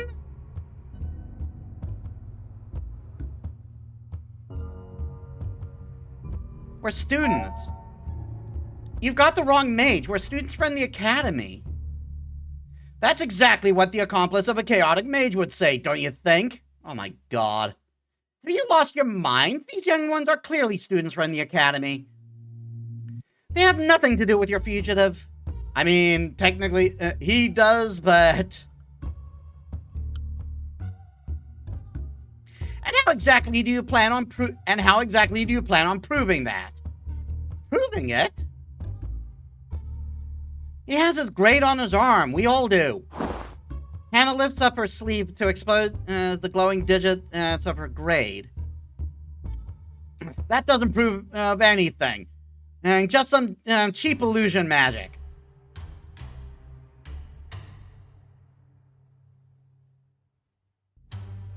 Yes, because illusion magic is used to project the grades to the students. I mean, I guess they wouldn't know that, but they should. If you're really students, then where's your teacher? Right here. The familiar click-clacks of the mentor professor's heels draw your attention and to the stern glare of the woman who is striding into the store. I thought I might finally have a moment to do some shopping in peace, but I was clearly mistaken.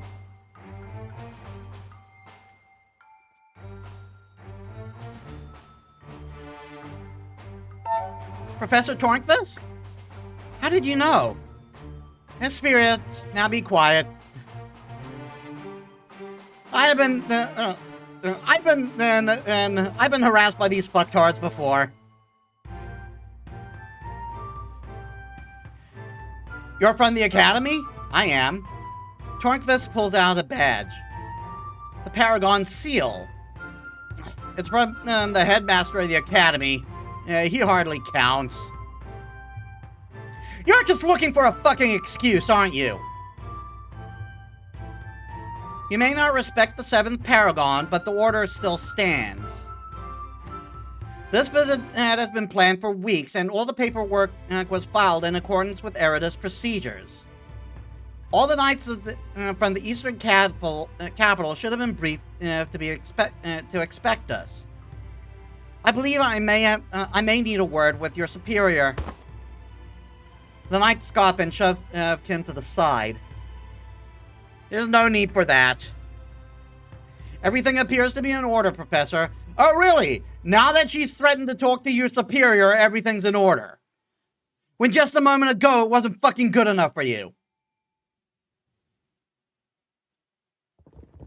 The knights file out. Also, I forgot to time myself. I forgot to stop my timer. God damn it.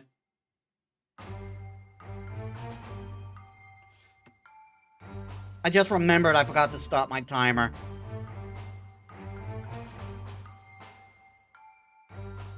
Are you okay, Kim? Yeah, I'm good. Though I'm still not quite sure what just happened. Professor?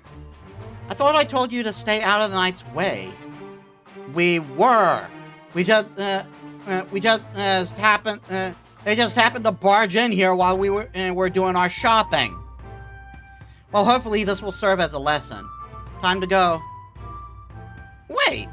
Before you leave, thank you, madam, for stepping in. I'm ashamed that, as the owner of the store, I couldn't keep your students safe. You did more than I could expect from a bystander. Don't worry about it. Thank you. Anyway, bye for now, young ones. I wish you all a pleasant gala. As you leave the store, Hannah falls into step behind you. Did you notice how those knights acted really weird when Tornquist threatened to go to their superior?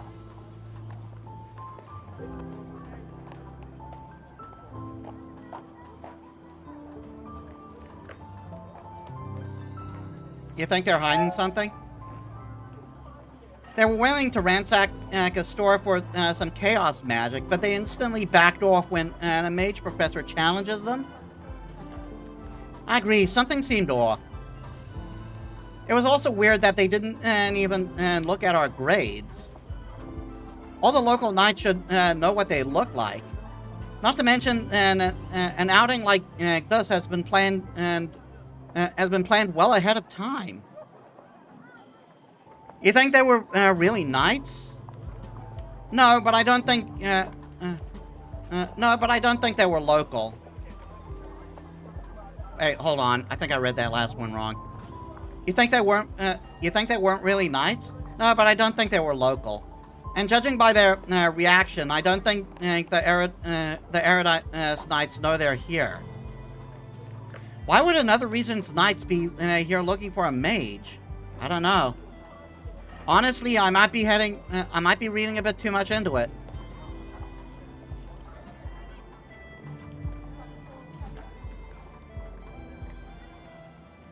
Let's keep an eye out. It's fair to be suspicious. Let's keep an ear out for more information. Right, but also, let's keep it to ourselves for now. I don't want to accidentally start a bunch of unfounded rumors. Sounds reasonable. Hi, everyone. Nina comes bouncing up to you, wearing a huge smile. I managed to get an interview with the train driver. He was so cool.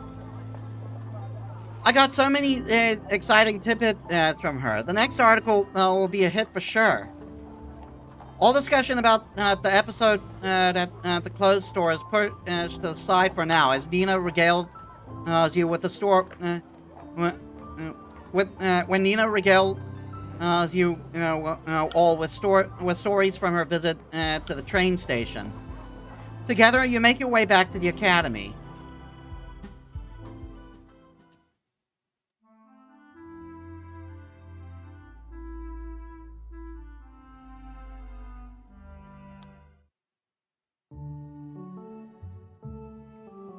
Hannah is sitting in the library, a book open in front of her as usual, but she isn't reading. Mercury is resting in her lap, and she absent-mindedly pets the contented cat while looking at her wrist. She doesn't look up when you approach. Oh. This is always the worst time of year for me. I've done everything I could and more. The papers have been handed in, our grades have been sent away, and so now there's nothing to do but wait. A full week here. A full week where our grades cannot be changed, culminating in a grand New Year's celebration. It's supposed to be a treat, but I'm even more stressed out than usual. Even old Mercury seems to sense something is up. He hasn't left the spot for hours. Comfort cat.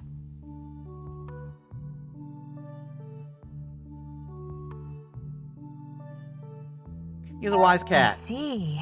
Seems like Mercury is a wise cat. Making sure you're relaxing. Right, relaxing. Maybe, possibly. I don't even know. I don't like this. I just want everything to be finished already. The weight is killing me. Hannah's looking back at her wrist. My grade is finally just as I wanted it, and I know there's no way to change it while the paperwork is being transferred to Central. But I can't stop.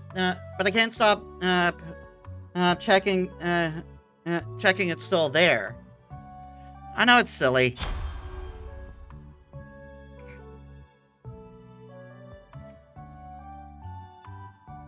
You worked hard for that. About that. It's just as you wanted because you earned it. Maybe in a slightly unorthodox way, but what's done is done. You can say that as many times as you like, but I'll never believe it. Apart from the bit about it being done, I can't change that. I can't change that now. I just have to make sure my future is worth all this hassle. Although... Then I'll make it a great soprano. As a great soprano, I'll be sure to give you tickets to my shows. It might not be easy. It depends on where you end up, I suppose. But you've been such great help. If possible, I'd love for you to come see me perform.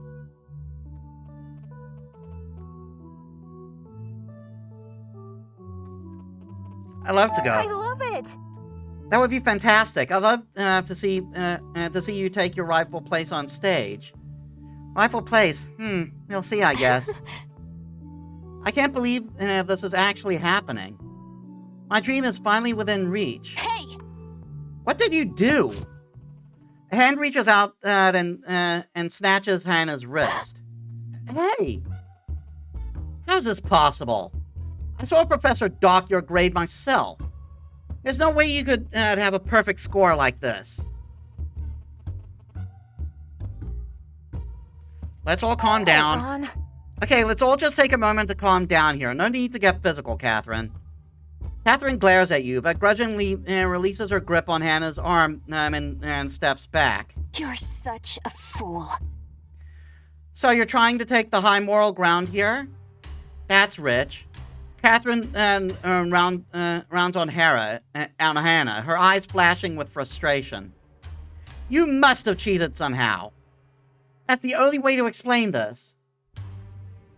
Oh, that's rich. The little goody two-shoes, the prim and proper student cheated. It goes to show that people like you have no honor. Like the honor you had when you tried to sabotage me? She got you there. You're the one who said that, you're the one that, You're the one who said that this is all a game, and that those who don't know the rules should just give up. Well, I've learned the rules. I played the game and I won. Catherine is silent for a moment, her mouth hanging open. You'll pay for this. She leaves without another word, carried swiftly away on the tide of her own rage. Romance. Who are you? Did she hurt you? Phew, that was intense. Did she hurt you? The look Hannah gives you suggests she would have no idea if her arm were broken right now. Huh? I can't believe I did that! Did I just do that? Oh no, does this make me a terrible person? No, you stood up for yourself. You stood up for yourself. That does not make you a terrible person. I don't want to be someone who takes pleasure in others' misfortunes. You didn't. The fact that you're concerned about it now proves that you're not. You stood up for yourself. You should be proud of that.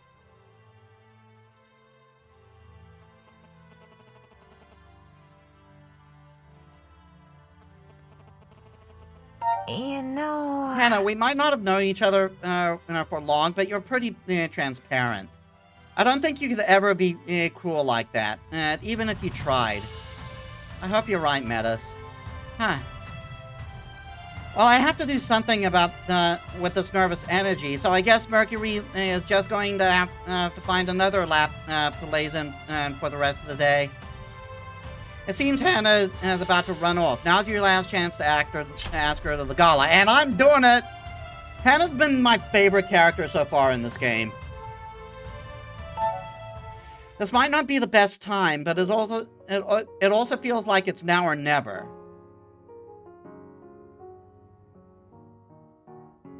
Wait a second, please. Hold on. I would be nervous as around this point. Wait a moment, please. Don't run off just yet. Wow, I'm so bad at this. What is it, Metis? You suck in a big breath and try to exhale slowly before finally saying what's on your mind. Hannah, please will you go to the gala with me?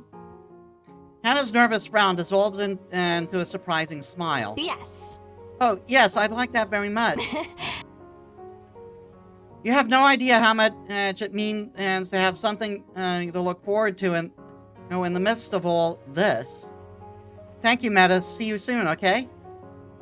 After depositing Mercury carefully onto the floor, Hannah walks away, a little more spring in her step than usual. I think we got time for one more scene.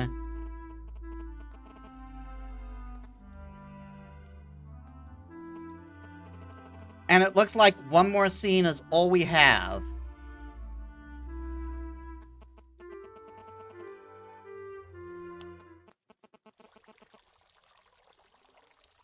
The greenhouse smells like spring when you step inside.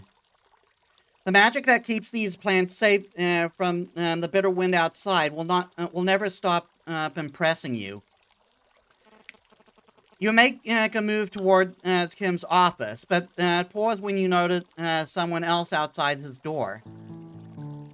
They're carrying a white box while constantly glancing around. It's like they're trying to stay inconspicuous and failing spectacularly. You duck behind the giant plant with a view of the door and peer through the leaves as the jumpy visitor enters Kim's office. The Snapdragon is taking a nap, so it doesn't react as the student sneaks past and goes to place the box on Kim's desk. What are you doing? I have some questions. What are you doing in here? Your voice startles the other student, who almost knocks the box off the desk. What? Paragons! What are you doing here? You're not a nature mage. This is none of your business.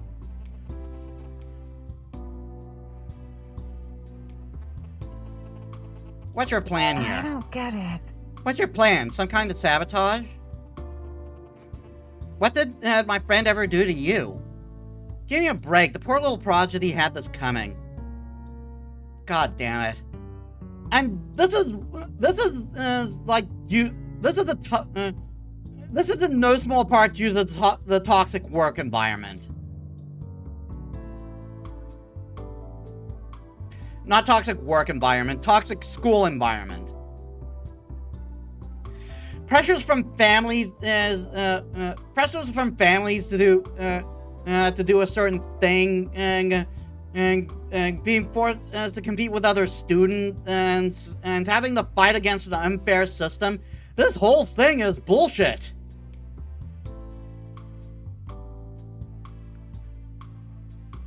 I've worked so hard to make sure I can be close to my family when I graduate, but apparently my best is just not good enough. And it's all thanks to that demon-loving twerp. Why? What's he doing to pull your grade down? What is he doing to pull your grade down?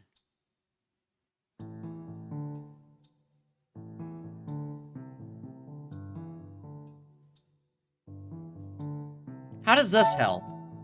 How does playing whatever weird prank this is help your situation? You'll see soon enough. This might turn out perfectly. If that guy, his wild spirit magic, ends up hurting another student, then not even Hyben will be able to protect him anymore. The student rests the hand on the box with an almost manic look in his eyes. Stop it! That's enough.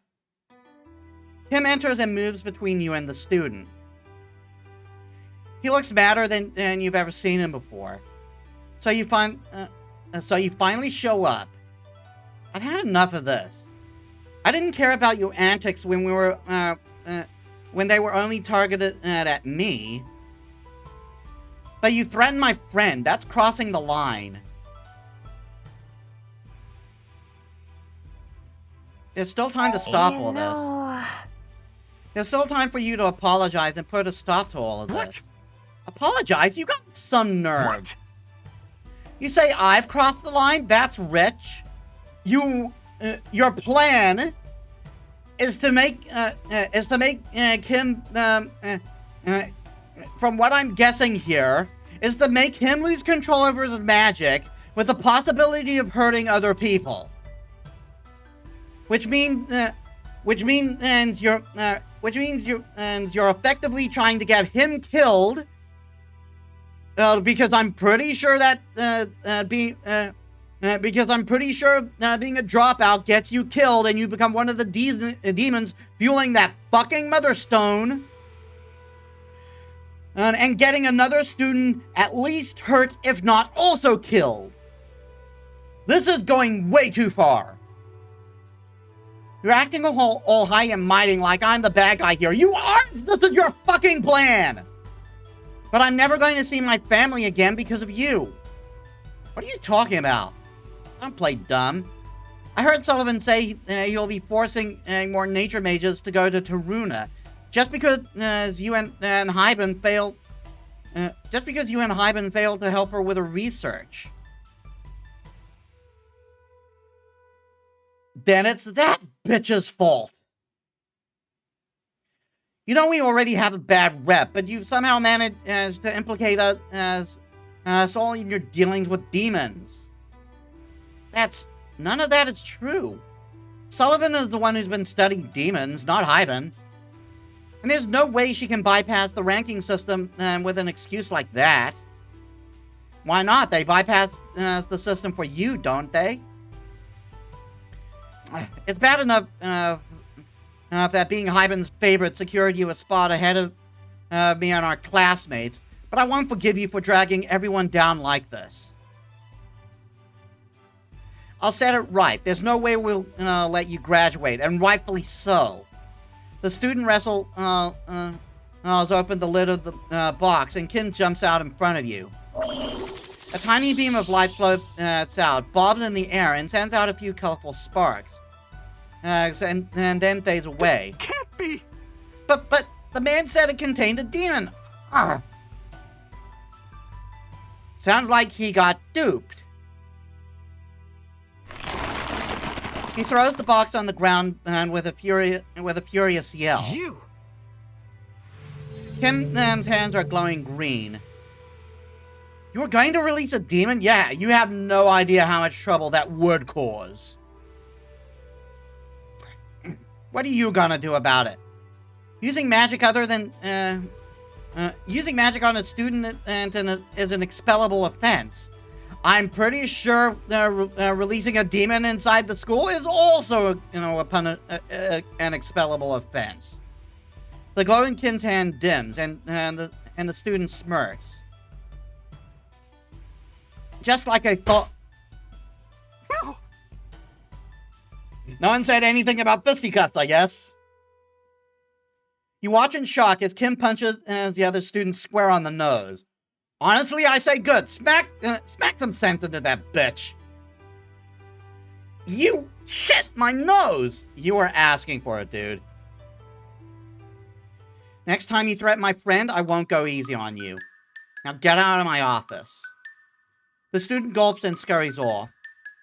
As soon as the door closes, Kim winces and holds his hand. Paragons, that hurts. My brother made it look so much easier. I mean, he worked in the mines, so no, he obviously had more muscle. While you've been in mage school and And not even that, not even as like a tinker mage or someone who does a lot of work too, as like a nature mage. So like you haven't been doing that much. You haven't been doing that much physical work. Not that I'm saying botany doesn't take a lot of physical work. It certainly does. But let's face it. We're mages. We're the squishies. I doubt I'm much beefier than he is.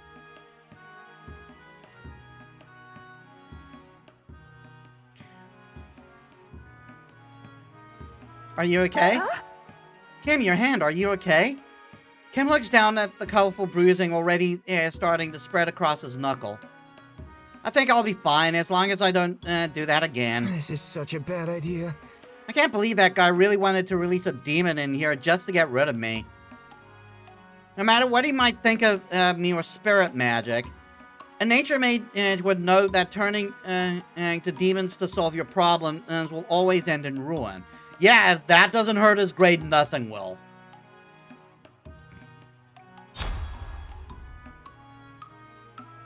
Your choice will affect Kim's path going forward.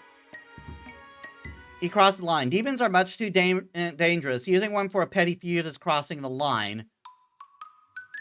He was the one in the wrong here. The students' actions were wrong, no matter if a demon was involved.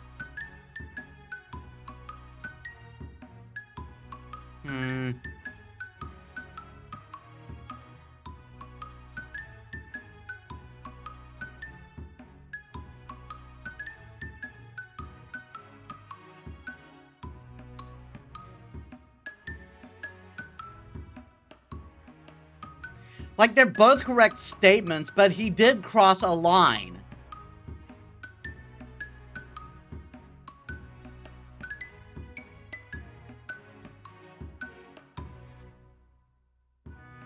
He crossed the line. He tried to use a demon to harm another student. He crossed the line. Demons are way too dangerous to use to settle petty feuds like this. I agree, though there isn't much we can do about it, and there's technically no real demon involved here. The box was fake, an obvious scam, really. A demon can't be contained in a box. If that were the case, we wouldn't need demon hunters. What was in the box? What do you think was in the box? Some kind of illusionist firework, I say. Yeah, I guess. Probably a pretty shitty one. There was never a demon in there. Otherwise, I would have been able to sense it. Yeah, that is true.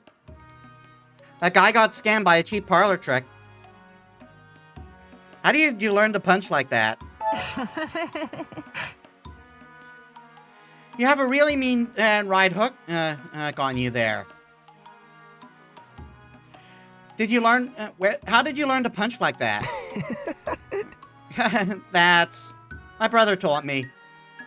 A scrawny kid like me had to fight back if I didn't want to get picked on. I'm surprised I remember that technique, except for not aiming for the head. Ouch. Yeah, there's a lot of skull when it comes to the head, so probably aiming for the stomach would have been a better idea. What happens now? I wonder... I don't think he'll bother me again for a while. So I guess we're back to worrying about helping Ragnar while we get ready for the gala. Anyway, I'm glad you were here. I think I'd have stood up for myself if you weren't.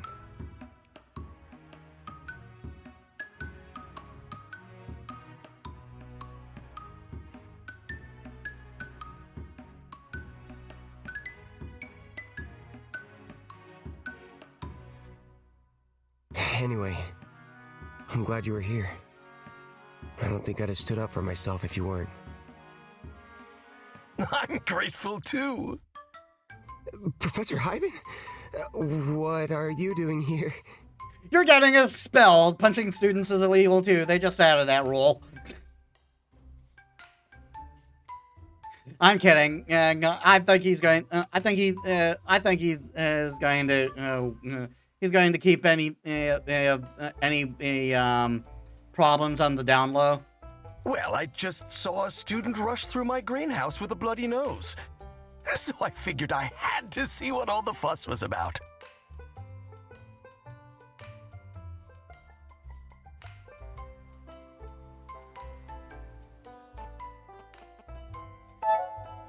There's another side to the story, Professor. Kim and I were merely defending ourselves. Hyben surveys the room, which displayed as a pretty clear evidence of a scuffle. Ooh, I see. Do tell me that other side, then. It sounds like a real page-turner. I'm sorry, Professor. I was the one who acted out of line. He was threatening to release a demon in here to harm us. Even though I knew it was an empty threat, I lost my temper and things got physical. I see. Do you know why he would attempt something so foolish? He seemed to believe that Madame Sullivan is about to send him and the other nature mages to Taruna, because you and I stopped helping her with her experiment. Ah, so he must have overheard that unfortunate conversation. Excuse me? Well, early this morning, Madame Sullivan came by the greenhouse to see me. Looks like we're getting our mission for the night. It was less than pleasant. Absolutely not. You're defying me on this, too? It is a mad idea, and I will have no part in it. How did you even come up with this schematic? After our last experiment, I was struck by inspiration. Oh, these plans demand a vast knowledge of nature and spirit magic. Neither of which you have. You expect me to believe an alchemist came up with them? And here comes the arrogance of the academics again. A non-mage has a stroke of genius, and it is too much for you to handle. That's not the issue here! You do not know these fields! You did not study these fields! What do you think you're going to be able to do? I think listen to the guy who is actually a professor in this field. Oh, this has nothing to do with genius, and everything to do with the fact that if I were to help you with this, the demon hunters would have me and my students locked up within the week. Don't feign a fear of the demon hunters for me. I am well aware that the relationship you share with the Order is much more amendable than it appears. With this invention, we'd solve the Empire's energy shortage and our demon problems with one fell swoop. Fuck's sakes. The only reason for the hunters to protest would be because they'd be out of work. But perhaps that is the problem? What are you insinuating? The demon hunters. The order that shields the world of magic and man and touches neither. Oh, they enjoy great privileges, these folk heroes who protect us all from chaotic magic. What would be the Paragon's reaction, I wonder, if they finally had proof that mages and hunters had clasped hands behind their backs? Madam, are you trying to blackmail me? I will do whatever it takes to ensure that power returns to the people. Yeah, the enemy has to be powerful enough to take down God himself, but not strong enough, but weak enough to be crushed by one great single hero, and the common man backing that hero up. And if you refuse to help me, well, didn't you say that usually it would take 10 nature mages to perform the extraction ritual of one spirit mage? How many students do you have in your senior class, Professor? You. Who's there? Perhaps we should move this discussion elsewhere? No, that's quite all right. We are done here. Truly? You have my answer, madam. It won't change. You'll regret this, Professor. Again, W for Professor Hyben. Clearly the best professor in the school. And that's that. Our young friend must have heard Sullivan's threat and panicked. Not that it excuses his behavior. So he was right then? His future is ruined because we refuse to torment the spirits? Does Sullivan have that kind of power? Can she force the nature mages to go to Taruna? Not as long as the students are B rank or higher. Which means she'll probably try to fix it so that happens. But I don't think she is all that well versed on the inner workings of the Academy. Hence her frustrations with me and the system. Yeah, but she's probably going to pressure the principal. I will keep an eye on her, though. Toothless she may be, but as we just learned, desperate people tend to act irrationally. She accused you of working with the hunters?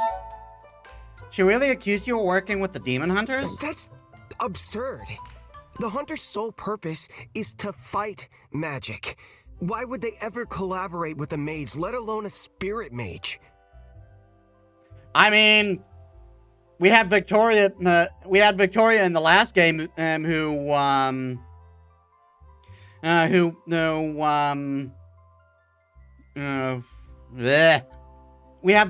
in the last game who worked with us, but one, that was extraneous circumstances, and two, she was an outlier.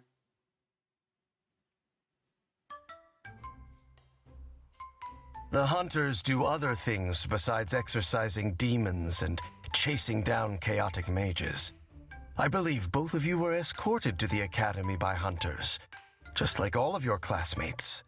But as for Sullivan's comments, she seemed intent on finding some flaw in my conduct to exploit as blackmail. I'm not that easily swayed, however.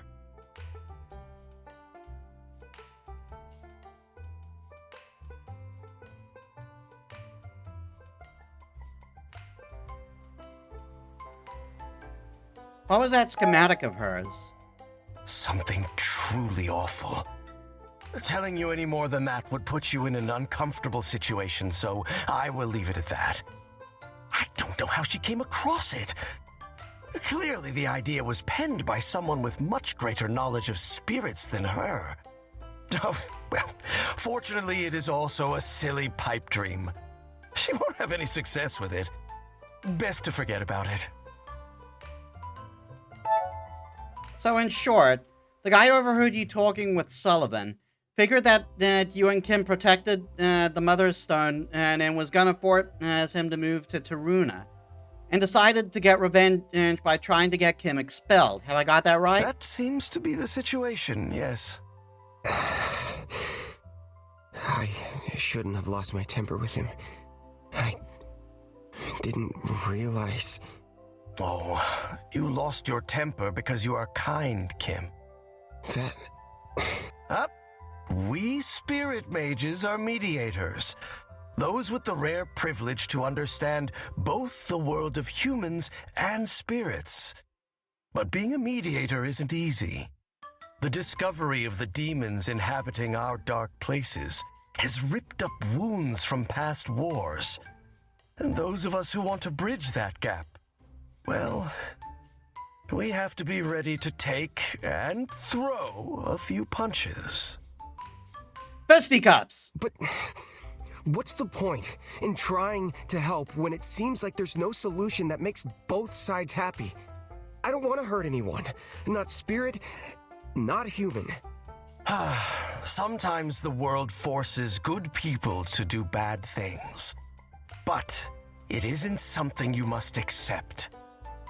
I think when we accept that the world is complicated and that bad things are out of our hands, that's when we truly lose our agency. That guilt you are feeling, the wish for a perfect solution that leaves everyone happy, some would call that naivete, and that pursuing it would be foolish. But I am a foolish man at heart, and I hope you'll allow yourself to live a foolish life too. W, Professor. Professor...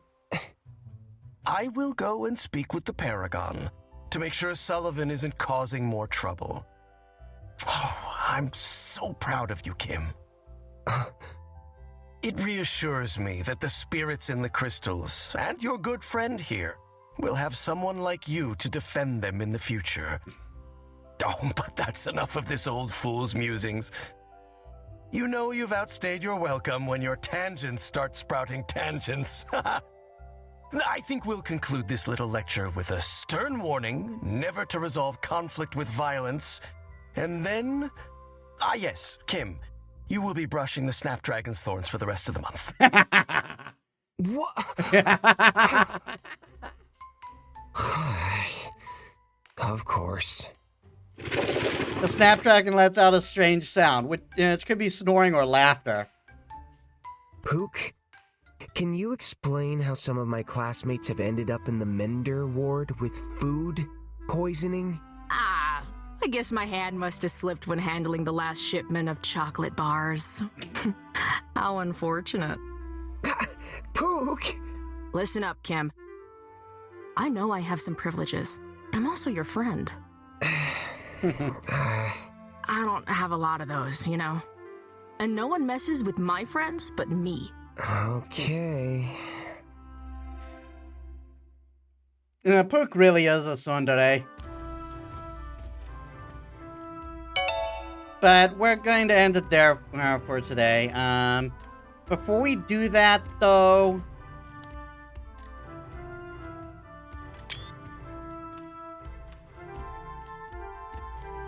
Just taking that for something.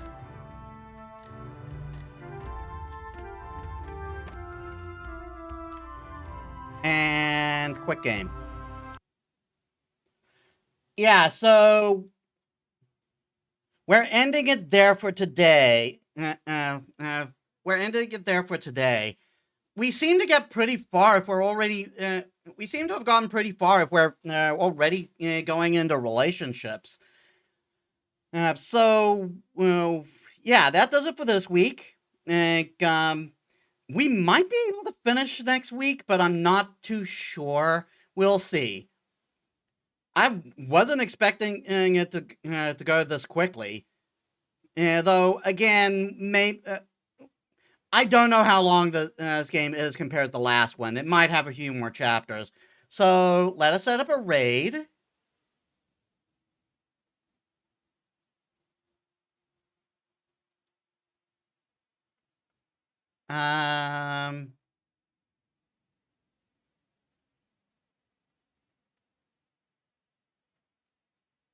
Let's see.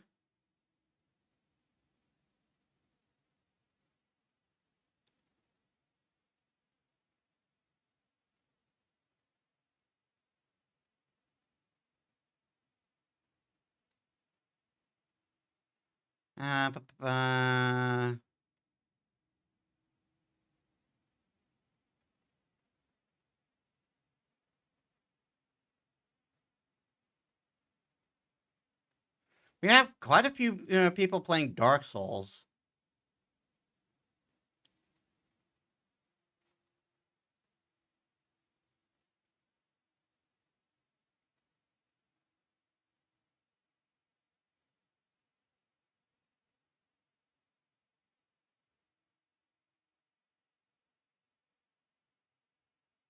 Hmm.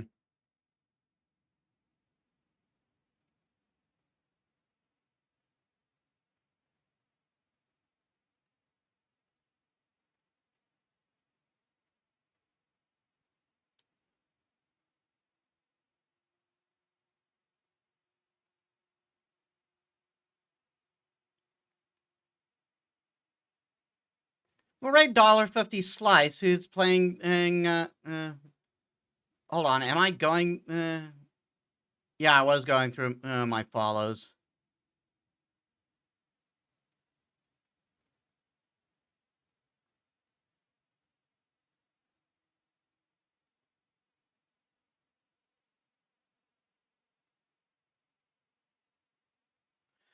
Yeah, we'll rate $1.50 Slice, who's playing Tomodachi Life.